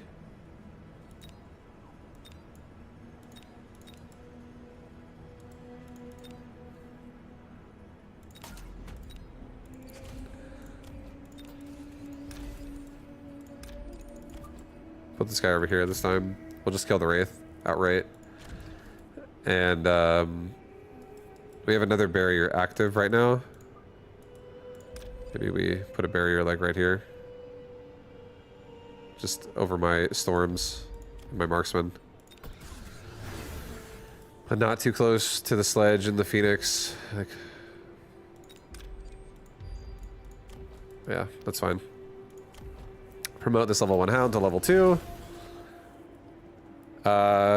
Lastly, I think we just need, honestly, maybe like more chaff this round for real. Maybe we just make a little bit more chaff.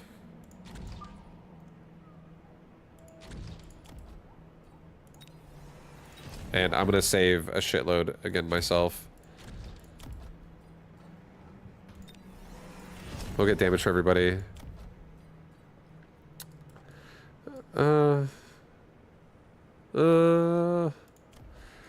Get range. I'm feeling like getting HP, but the rhinos like are. Oh, I'll take it. I put a device on one of them too, so I'll give him a chance. Oh, he's super. He's actually not gonna die because but he's like 1 HP now. The missile device definitely sucked.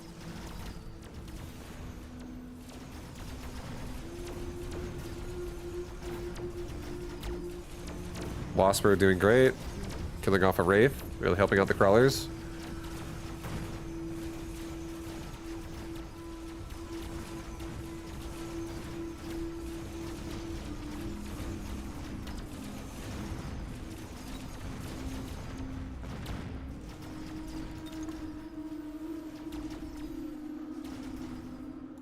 Not bad. Marksmen are actually getting a ton of XP right now.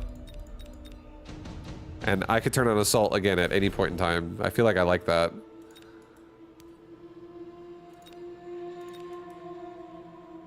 I'll do a portable shield on another shield airdrop. I could do a portable shield on a rhino. And I don't really want to put a rhino in the corner either, just because he has ball and fucking chaff everywhere.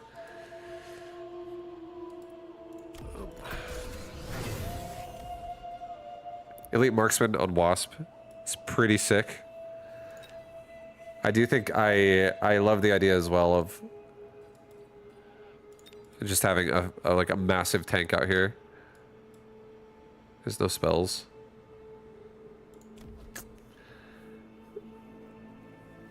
Screw it. I'm actually gonna do Elite Marksman for Wasp. I'm gonna do Elite Marksman for Wasp right now.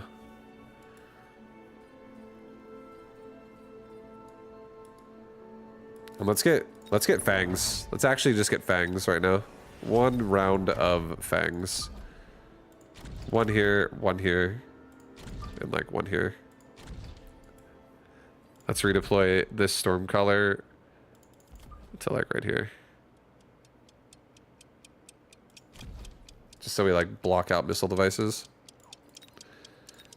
All right, go with that. I'm fine. No resupply. I'm okay. If this were to go another round, it's fine. But yeah, our Wasp this game are very strong.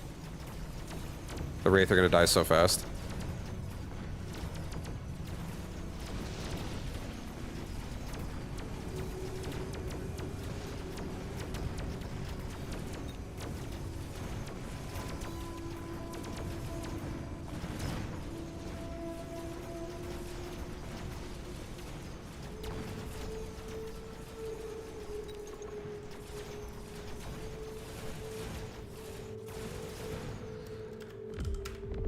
GG.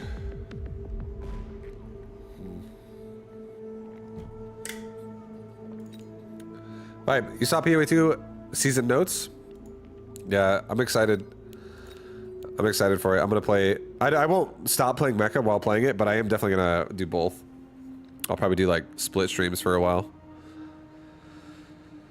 Like 4 hours and 4 hours or something like that. I don't know.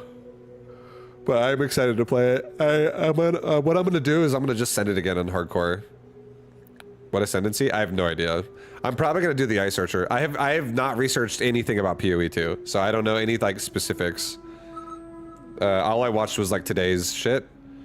So, and I haven't played PoE in a while. I feel like it's been a while. I took a break from it for a while. So this is all like, it's all gonna come back to me when I play again. So if there's like new shit people are talking about, I have no idea. That's like specifics. But I am excited though. I think the Ice Archer seemed really, really interesting in like the preview, where Snipe now does more damage to frozen targets. That seems super fun. Vibe skipping tournament. Oh shit. I can quit. I can play tourney. I forgot. This is my opponent.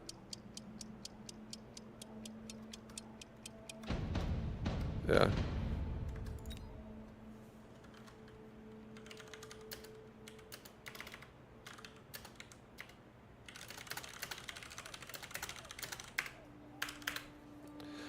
I think this person is talking shit. Or trying. I'm assuming that's what it is. Or maybe not. I don't know. But it's tournament time. It's tournament time.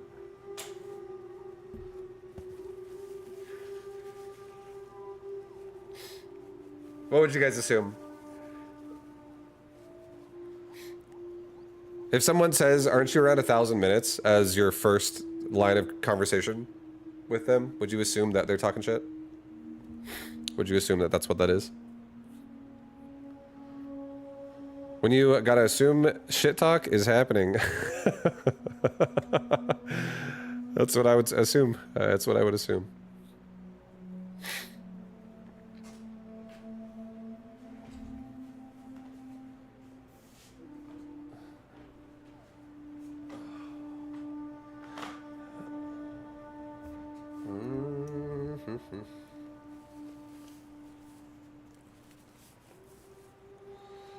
The cheese burglar.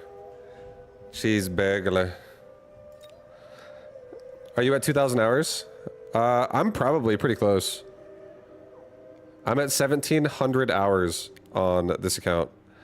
And I never ever log off when I'm not playing. It's all of those seconds down to the second is me logged in grinding games.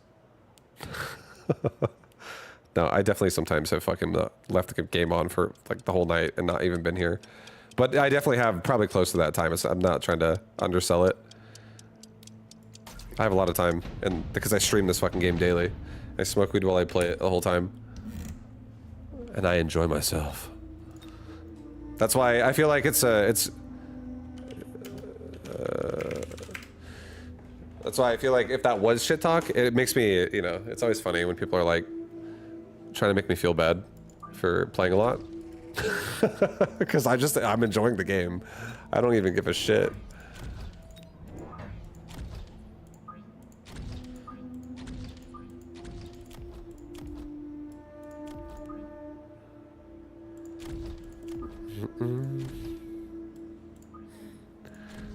Okay. This is pretty,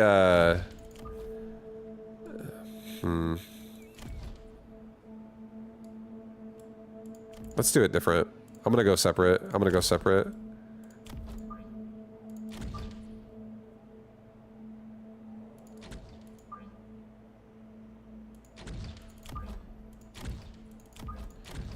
Okay.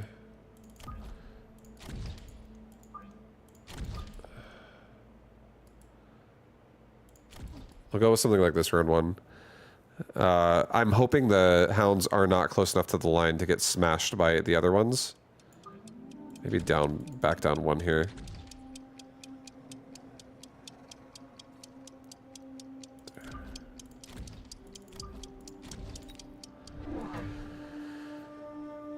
Okay. Is this not missile spec? I'm missile spec. I am, yeah. So I have missiles I can throw at my opponent, which is nice.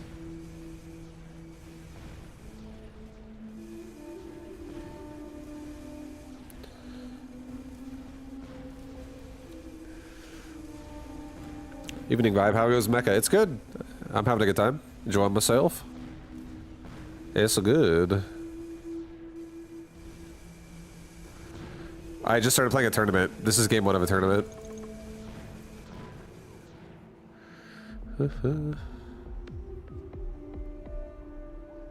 Assumptions are usually a very bad idea, but as long as you can acknowledge the fact that they can be very funny. Yeah, even if he was talking shit, I don't care. It's just, it's what it seems like. That's why I wanted to ask chat a little bit to be like, what do you guys think? Do you agree? Does that sound like shit talk? If someone just immediately attacks your or brings up your time played the second they start talking to you. Aren't you? And they say they aren't you at? That's what it seems like.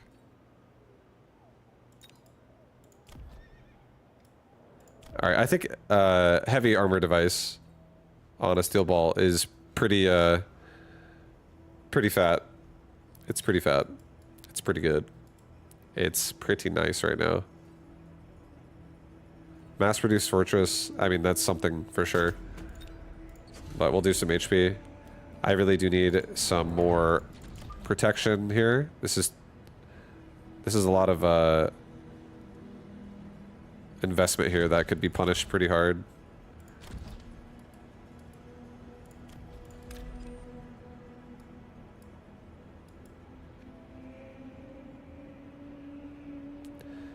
My guess is he's going to shield device this. It's my guess. That's a juicy missile. That's most likely going there. So if I go here, I can at least kill the right side. I'll also protect the right side with more hounds so the steel balls don't get caught up on anything.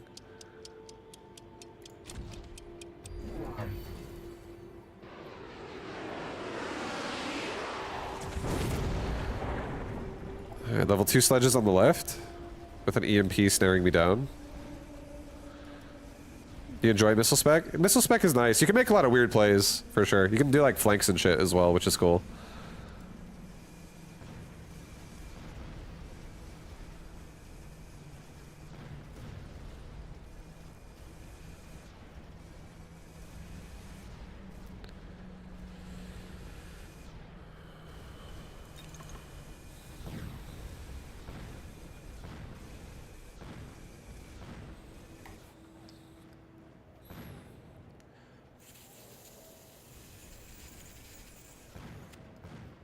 Can you see that info somewhere?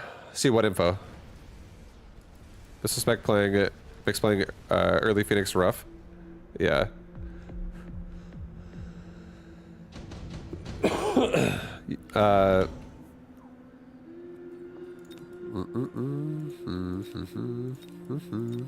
Improved Wasp.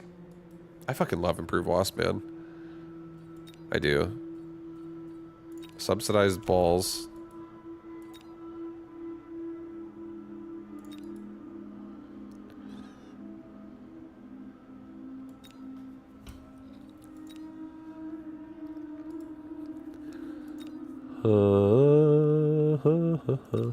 I mean, Wasp is definitely not a bad card on this current board at all right now. It's not bad. We do have Sledge.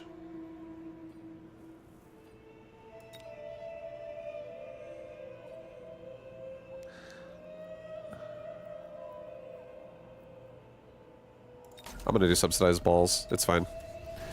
It's all good. I'll do subsidized balls. And I might try more of a very aggressive ball game again this game. Little crawler pack down there.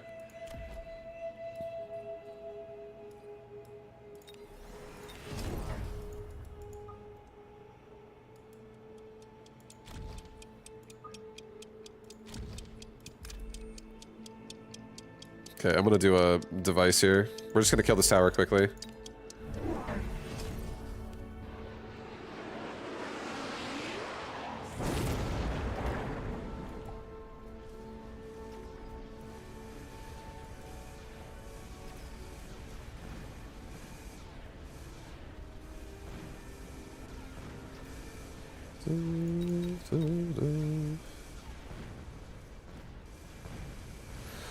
With how slow this fight is and how much like sledge he has, I feel like this could be a good game with Replicate Crawler if he gets stuck on my steel balls. Again, also another good game for Assault. I love Assault here. I love Assault versus Sledge. Not taking additional play when an opponent does can be punishing. Oh, absolutely. But then having more units can definitely be a thing. But sometimes it's not about quantity, and sometimes it's more about quality. So it's not like I just lost the game.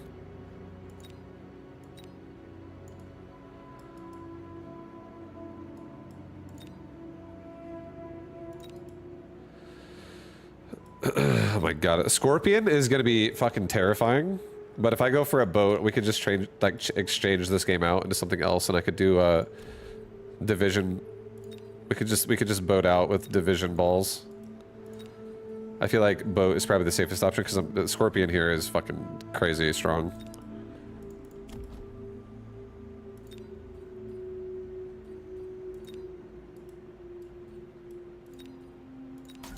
Here, we'll go like this.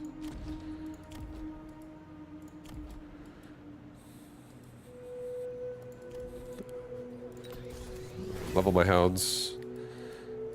I definitely want to get hound survivability. Get some more crawler elimination here. Make sure we don't have crawlers running loose all over my board. And let's get another Chaff Squad like over here. Scorp not bad for you? Scorp's not bad for me, but if I take Scorpion, I am not going to kill the Overlord. There's a very low chance I kill the Overlord, unless I make more Marksman. And I don't run Aerial Specialist, and this Marksman's still level 1. So I feel like it would suck.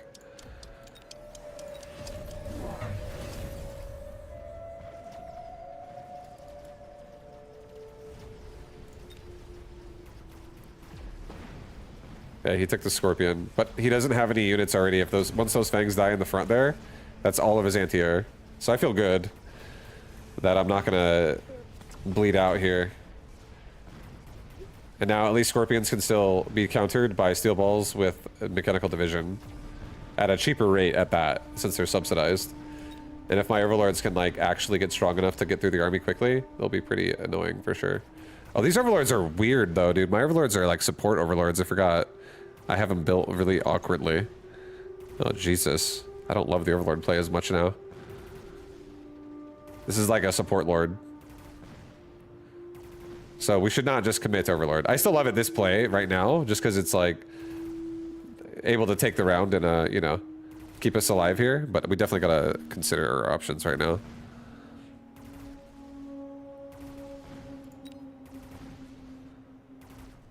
It was mid-shot! What the fuck?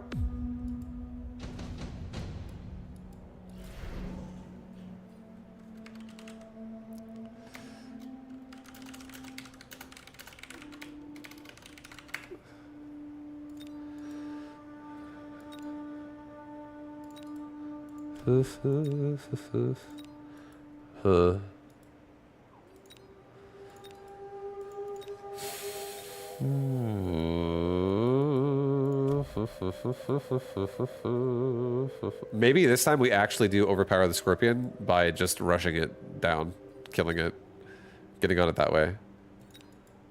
Maybe that's what we do. Super supply. Attack. Attack is too expensive. Super supply is insane. I'm gonna take super supply. It's okay. I'm gonna do a super supply. So I want to be able to afford being expensive, and I want this game to go a few rounds. So I'm actually going to get range on my balls, and I'm gonna get like one more crawler and one more ball over here on the right side, and just try to stay alive.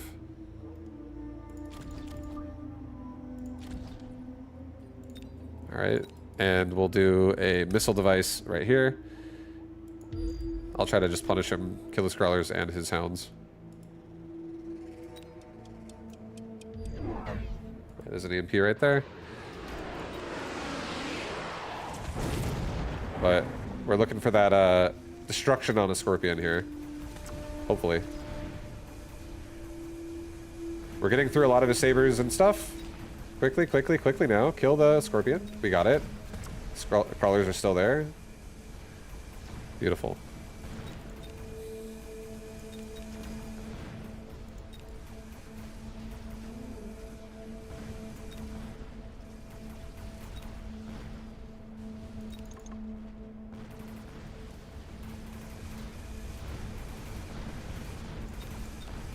What's your preferred counter to Scorpion? Is it Phoenix? It's just making it shoot at bad stuff, honestly. Making it chaff and making it shoot at chaff is one way to kill Scorpion, I think. Another way is, yeah, going air. If you can kill it, anything that is any type of high damage, so Phoenix, Sabretooth, Marksman, Phantom Ray, anything that can really kill it. I like making it, I usually play armies that Zerg a lot. I do a Zerg, I'm a Zerg player often in this game. I mass a lot. So I want to make sure it doesn't shoot my fucking good stuff.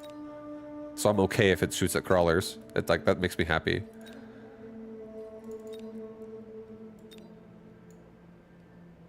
Alright, we'll do efficient tech as well. We'll do mechanical rage this point. And we'll do another 2 crawlers, like right here and here. And we'll do another crawler, like right there. We're rushing the shit out of that Scorpion. And on this left side, I'll just give this thing a level up. I have 250 exact, and I don't necessarily want to sell it. It's owning. It's a problem, so I'm just going to keep it and make it annoying. Make it continue to be annoying. And this time, let's missile device this left side. I could hit so much stuff with that missile right there. Hit the crawlers, all the sledge, and kill all the hounds in that spot. And maybe a little lower, just slightly lower. Yeah, that's. I don't want to be too high because I won't hit the hounds. But we'll hit this. This will be a big fat missile. And left side should be a lot more vulnerable, especially to clearing the chaff properly, because that's a level 2 hound. Oh no, he put a device, so never mind.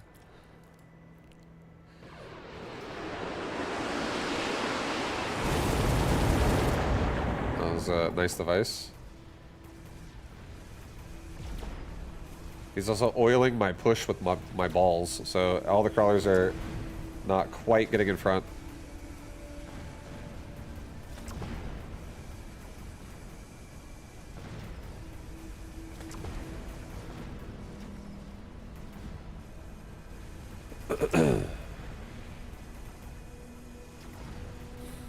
But we still get through it. We still get through it.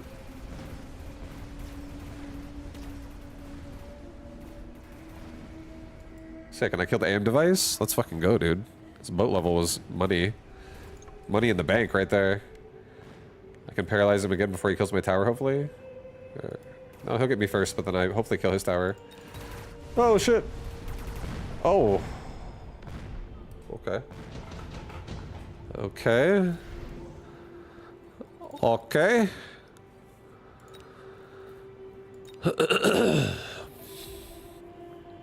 He doesn't have anti-missile, and we just killed his anti-missile. And if we run more missile... I fucking love missile, dude. I'm addicted to Stormcrawlers lately. They're so cheap, and they're so strong.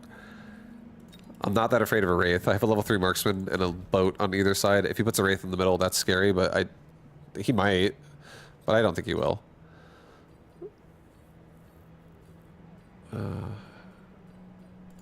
I just feel like he doesn't take Wraith here. Even though... I mean, Wraith could be good. Like, there's so much chaff. I think I take the storms. I could also take Wraith myself. I'll take storms, it's okay. Put a storm like right here. Put another storm like right here. We'll shoot over the oil. Try to like smash into the scorpion. We'll just do that. That'll be easy peasy. And there absolutely is a problem here with the scorpion right now. The Stormcaller will help a lot. Jesus. Just go like this.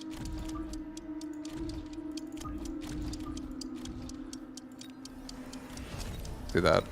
I'm gonna just add some chaff to my army in a different form, so that way I can also preemptively cover myself from burst fire farseers, which is what he has. But the missiles on our Stormcaller also help protect the missiles. He has anti-missile on both sides now. God damn.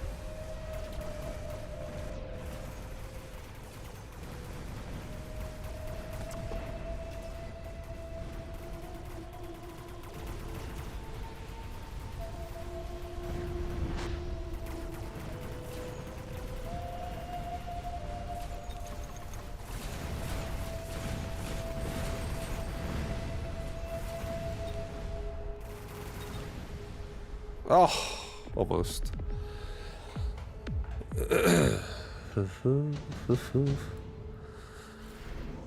Okay, a damage device. I wish I had more actual like damage stats on my overlords, but unfortunately we do not.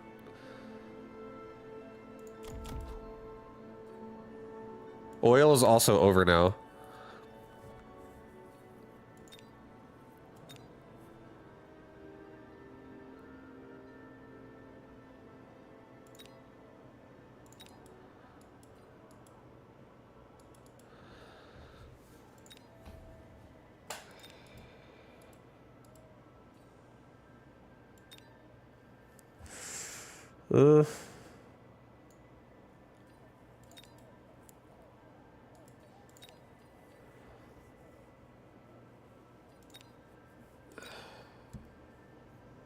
Fuck it. I'm just gonna do this, honestly. I'm gonna get a wasp, and I'm gonna give my wasp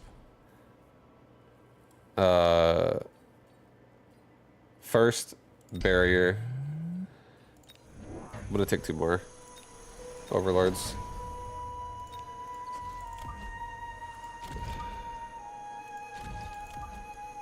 And I'm gonna try to just get through this. He does have EMP, so maybe spread out a tad on the overlords, make it harder to hit multiple of them.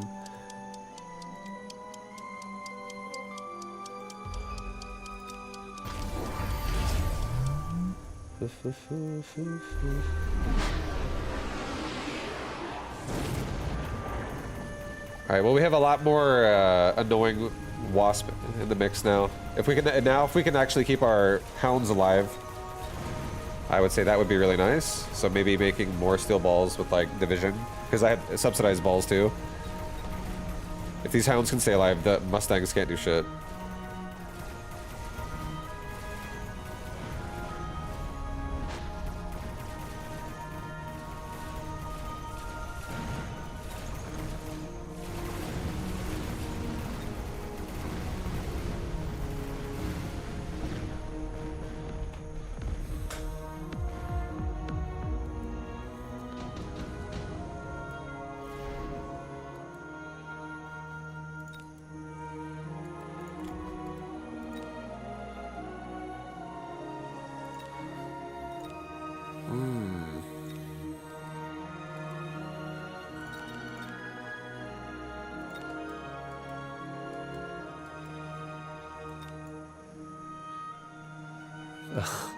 My old friend, the Rhino. I'm gonna do it again.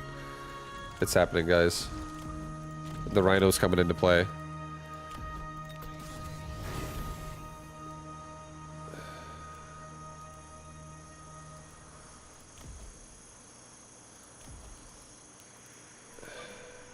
Put him here. Go further forward.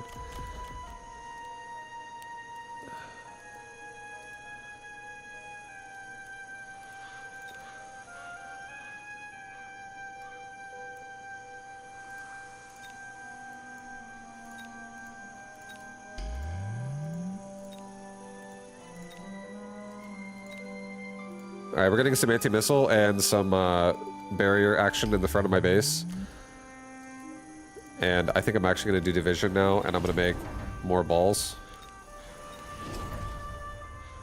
I'll do a resupply. I'm actually getting scared at this point.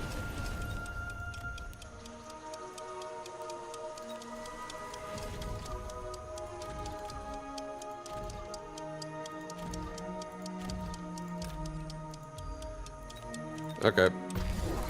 So we're pushing left side like a lot harder than we're pushing right side.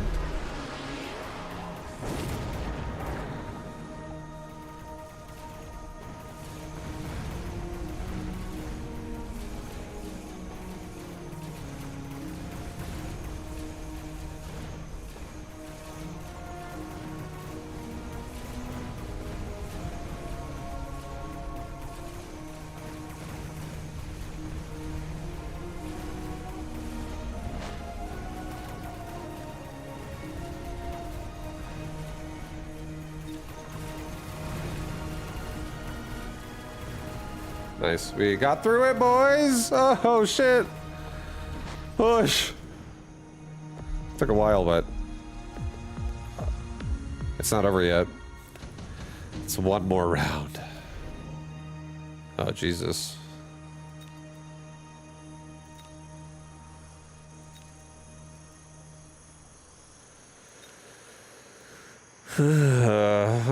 Okay, I think we take...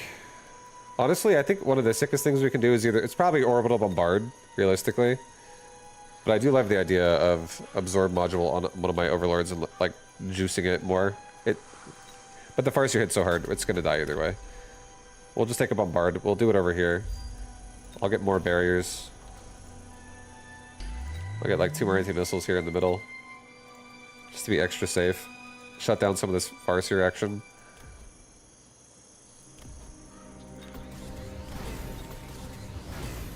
He's got oil. Let's take sprinklers. Take a sprinkler. Take range.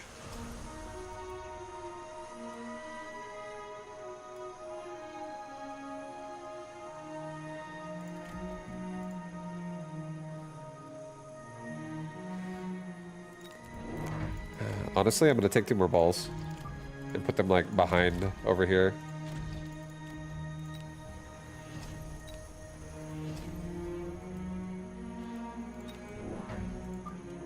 Yeah, no, 1 more ball. Another ball. Put it like here. I want to have like a ton of chaff on that side.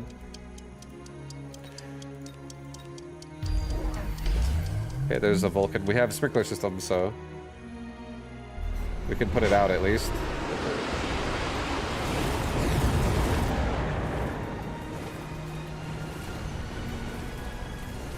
A little bit of it. We can't really move forward since the fact that we're stuck in range. But we still got some of the... like, at least the hounds protect themselves, too.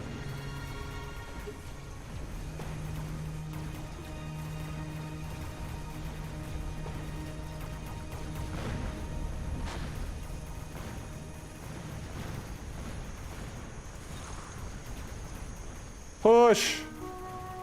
Push!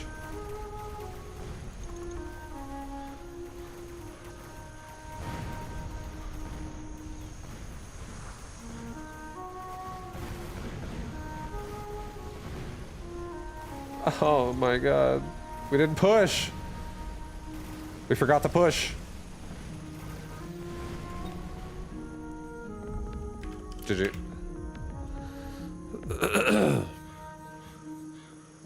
We didn't push, guys. The missiles didn't push.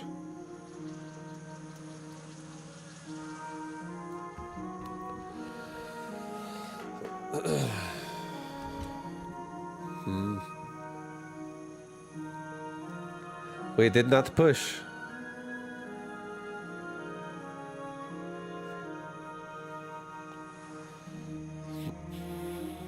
He played really well. Yeah, no, he played good. I feel like I wanted to make my steel balls a hero in that game, and you know, I feel like I really forced more subsidized steel balls than I probably should have. His oil was really good too. His oil, I would say, is why we lost the game playing that way. The oil fucked us like so hard on 2 rounds, and the game he almost didn't die. So it would have been a lot better without oil in my face. So oil was actually a sick play.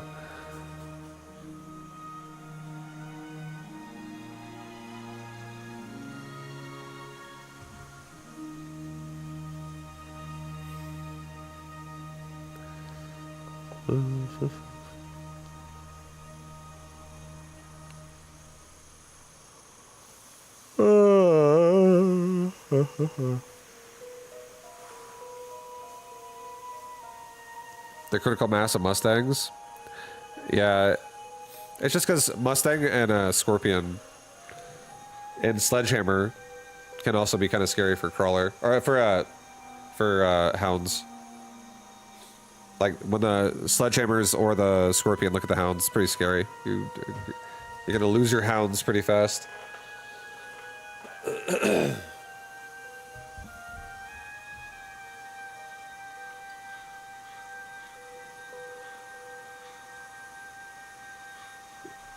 Aye.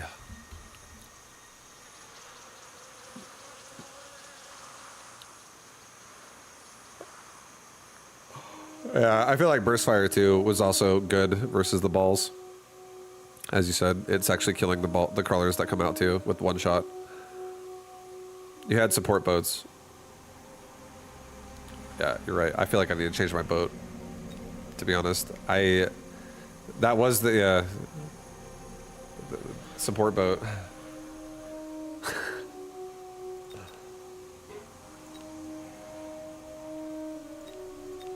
I like this a lot more. It's definitely my favorite boat.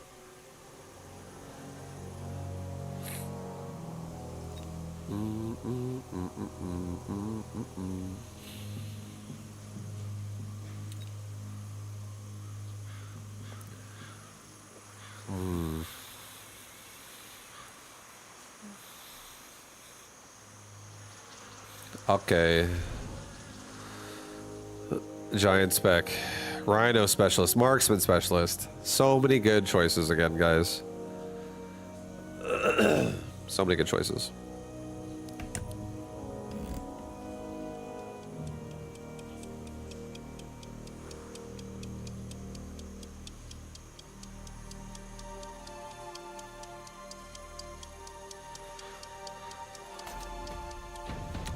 Suddenly curveball training specialist at the end. I like all of them honestly were fucking sick.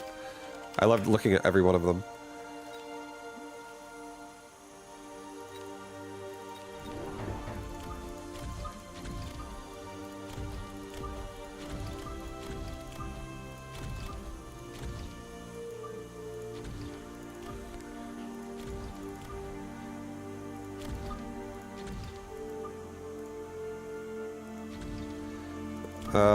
Okay, we're gonna have like hounds kind of like this. I feel like I kind of like this overall. Maybe move this more to the left. Like that. I kind of like that. Maybe more to the right on these guys, honestly. Maybe more to the right. Maybe move this like this. Maybe back a tad. This is not bad. Maybe higher actually on this one. Move this higher.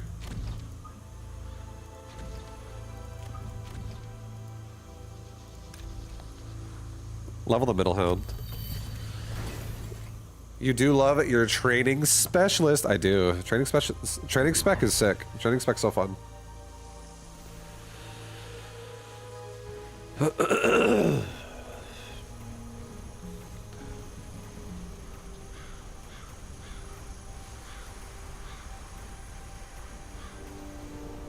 Nice. My hounds are grabbing everything too, so my tower is protected in this position. So this is sick.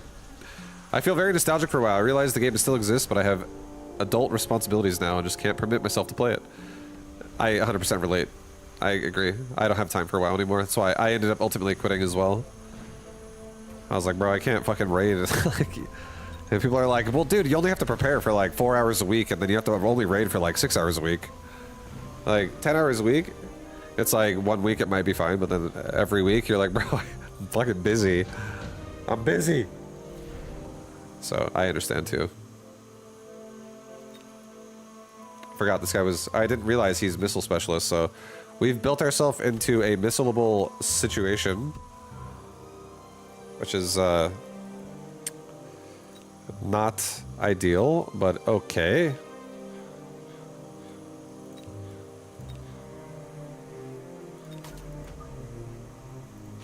We'll do a farce here.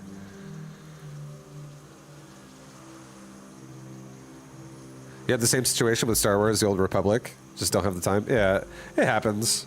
When you're busy, you're busy. Like if you're like used to living in your life and you don't have a kid, and then suddenly you have a kid, you're gonna be like, holy fuck, I don't have any time. Where does all the time go? Ah.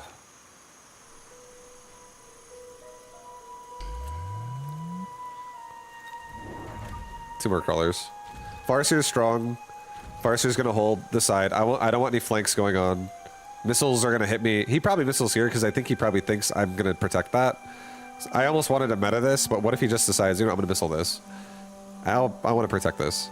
I don't want my level 2 hound dying. Yeah, and he does do the other one.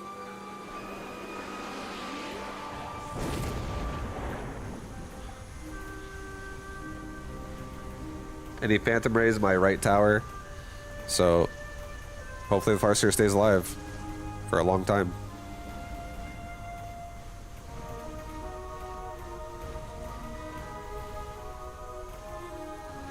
Here comes the paralyze.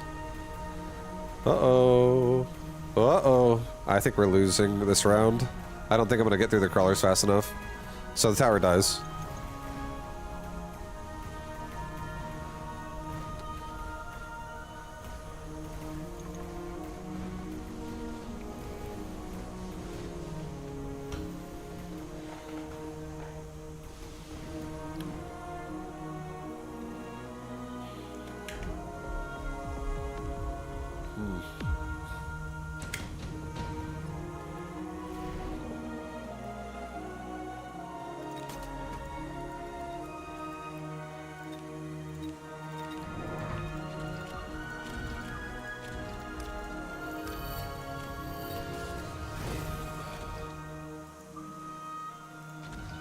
Alright, now we have two marksmen that are gonna just be like pumping damage here. They're gonna be pumping, guys. Pumping.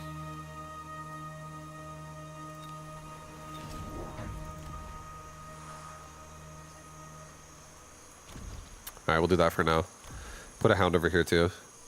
The hound will hopefully kill some crawlers before it's dead. Before it dies. I think that's good enough.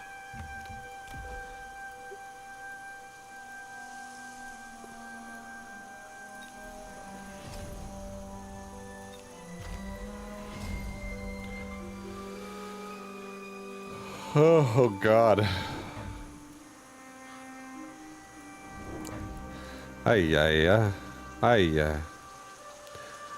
What my brain's already kind of thinking is I almost want to like just abandon right side of the board now, honestly. And just marksman out the left side.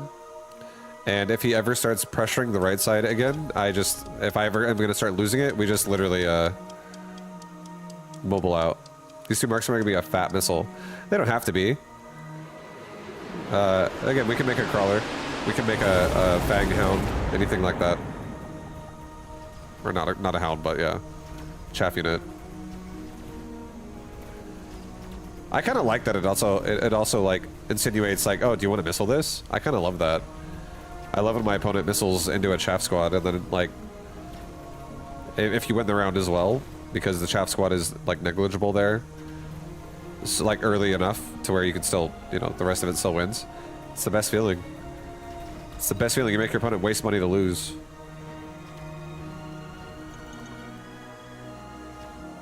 Like that oil right now feels good for me. Like it doesn't feel good for me in the fact that it really ruined my left side still. Makes it harder, but that's also just more investment that I'm happy is just happening if I can still knock the round out. Smoke bomb. I'm honestly I don't give a shit. Lightning storm I honestly do care about, but I'm not going to respect a spell here. I'm going to put units here, but I don't want to respect the spell there. I want to get advanced targeting so bad.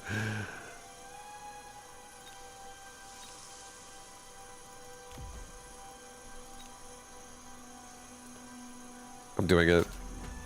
I actually am doing it. I feel like risky plays like this are honestly the best. They're the best. Because right now, I feel what I see happening, he could lightning storm me, and if he does, oh, you know, our left side's very dead. But it's round 4. This army's like really small. It's not that big of a deal. And I still have right side. I highly doubt he lightning storms me. That's so expensive. It's so expensive. It's so expensive, but I see myself going into now even 10 more range on top of scanning radar with assault marksman. Like, these marksmen could have 200 plus range. They're going to be insane.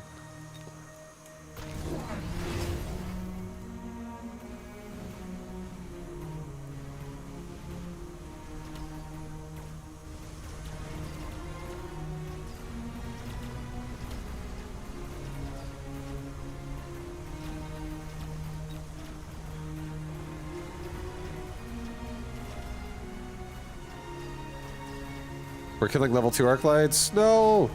The fucking Stormcrawler missiles!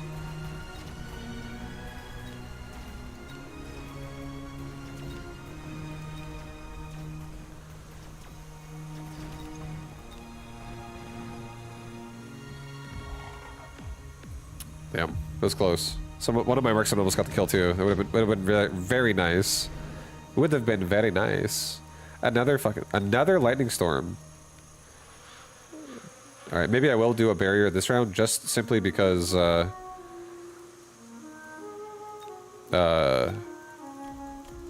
can protect this marksman who's not level 2 yet, and I can also protect this, and from a lightning storm.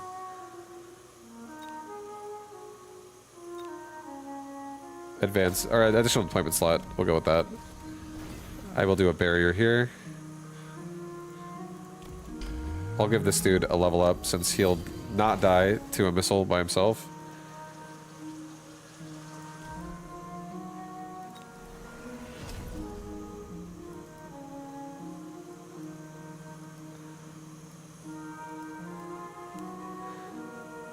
Get a mobile beacon. Get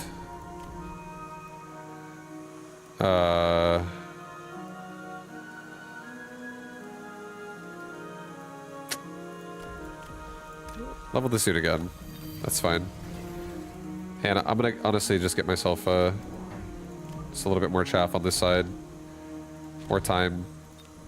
Fang squad as well to help for now. And this dude is going to go like this.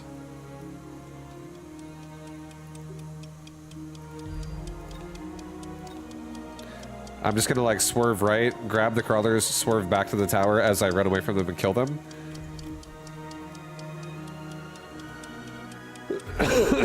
That's what I hope happens. Oh. Lost 3 of our hounds. Or 4 of our hounds, rather. We have 1 hound over here. It's a bit rough.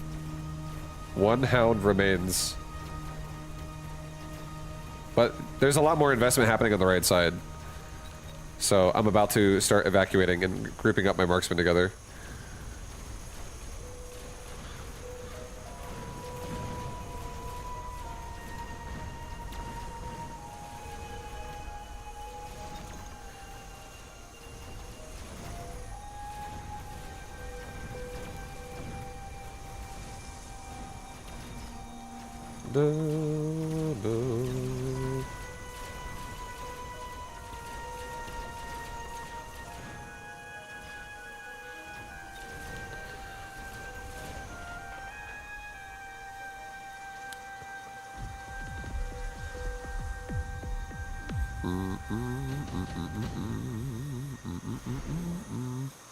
Another additional deployment slot, bro.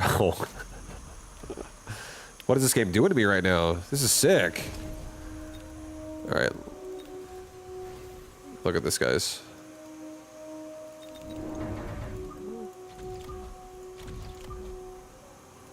We do have the firing squad at this point. I have the firing squad. We also have more joining.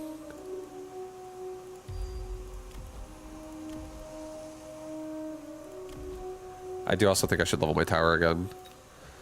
I don't want to have it be level 1 still. I do want to also get a hound in bottom right and just have it like down here, like literally right there, and have it just give it range, and it just shoots all the crawlers off the tower all day that get stuck or that chase the marksman.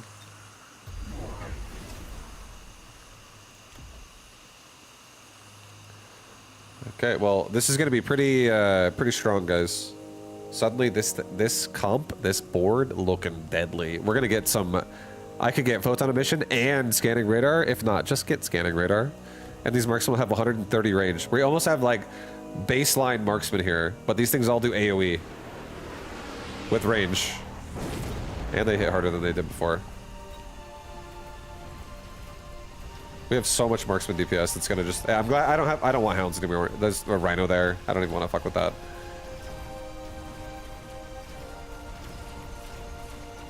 I should honestly sell the crawler pack so I aggro more of it to chase me.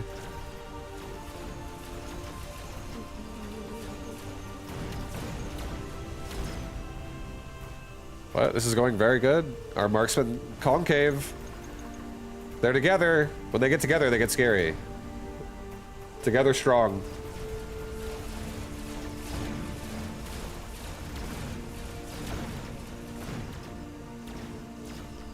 Let's go, baby. Let's go.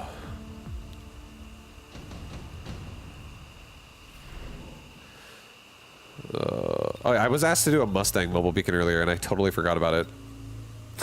I'm sorry. If you're still here and you're like, Vibe, where's that Mustang game, huh? I'm sorry, dude. I apologize.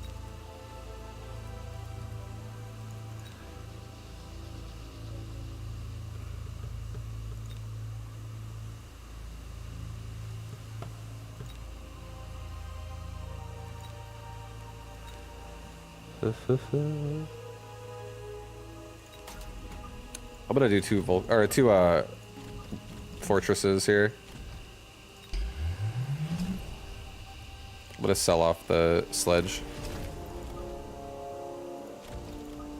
Alright, so something like that, just so I have like oil protection here. Let's get one anti-missile device too to shut down a lot of that Stormcaller damage. Level my marksman. I can't sell this crawler this round now though, unfortunately. Because I wanted to put a fortress there. Just because of oil being up. So...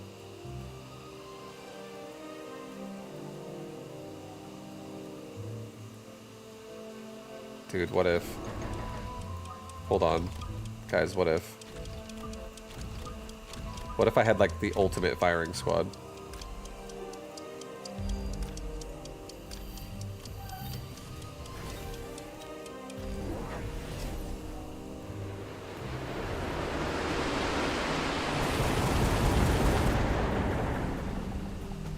What if next round I have the level devices up, we level up this left fortress twice to make that barrier extremely high.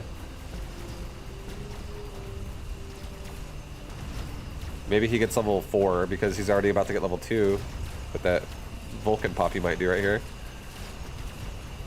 He got some XP.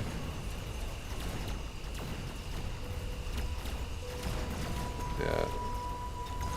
We just gotta definitely get our fortresses a little bit stronger. And we can make the hackers way less effective.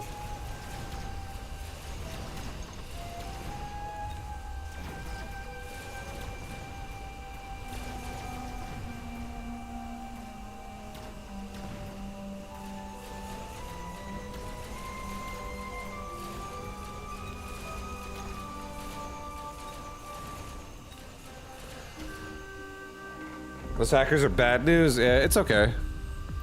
Fortress barrier could do a good job.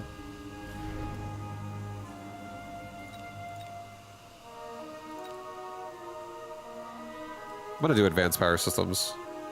I feel like I want to do advanced power system to like get up here and get on his shit faster. I want to rush the hackers down faster.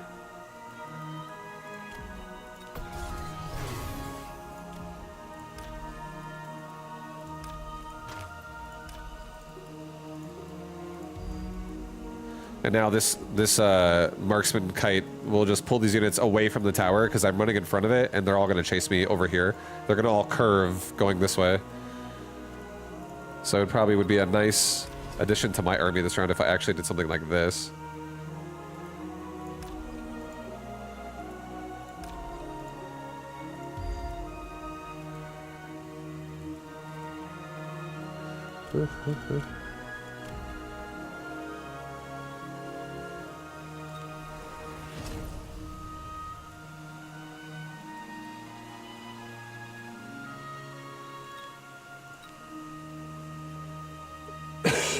Get 3 fangs.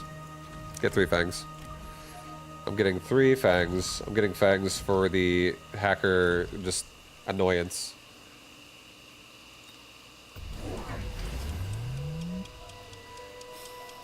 Okay, here it comes, guys. Get ready. Here comes a sick fucking board. Next round, I want to level up my fortresses in the front. I hope they both get level 2, and then I make them both level 3 next round with 2 level devices. That would be ideal.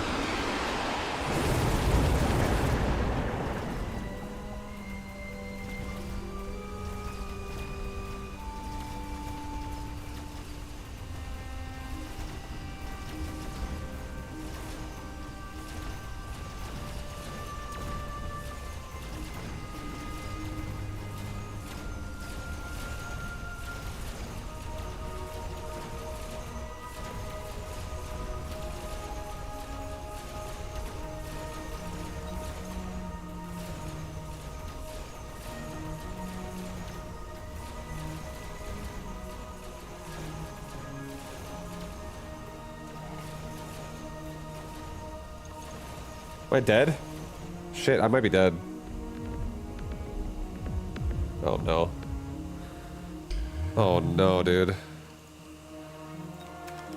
GG. We almost got through it. I feel like next round... Yeah, this fortress is level... He already leveled up, so I could literally turn him into level 3. A level 3 fort against this would not go down. And then I could just turn on a quick reload. Like, sell the sledge, get level 3 fort, turn on quick reload, make fangs. And I feel like we fucking crushed this next round. The barrier levels up by 40,000 shield per level of fort, so this thing would go from 40,000 to 160,000, because that would make it go from level 1 to level 4. With 2 level devices and a natural level. That could have been sick. That could have been actually so sick for that next play. Could have been so sick. GG. GG.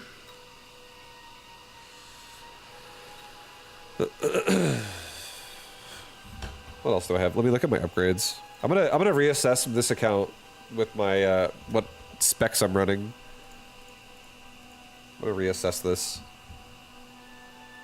Could you try last round with quick reload? Quick reload would it would be nice, especially since a lot of my colors or a lot of my marksmen weren't even high level. But there were some that were, and if I don't have elite marksman at all, every marksman's going to be running it a lot closer, just in general. And that was like already really close to, as it was to like not being close enough to get hacked first. Before other shit. I feel like honestly, I don't really want to run a 3-play right now, but I do think that quick reload probably would have been better instead of elite. Just because of how many I had and also how low level a lot of them were. So I disagree. I do want to do this right now though. I don't want to go back and do a replay.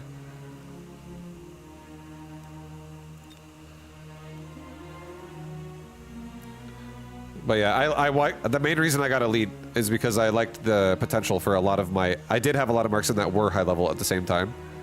And giving them range also really changes how fast they're going to kill the Vulcan. And how fast they're going to... or how often they're going to stay out of the range of the hacker.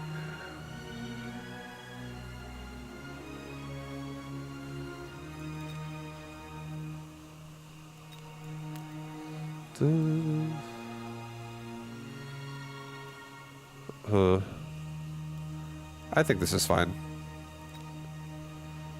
Take off armor. Give these guys anti-air again. Take that off. I don't want to... I want to be able to play arc lights again. I'm sad that I don't ever play them. I'm keeping the marksman the way it is. Mustangs. I think that's fine. Sledge. I think this is fine again. Storm color.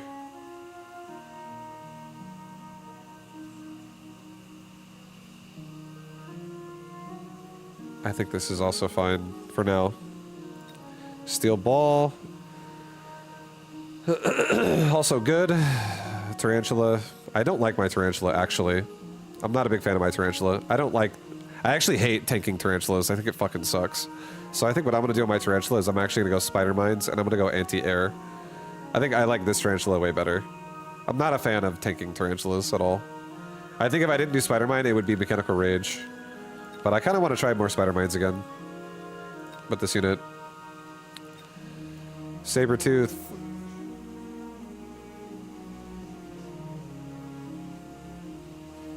Yeah, I'm gonna keep it that way. Rhino.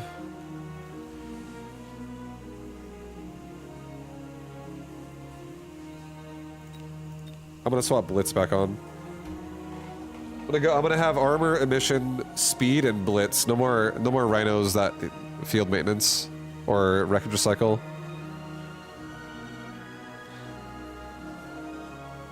I feel like Blitz Rhinos are just more intimidating than wreckage recycling Rhinos. Because you just get fucked by hackers with this thing. Actually, you know, no, hold on. I'm gonna try one more time. I think if I see an anti-hacker device and I actually have potential to go Rhino, I think that might be what turns that on. I could actually just heal against the hacker's damage. I think that could be really interesting, because it doesn't actually hack it anymore, it has to do damage to it. So maybe that would be fucking, that's like the combo that needs to happen for that to be, for the way I would play it, for it to genuinely tank through it. Oh, I like my hacker. Wasp, I like my Wasp. Phoenix. I kind of want to drop Jump Drive, and, or sorry, I want to pick up Jump Drive and drop EMP on this unit a little bit. I kind of like, I really do like Jump Drive Phoenix. I think they're fucking sick.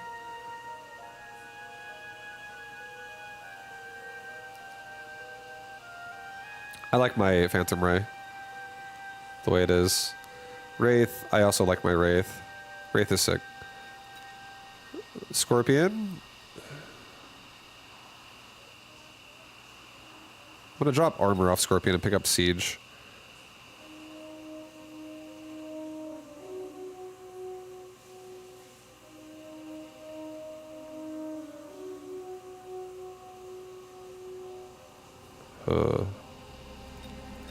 I'm gonna go for I'm gonna actually drop tank abilities of Scorpions, and I'm gonna go for full DPS Scorpion again. Like either Siege or Close. Okay. Alright, well, I changed some of my units. I changed some of them, guys. Changed a little bit. A little bit of our roster. Tarantulas don't even get the XP of the kills they get from their spider mines. That's some bullshit, if you ask me. Tell you what.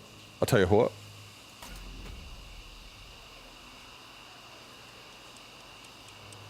Alright, aerial specialist with tarantula and marksman, not bad. It's pretty good. It's a pretty good opener. He's got sledge.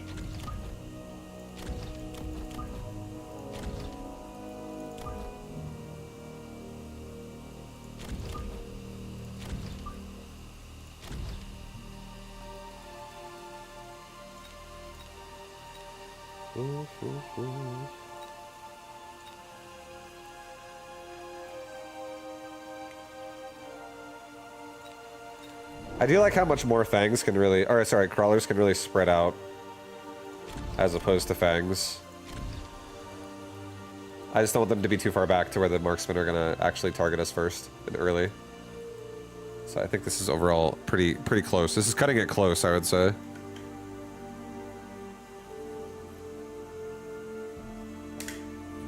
But I'm glad he's playing further back too. It gives me hope here.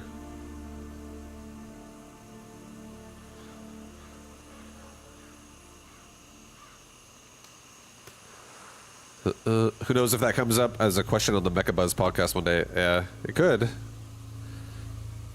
I'm really good at trying to make my units get XP, but really bad at remembering exactly every source and exactly every amount of how much they get. Oh shit, we got shot by a marksman. That's a slightly too far back crawler. I like absorbing the sledge, but I do not like absorbing the marksman.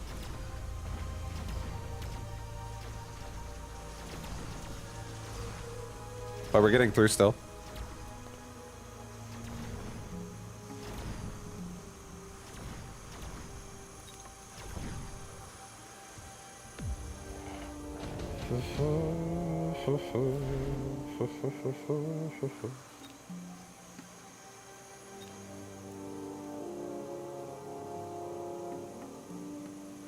Improved Scorpion. Improved Scorpion could be really, really annoying for sure. I'm just gonna get a device, put it on my tarantula for right now. I'm gonna get a... There is a missile device here, unfortunately. Ay, ay, ay.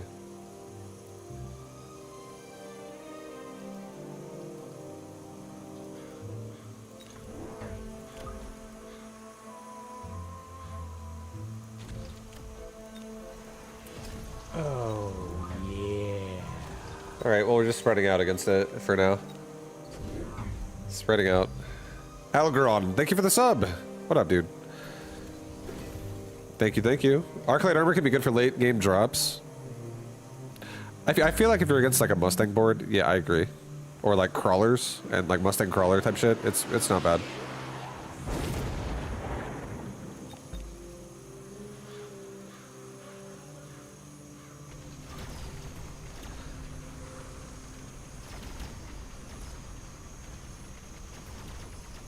Yeah, not ideal.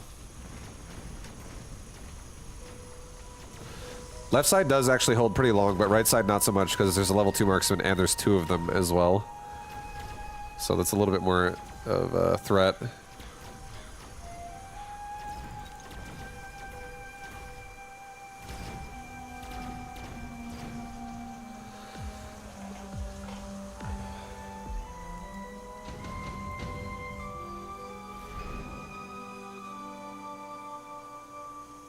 Four squads of fangs? Fuck yeah.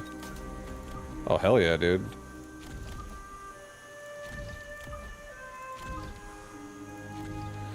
I feel amazing about that choice. I actually feel so good about it. I think we just get two more marksmen, one more tarantula. Put it on the other side of the board. Tarantula like right there. Get a marksman here. No, not that close. No, go on the outside. Just go on the outside. It's fine. I like this overall. Alright. Go with that. I'm not going to get a barrier again. It's fine. I think it's fine. Buildings drop tomorrow, right? Yeah, that's when the patch goes live. Correct. Correct.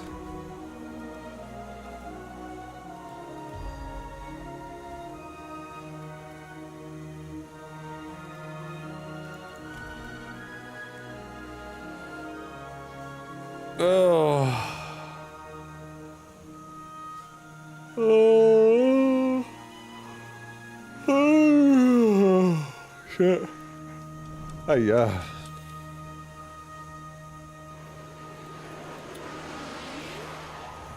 It's another dead marksman.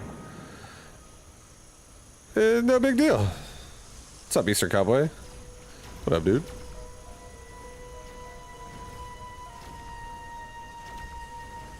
Yeah, dude, this level 2 marksman is just fucking destroying us on this right side. Our tarantulas are actually well placed though, overall. I think range would not be the worst choice soon. But like one more on the left side.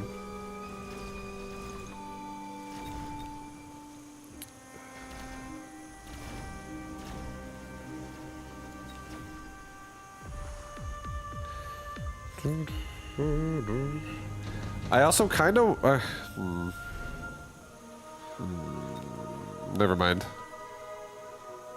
An anti-interference module cannot be EMP'd. I'll try this out.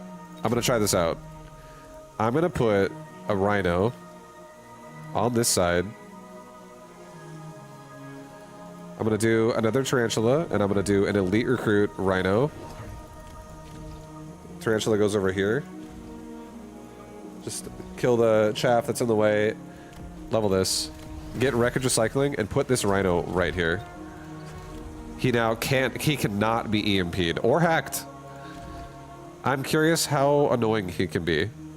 I want him to also be able to mobile beacon wherever I want him to go. So this guy could also take mechanical rage. I want to try this.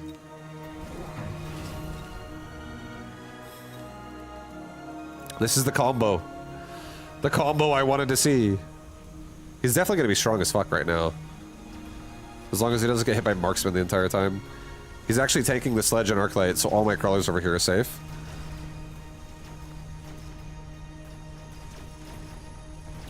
He's healing, he's healing. When his health goes down so that it may come up again.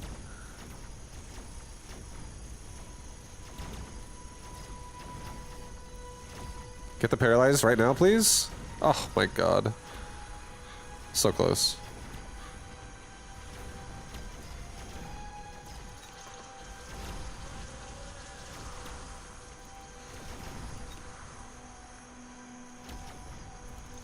And we don't even kill the barrier. Man, it's heartbreaking. It's heartbreaking.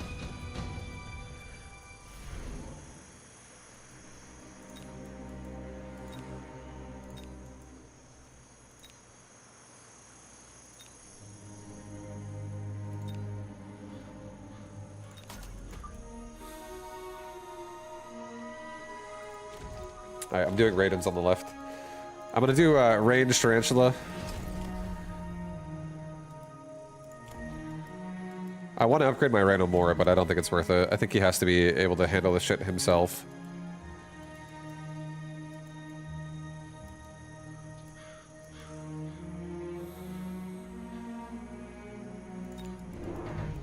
Alright, I'm gonna do a couple Wasp.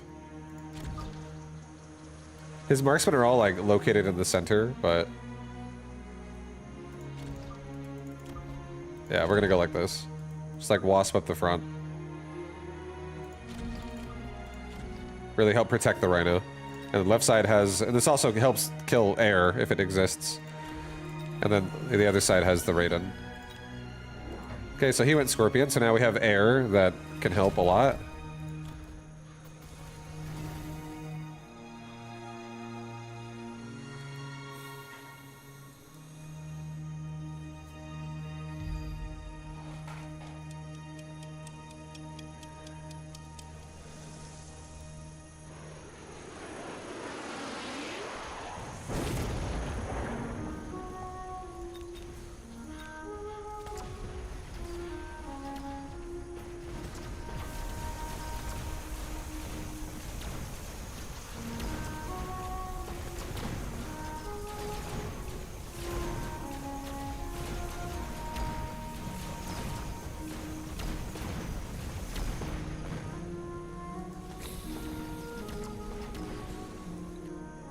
We're getting fucked, guys. The Rhino, hey, it's not doing it.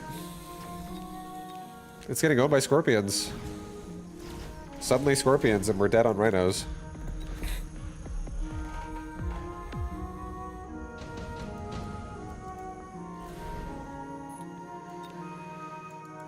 A Javelin.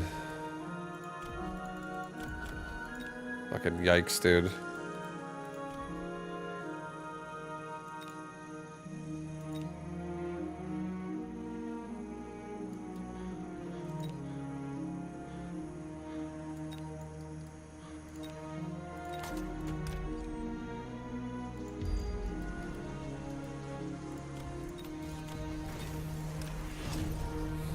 Alright, I sold off the Javelin.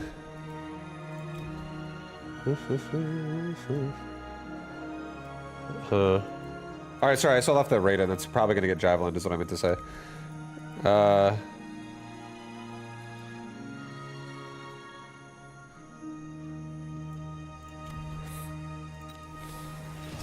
I'm actually gonna throw mines at him right now. I'm gonna throw mines at him and get a decent amount of tarantula with it. We have a lot of tarantula. Let's get, so I can just make like consistent chaff. Let's get this Rhino kind of like, I want him to level up so badly. So let's do this with this Rhino this round. Avoid running into the fight right away and coming late is what I want to happen here.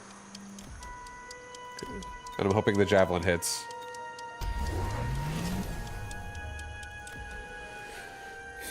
Like, get away from the Scorpion and come over from an angle on that tower. Yeah, he Javelin my left side as well.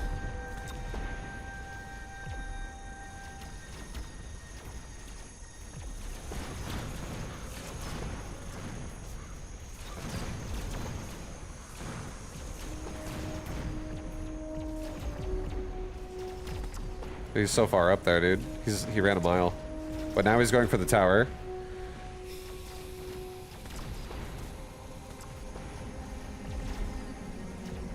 Please get some kills. I want him to level up. No, fucking missile device, bro. God damn it. Heal. Heal up, baby. One more kill. He's so close. I just wanted level 3, bro. Oh my god. Oh my god. Hear me out. More rhinos. No, I don't want to do more rhinos because then I have to actually invest into everything besides what this one has. This one has EMP immunity, and I want him to get so strong that I can just turn armor on, and it's like a permanently good investment. That's what I'm aiming for. So more rhinos have to get photon coating to have the same answer, because this is EMP immunity. And it still even could die because it doesn't have the damage reduction, which it did, unfortunately.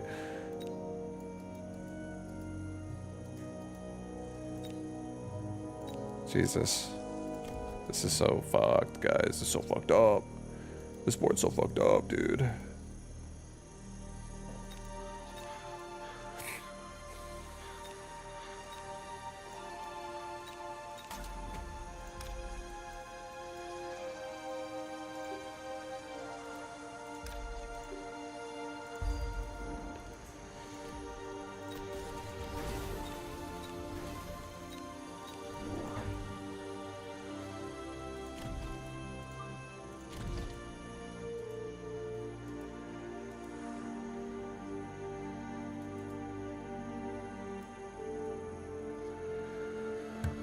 Holy shit. How do I feel about this? I feel good about it. I love it. I love it so much, actually. I do think fire can absolutely exist. And if it does, it does, but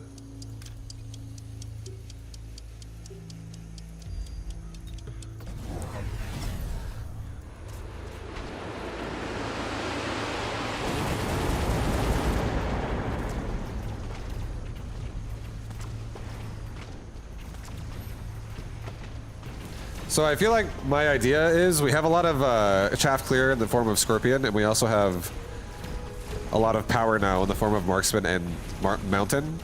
And if I can actually just win one side and I can get my Rhino in there, I can actually level him to level 3. And if he's level 3, which he is now because of the fire spell here, I feel like I can upgrade armor on him and he might not die. And I can rush the tower a bit more aggressively. Maybe. I do love that he can't be EMP'd though, it's fucking sick.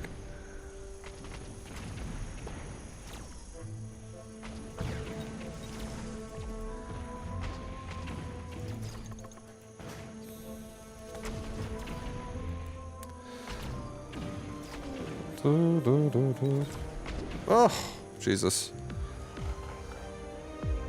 What is this Rhino doing? He's living! He's surviving to get level 3. He did it. He's a beast!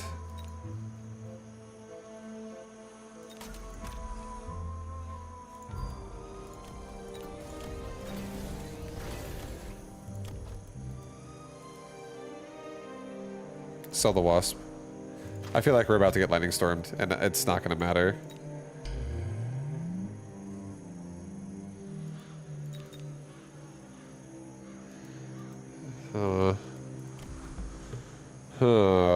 Hold on.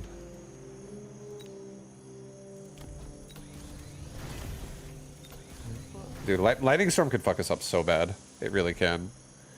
It could fuck us up so bad. I'm actually pretty scared.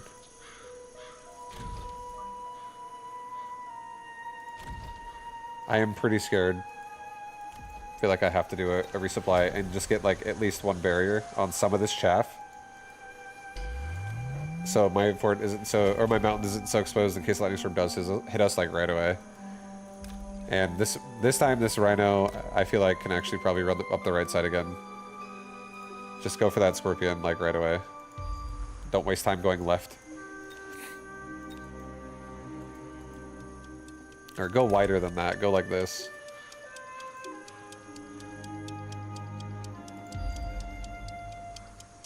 That's too high. Right? And then like this.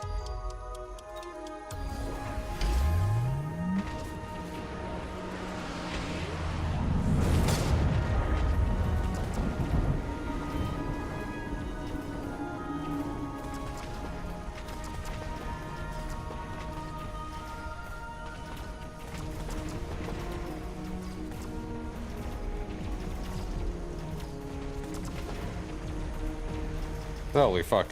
Yeah, that rhino is... photon coating helps so much.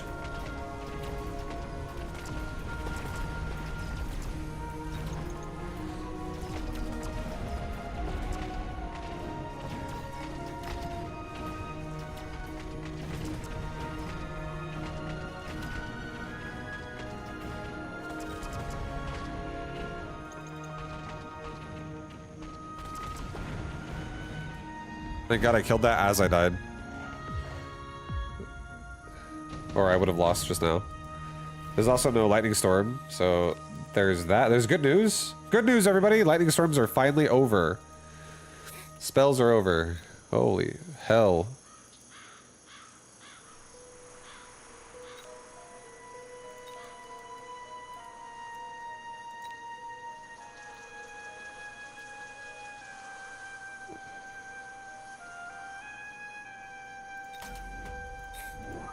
I'm doing another one. Other side, guys. Another one on the other side. This rhino is honestly just a liability, realistically. It's got very low chance. We're gonna send it to the left. It's gonna evacuate, abort this side. Resupply again. Get a barrier on top of my initial fangs here so we don't cancel the second barrier. Get one over. Get these. Cancel. Get barriers like this.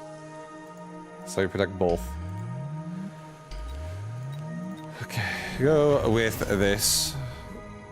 1k supply rhino getting one shot. Yep. He's out, dude. He's fucking down for the count. He's down for the count. I'm trying to make him work. I want to believe that Rhino leveled up with armor and wreckage recycling, and this device can actually be really annoying, especially if it's used well with a mobile beacon. But maybe I also like it better if it's like more in the middle of the board instead of on the side.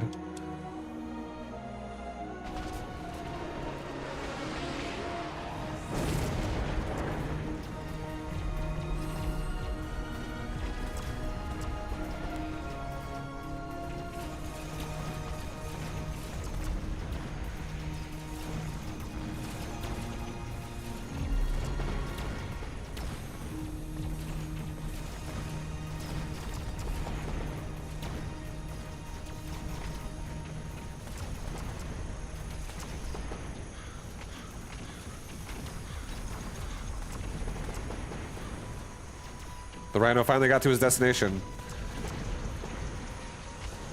He absorbed a scorpion hit. That marksman dies, we lose the game. We lose. GG. I can't kill a phoenix, so we're dead.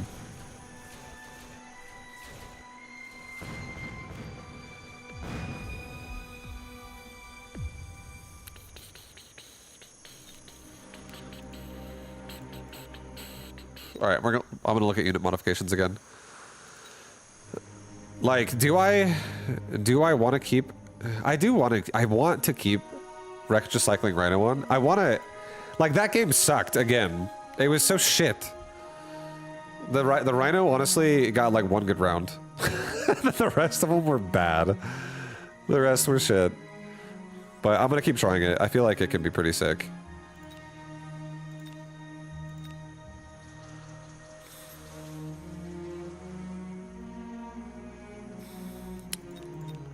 Wait, what other upgrades could I run here besides...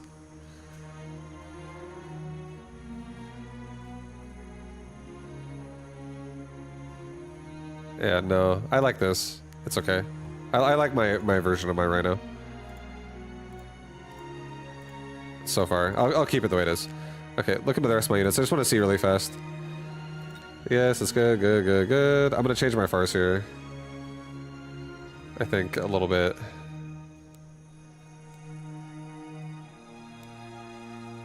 I think I'm going to actually drop Scanning Radar and I'll pick up Aerial Spec. Actually, I don't feel like I use this enough. Like, the use case of this is so obscure. I could barely ever, like, justify it.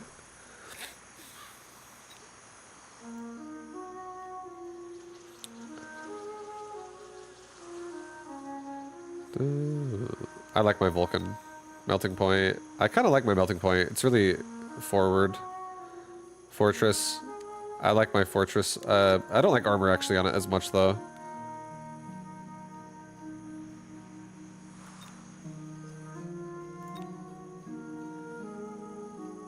All right, worm.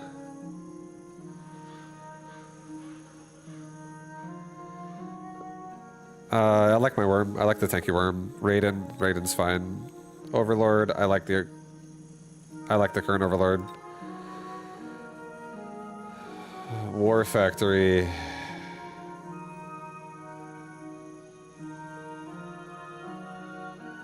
Yeah, it's fine.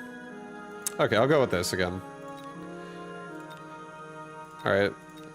Let's play some ladder. We got crushed in the tournament, guys. None of my builds worked. None of my builds worked. Fuck!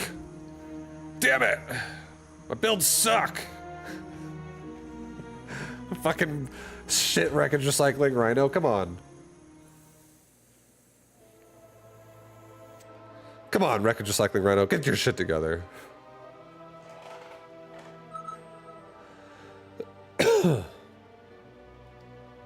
Nice, we're playing Pig, yeah. Hell yeah. Fighting against Pig, dude. Streamer fight.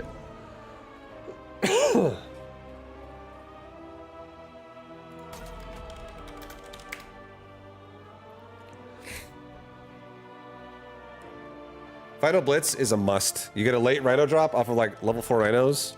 Put them in it with the Blitz on the line to counter aggro worms, Typhoons. I think Rhino Blitz is definitely really good. It's got a lot of, it actually has a lot of use case where it actually can be really annoying, especially when it's like with photon emission where you can't EMP it and it just dies anyways if you want to really commit to it. Like longer.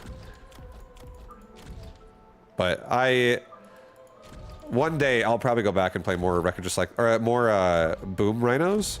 I just don't like boom rhinos because the point of boom rhinos is that they're gonna die. I like actually keeping my rhinos alive, and it's much harder to do that. But I like trying to do it.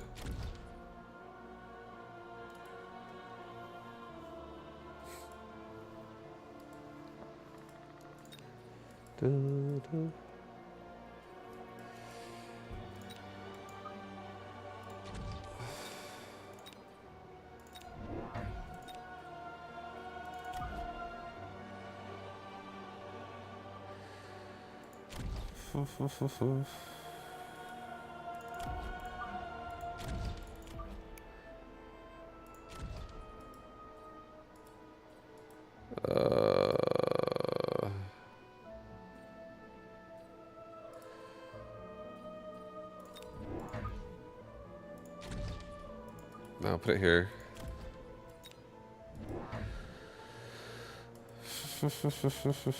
Sledge. We got some fucking sledge in here. We got some sledgies. Some big fat sledgehammers.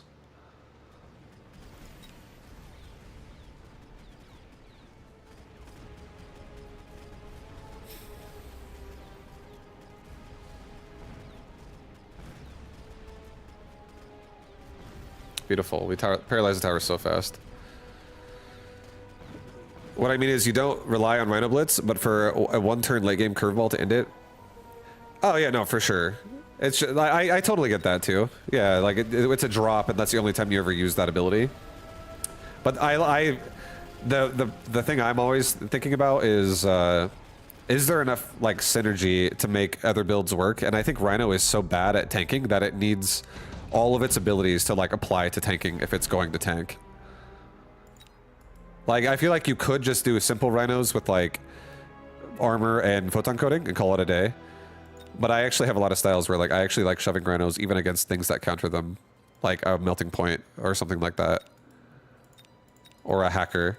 And you just try to, like, and I also run mechanical rage to make that all work. So my rhinos don't, like, expire as easily.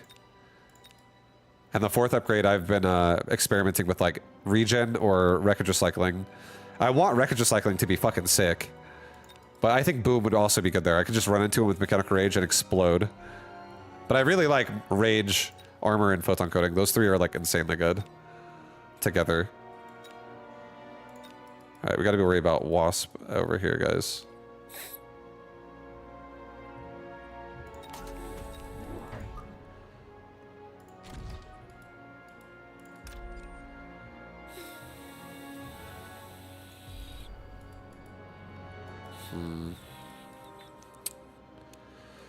Okay,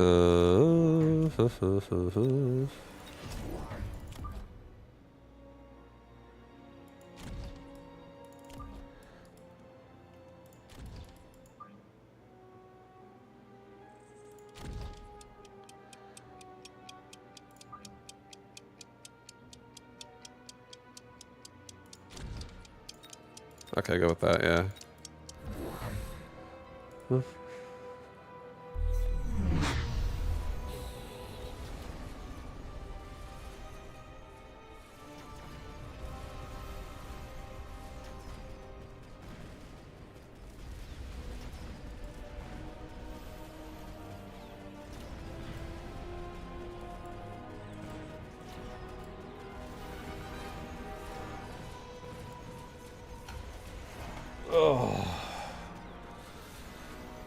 Push the tower, paralyze it, fucking quick!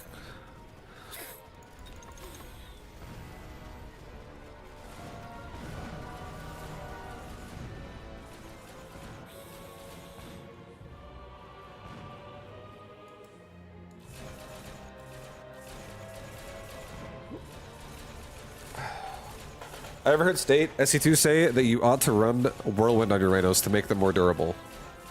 I don't like it still. I think Whirlwind is great at like killing. When I say I don't like it, I mean I've done it before. I've done Whirlwind in the past, and I don't want to do Whirlwind every time. Partially, I do like kind of again forcing some change, but right now I feel like I've been kind of doing a lot of strategies where I as long as the Rhinos are alive, and I usually don't do them just. I mean, sometimes I do them willy-nilly, and I shouldn't. Where it's like by themselves, but a lot of times they're with. I design it with chaff clear. I never have Rhinos like. I don't know. I don't think Whirlwind's bad at all. I think it's great. I'm not ready to commit to that yet either. I'm not ready to live that life yet. Let's just say that again.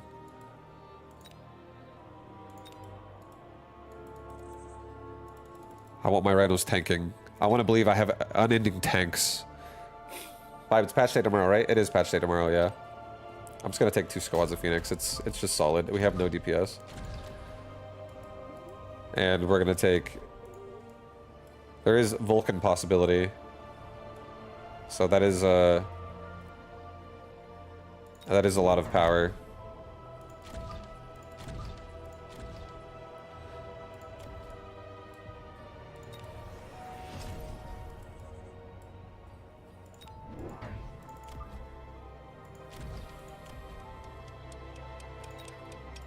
Alright, send it with that for now, for this round. Okay, so there are a lot of Vulcan here, guys.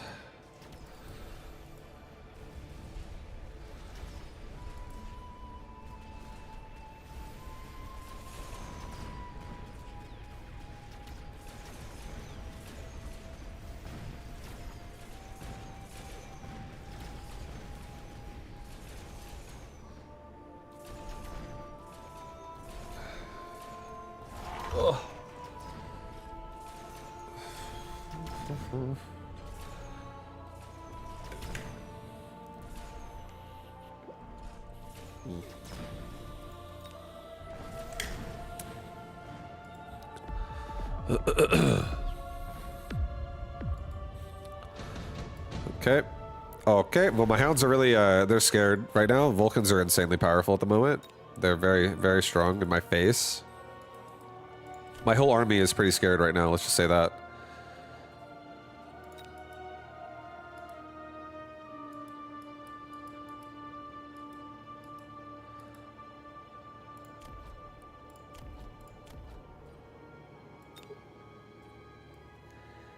Alright, I'm gonna do a portable shield. And I'm gonna do... I think I'm gonna do a worm, dude. Give him armor.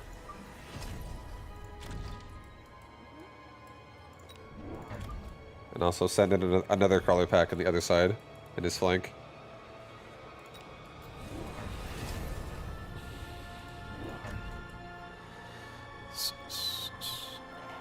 Titan's no longer unlockable, and 3 new specs. War Factory spec, Mountain spec, and Abyss spec added. I haven't seen the patch notes exactly. I haven't actually looked at it on Steam if it's out already.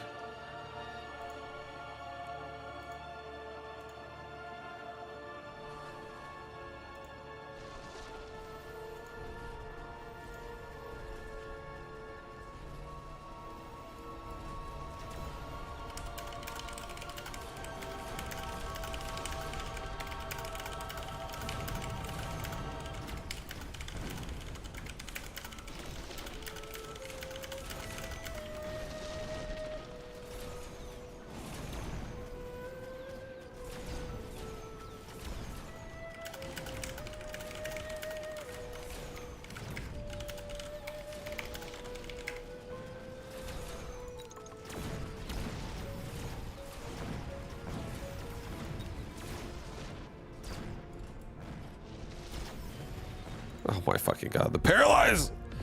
The fucking paralyze! Oh god! Shit!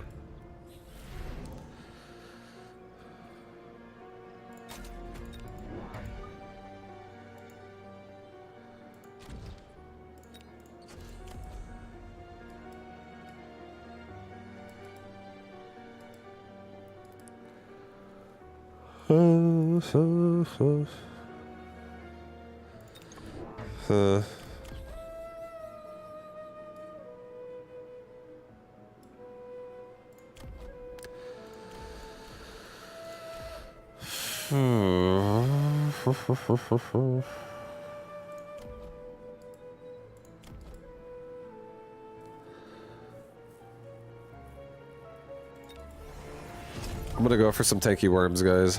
It's time for some tanky worms.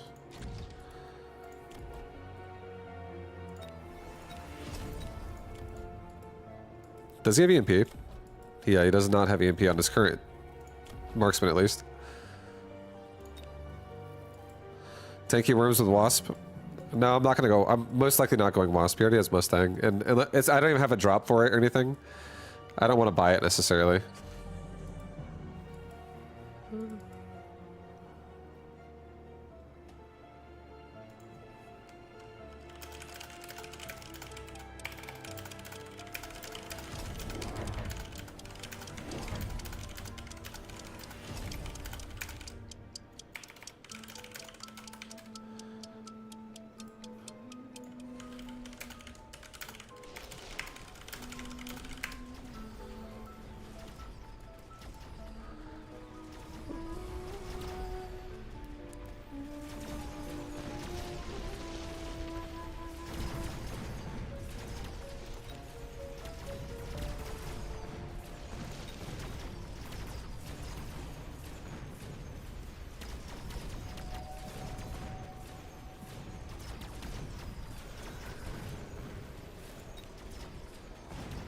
Definitely got to help out the worms a little bit more, but overall not bad. The burrow maintenance is going to be so nice for when the fight continues over like this.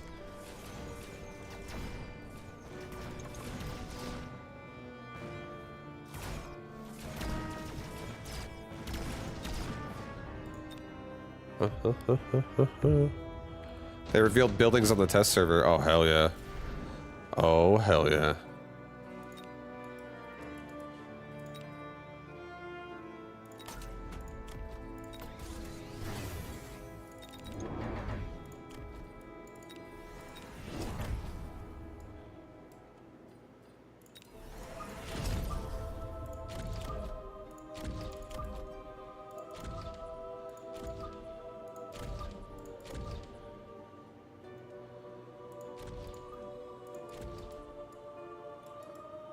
Okay. So we have replicate crawlers all coming out now pretty heavily because we keep his Vulcans busy until they die. So my crawlers can definitely just like swarm out the area pretty hard. I feel good about this. I feel good. I want to level my Phoenix, but I do want to do high mobility at the same time. And maybe we'll hold off on high mobility for a second. It's okay. Level the Phoenix. Okay. This will be very annoying. He's got oil. Never mind, it's not so annoying. but right side's still annoying.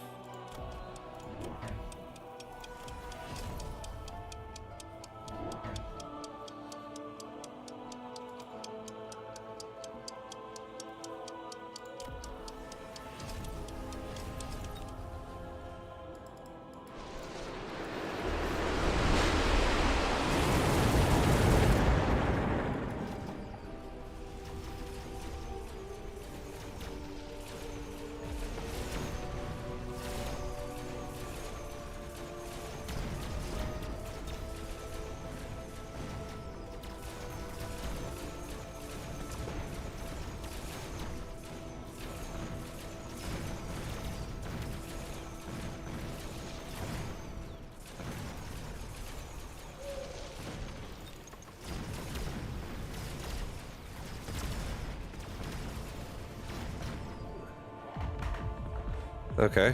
Okay, okay.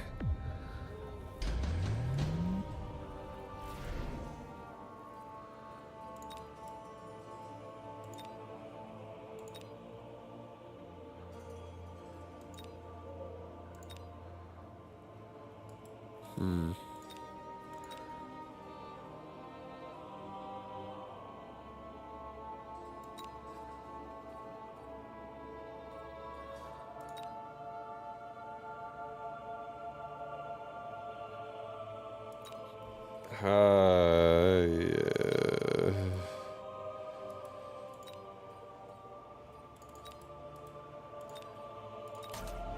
I'm gonna sell the Raiden. I'm just gonna take it and sell it. It's free.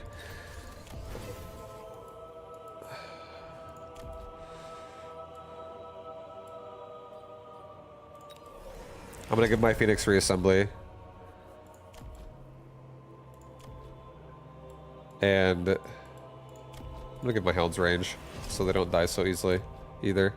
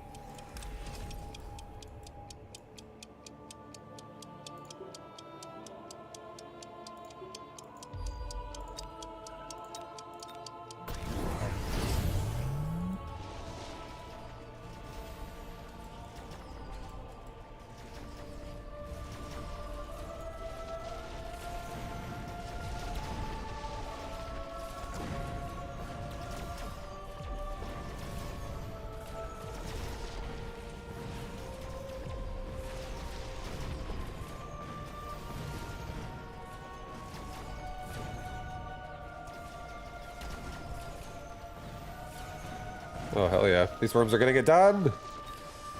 They're gonna get done! They're pushing!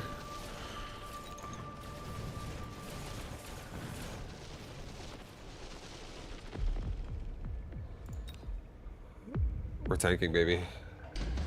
We're fucking tanking.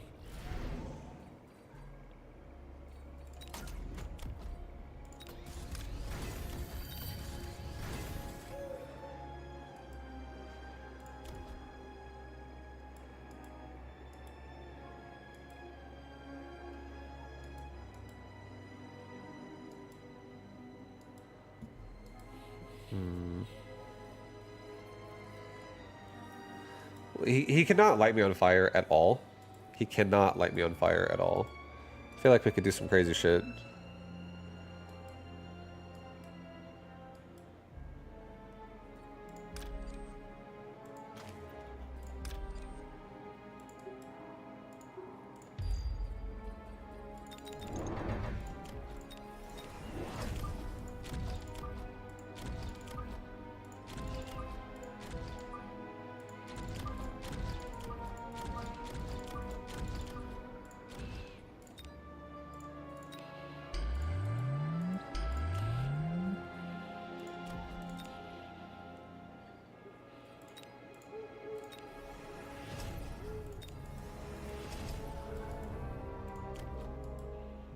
Okay, something like that. Feels pretty good. I can just smash the right side. And if he invests in the left side too much, we're gonna kill the tower and like fight him that way.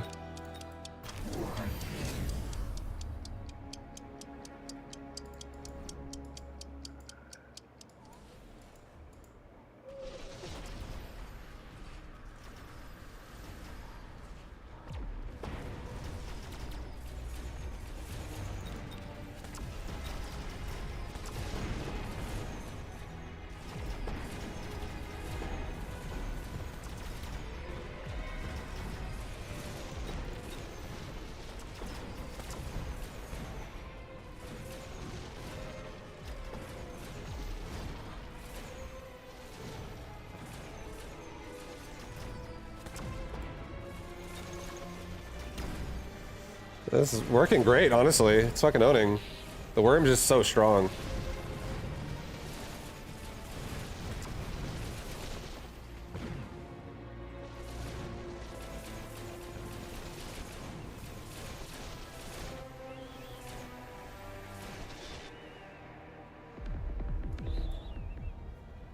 Oh. Oh shit, dude. He's almost dead. War factory. Huh.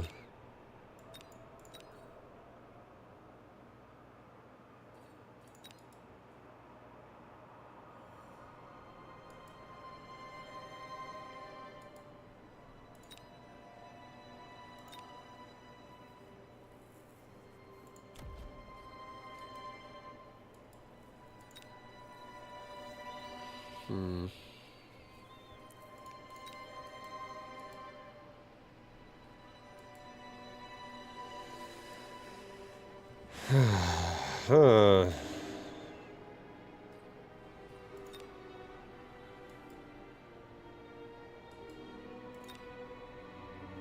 I'm not honestly sure what I feel like doing here.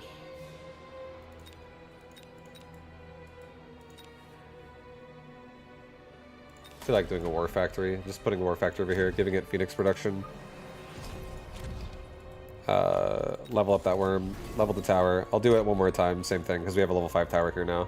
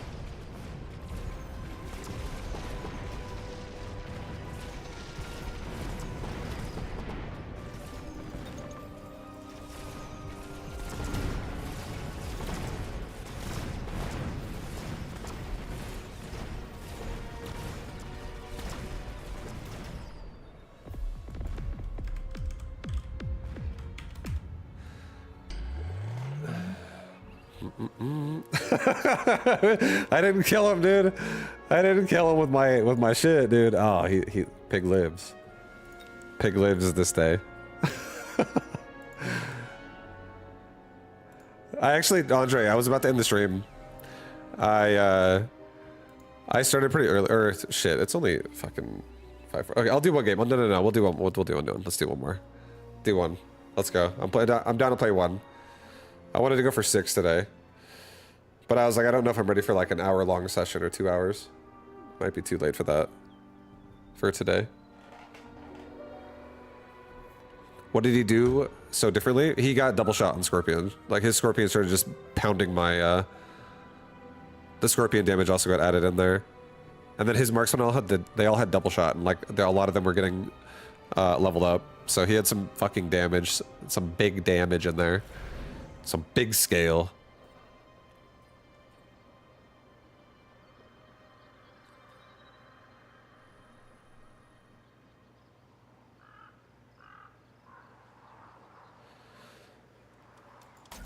Alright, I think we can set it off maybe with, we'll see if this looks good for arc lights. It does. Lots of fangs. Lots of the fangs.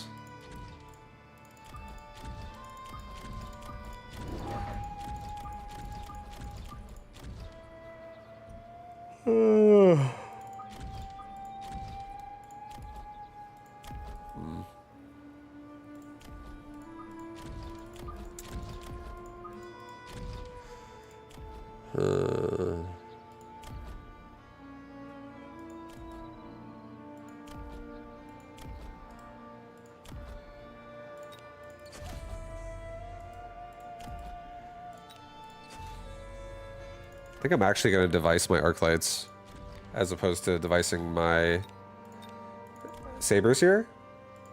It takes 10 hits normally for my arc light to kill a sledgehammer. So now it takes like 8 hits, I think. So if I get stuck on sledge, I'll be able to get through it if my saber is not helping. So I kind of like that. I think I'm gonna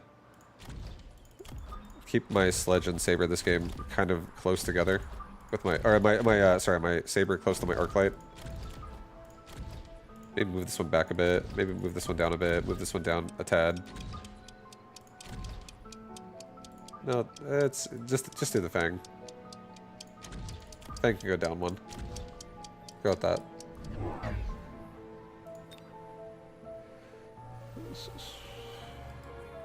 Alright, well, these are good connections so far. We got sabers shooting at sledgies and arclight shooting at fangs, so we're getting through this quickly. Right arclight gets to get through these sledges faster. He might die to missiles though right now. Yeah. Poor guy. That poor guy.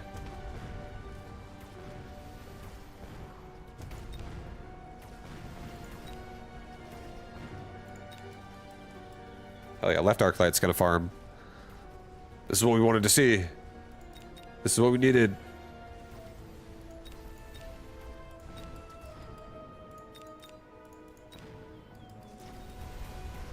He didn't even kill the sledge. Oh my god. It's okay, this is good. He'll level into it. My arclights are gonna level into these devices, guys. They're gonna level into them. An anti-interference module.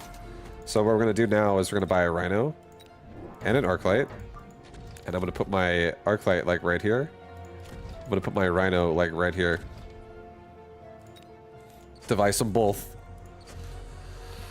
MMR climb is so slow. Played for 2 hours today and only climbed to 111. Yeah, did you lose a lot? Or are you just like so high, you know? Like, bro, I'm 25. I feel like the MMR climb, it really, it's really based on who you play against. So some sessions you'll play against people who are higher than you, and some sessions you'll play against people who are lower than you. When you play against people who are consistently lower than you, you win less off of them. So you might have just had a lot of games where you played people who just happen to be lower than you, which is why it probably felt so slow. Dude, this is sick. Is there a human pilot inside the cockpit of every mech in Mechabellum? I like to think so. Yep, I would believe so. Imagine someone says you're one of the fangs. You're also in frontline fang. You're one of the fangs, and you're on the front line. You're like, are you upgrading fucking portable shield, please?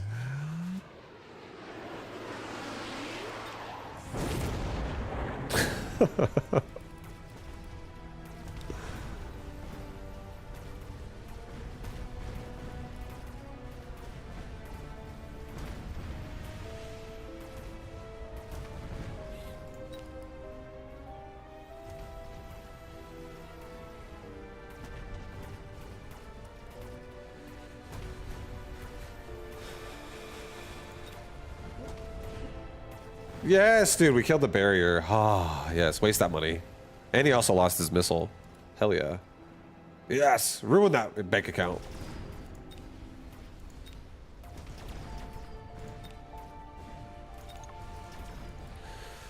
$150 credits down the drain. Dude, that's what happens sometimes. That's just what happens sometimes.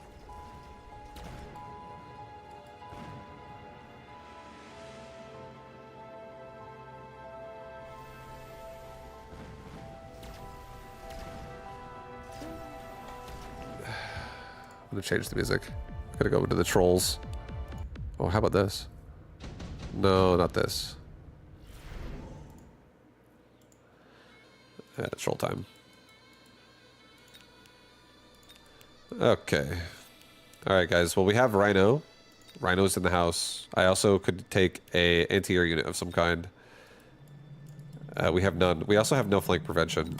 I'm gonna just take wasp because my army is slow as shit, and these wasp are actually really nice at the fact that they can kill flanks, and also group up and come meet up with my army besides my rhino, not the rhino. I'm only doing one rhino this game. I'm not doing more. No more rhinos. I'm gonna get range on my arc light. We're gonna put an arc light here. And we're gonna put an arc light.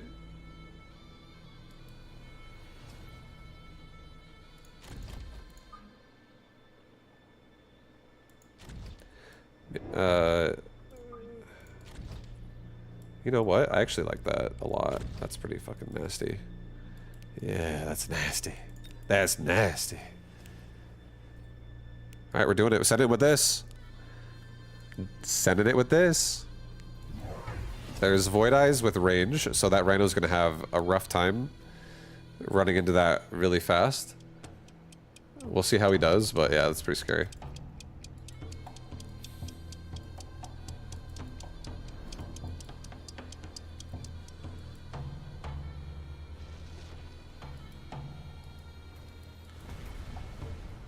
Yeah, he's...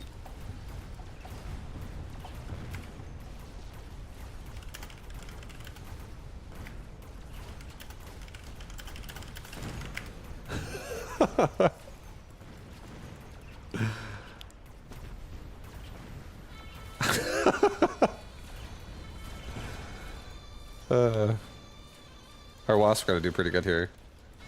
There's no anti-air, so...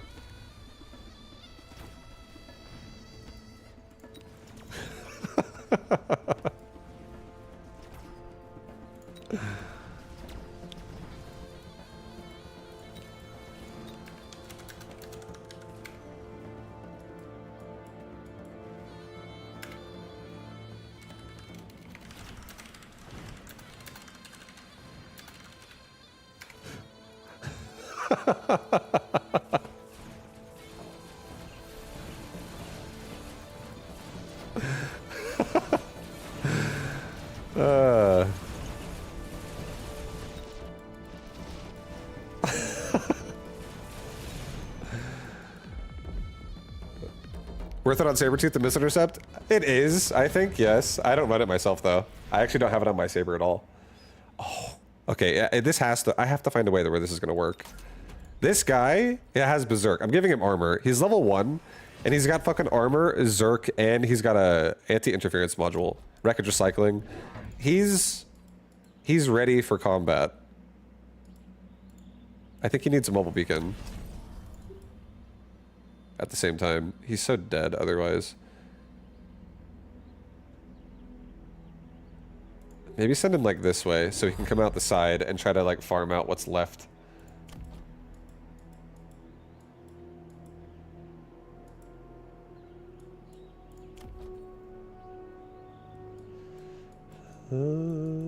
I'll leave that worm over there. That's fine with me. Or like the Arclight pulling it and shit, because I still kill the Arclight. Or I still kill the crawlers.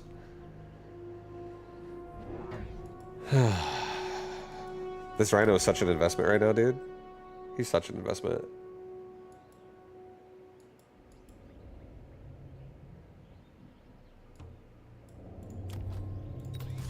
I am gonna level the Arclight. I'll wait on leveling the Saber, but I will level the Arclight. Let's just get Crawler. Get a Crawler pack like there, get another one like right there. Start distracting the Stormcrawlers for a second so they don't just kill all my fangs.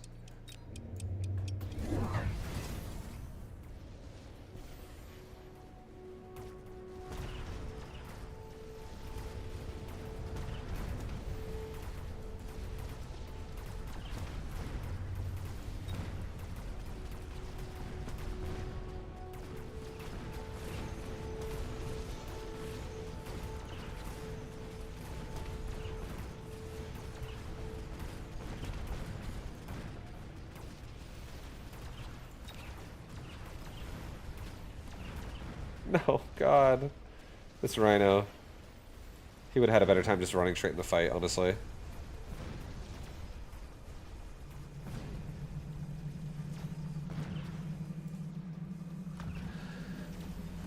The Rhino's completely irrelevant, yeah. It was. It was, guys. But don't worry. This is the game. This is the last game of the night, and this is going to be the wreckage recycling rhino that right now is struggling, but he's going to be level 9 in no time. This guy is going to be a fucking beast. Even if I have to get him all 4 upgrades at level 1 to make it happen. Hi, Gojo. Was that over there the whole time? Oh, I forgot about it.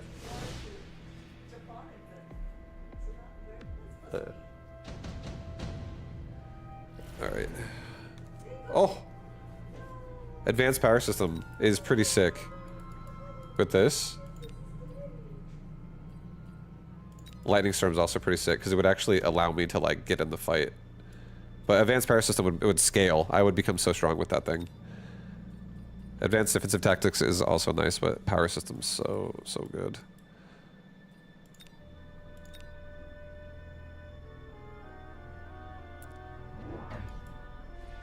Here, I'm gonna do this. We'll do Power System. I'm gonna do Mechanical Rage on this Rhino. I'm gonna do a Crawler Pack and another Arclight. The Arclight's gonna go over here. Guys, this is gonna be so legendary, bro. This is gonna be so sick, dude. This is gonna be so sick, dude. Need some chaff for it? Yeah, I got 1 Crawler Pack. I think that's gonna be enough. I think that's gonna be enough.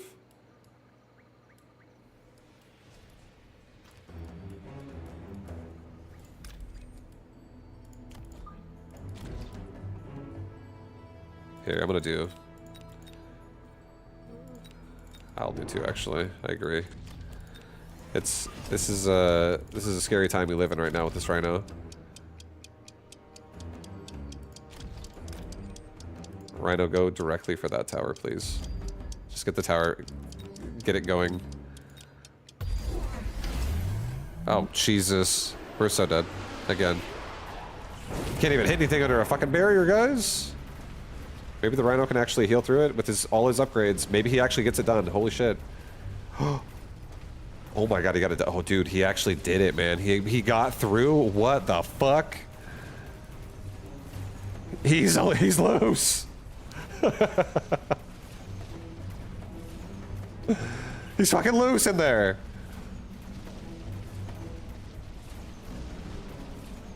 Oh, he's down finally.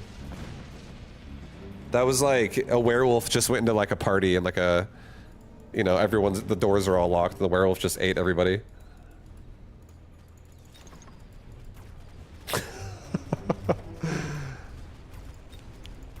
Yeah, that was sick. And now he's level 2. Now he's level 2.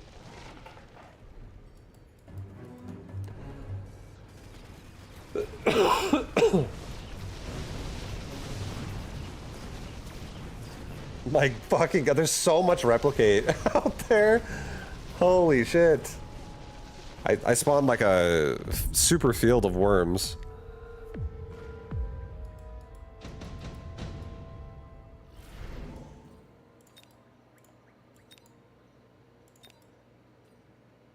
Da, da, da, da, da, da, da.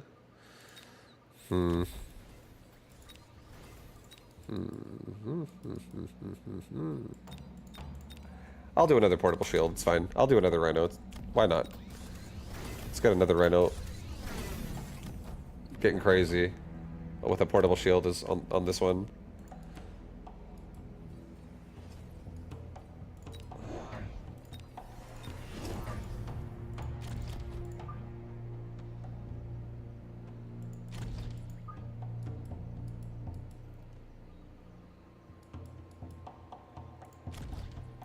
Portable shield this guy.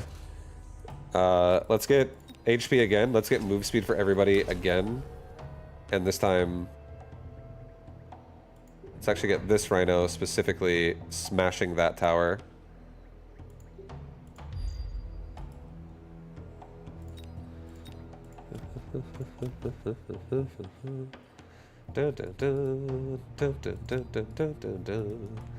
Alright, see that Rhino, guys? Oh boy. Rhino on the left is going to be a problem to deal with. I'll say that right now.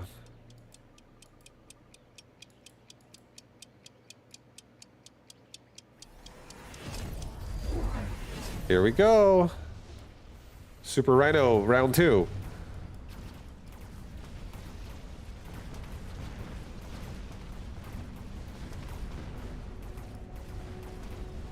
Oh shit, that's a double paralyzed right there, guys.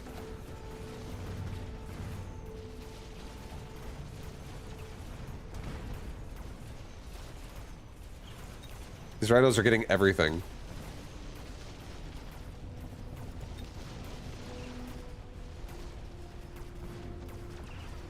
And this rhino doesn't get paralyzed. He actually leveled up to level 3 because of that. That's so sick. This one's gonna get level 3 now too.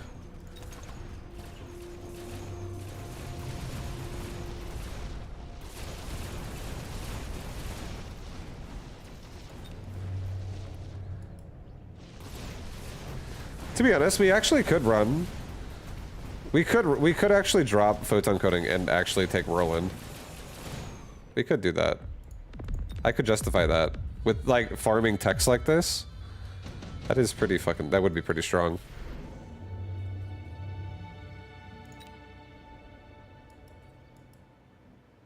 Yeah, we got that berserk rhino. He's fucking going nuts. He's going nuts. You know, what would be an interesting berserk rhino is what if it carried over permanently every round? So like whenever you made a rhino, that particular rhino started off by default, whatever it was, but every kill it acquired gave it a permanent stat instead of a temporary one. And it was like not 10%, but maybe like 1%. I feel like that could be pretty sick. But I am liking what's happening right now.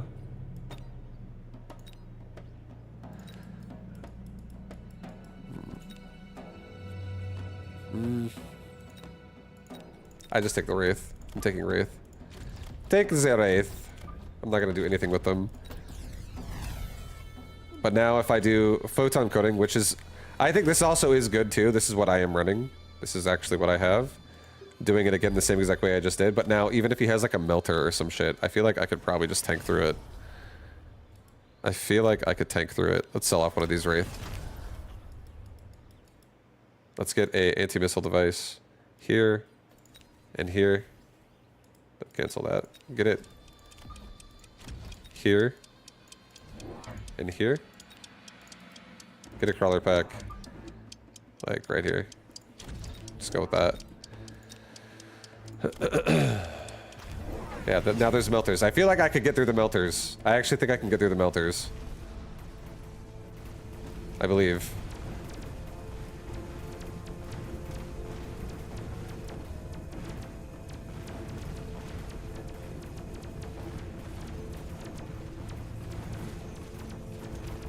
Yeah, like I just fucking strangled those fucking... I just killed the counter, guys.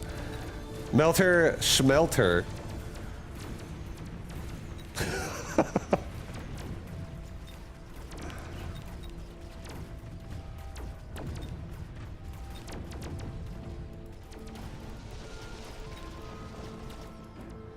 Rhino's actually working? Yeah, they're pushing. They're pushing, baby.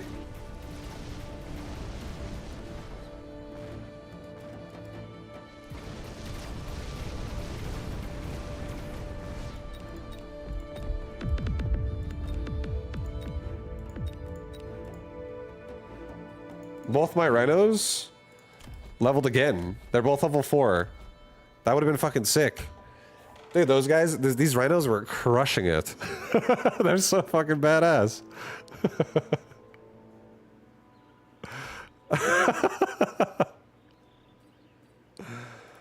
I really like the... I don't actually believe... It's hard to find holes for it to be really good, but I actually want to think that anti-interference module and a wreckage recycling rhino is actually fucking nuts. If you could just like really find the opportunity for it, like sledges are so good versus it. Like it's so good when you're versing sledges, rather, is what I meant to say.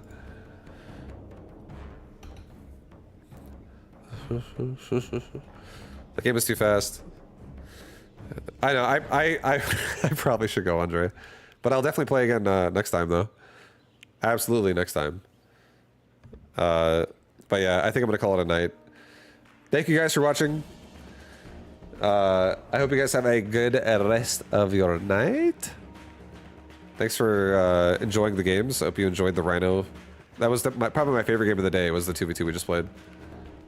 It's pretty sick. Sick. But yeah, thank you guys for watching, hanging out, being a part of the Streamola. I'll rate Apucci. We're gonna send you guys over to Apucci. He's a super good streamer. High MMR. He's really chill. If you guys want to follow anything else I have going on,